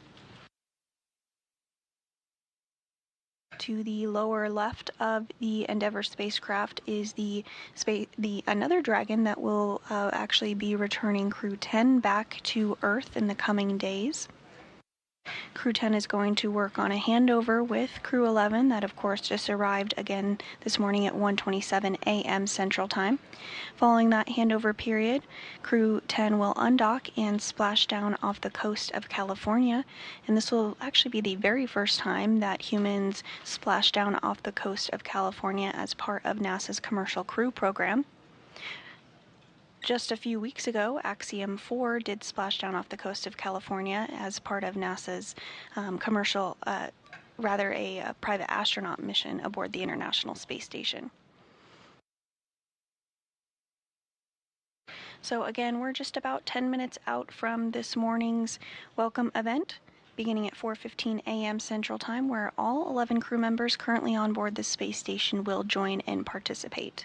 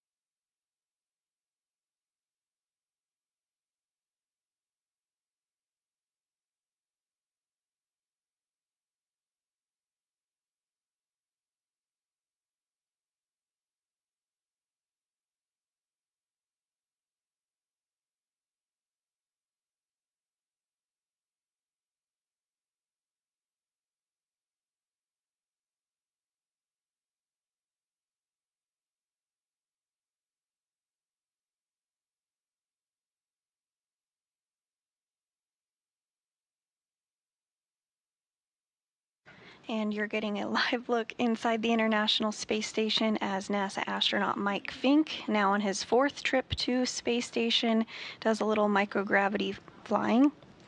We are targeting our welcome ceremony to begin here in just a few minutes at 4:15 a.m. Central Time, so we'll start to see all 11 crew members come into frame. On the left there is NASA astronaut Anne McClain. And on the right is the current space station commander of JAXA, Tokoya Onishi.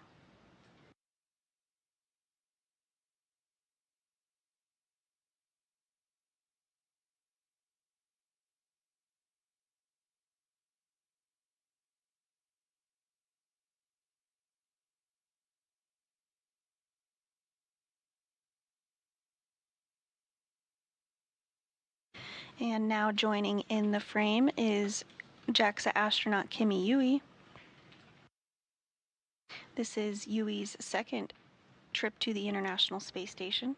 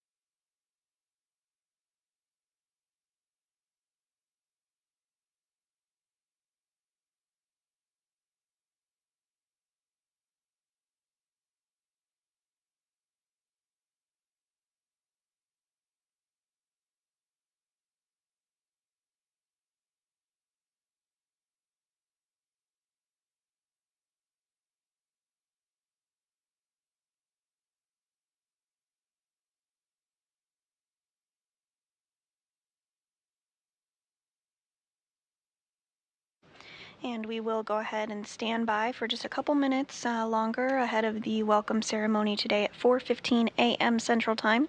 If you're just joining us, Crew-11 docked to the International Space Station's zenith port of the Harmony module at 1:27 a.m. Central Time this morning. At 2:46 a.m. Central, hatches were opened. All of this following their launch on August 1st at 10:43 a.m. Central from the Kennedy Space Center in Florida.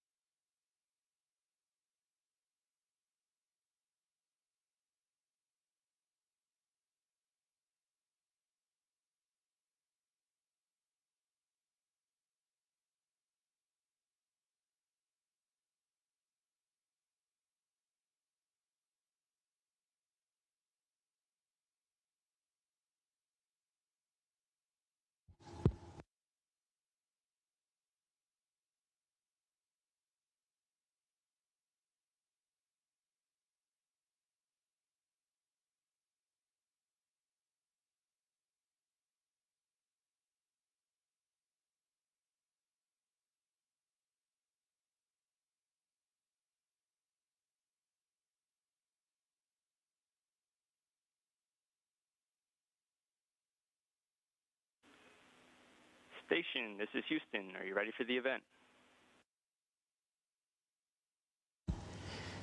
Houston, this is Station. We are ready for welcome remarks. Please begin the welcome ceremony.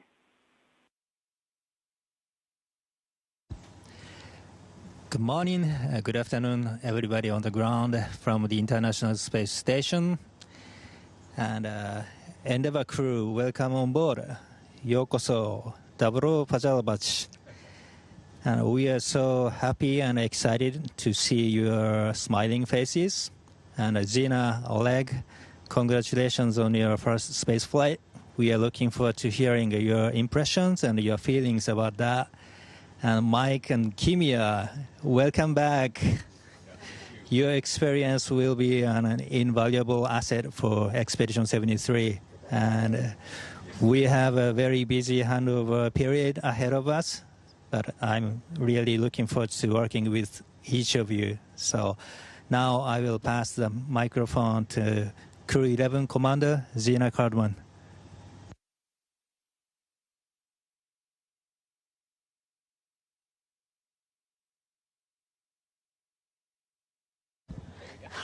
You can tell I'm new. Hello.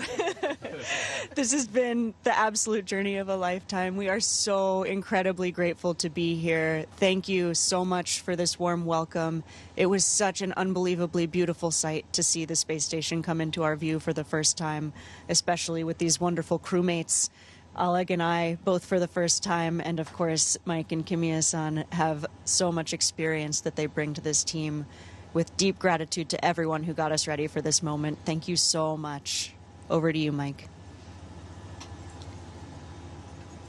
Thank you, Zena, and thank you to the Expedition 73 crew.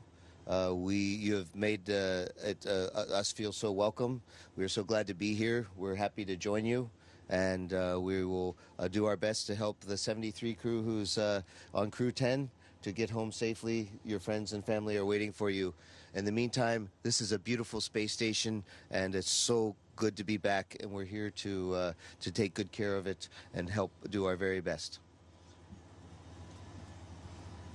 Oh, thank you very much for warm, very, very good welcome. And I'm so grateful to be here. We have great Crew-11 crew members and also this expedition members.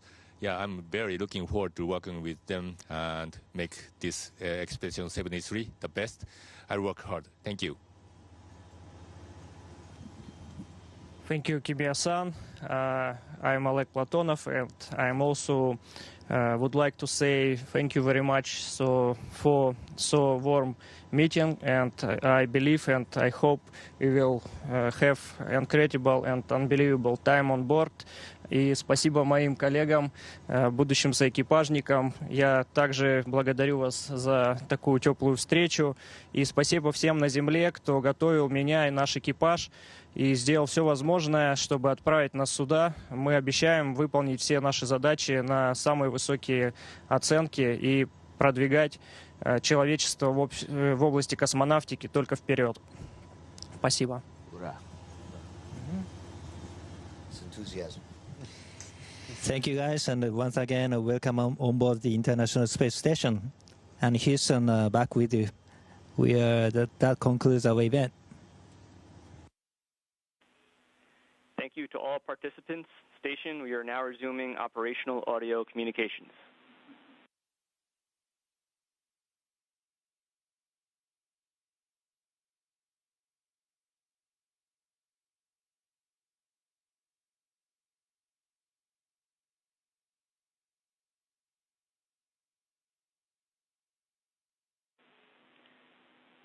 Station Houston, back with you on to for big picture rest of the day.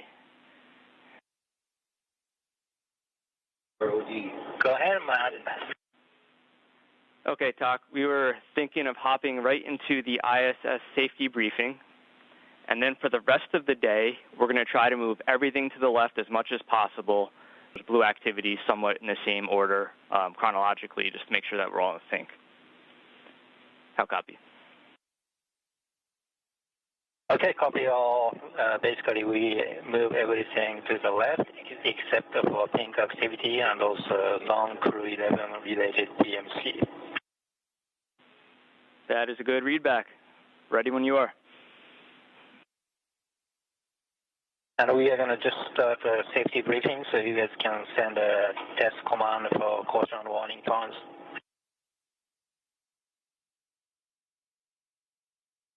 Okay, sounds like a plan. We will give you a call when we're ready to send those. Copy that.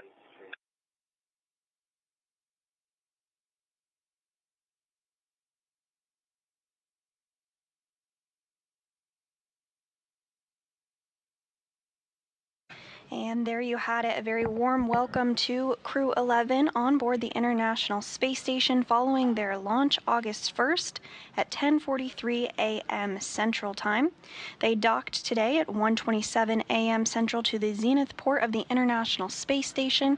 Following that, hatches were opened at 2:46 a.m. and we just wrapped up an incredible welcome ceremony where Crew-11 is now safely on board. You can follow along with the mission on social media and by checking the daily space station blog, but that's going to do it for us. Thanks so much for following along on Crew-11's journey. Go NASA, go SpaceX, go Crew-11. This is Mission Control Houston.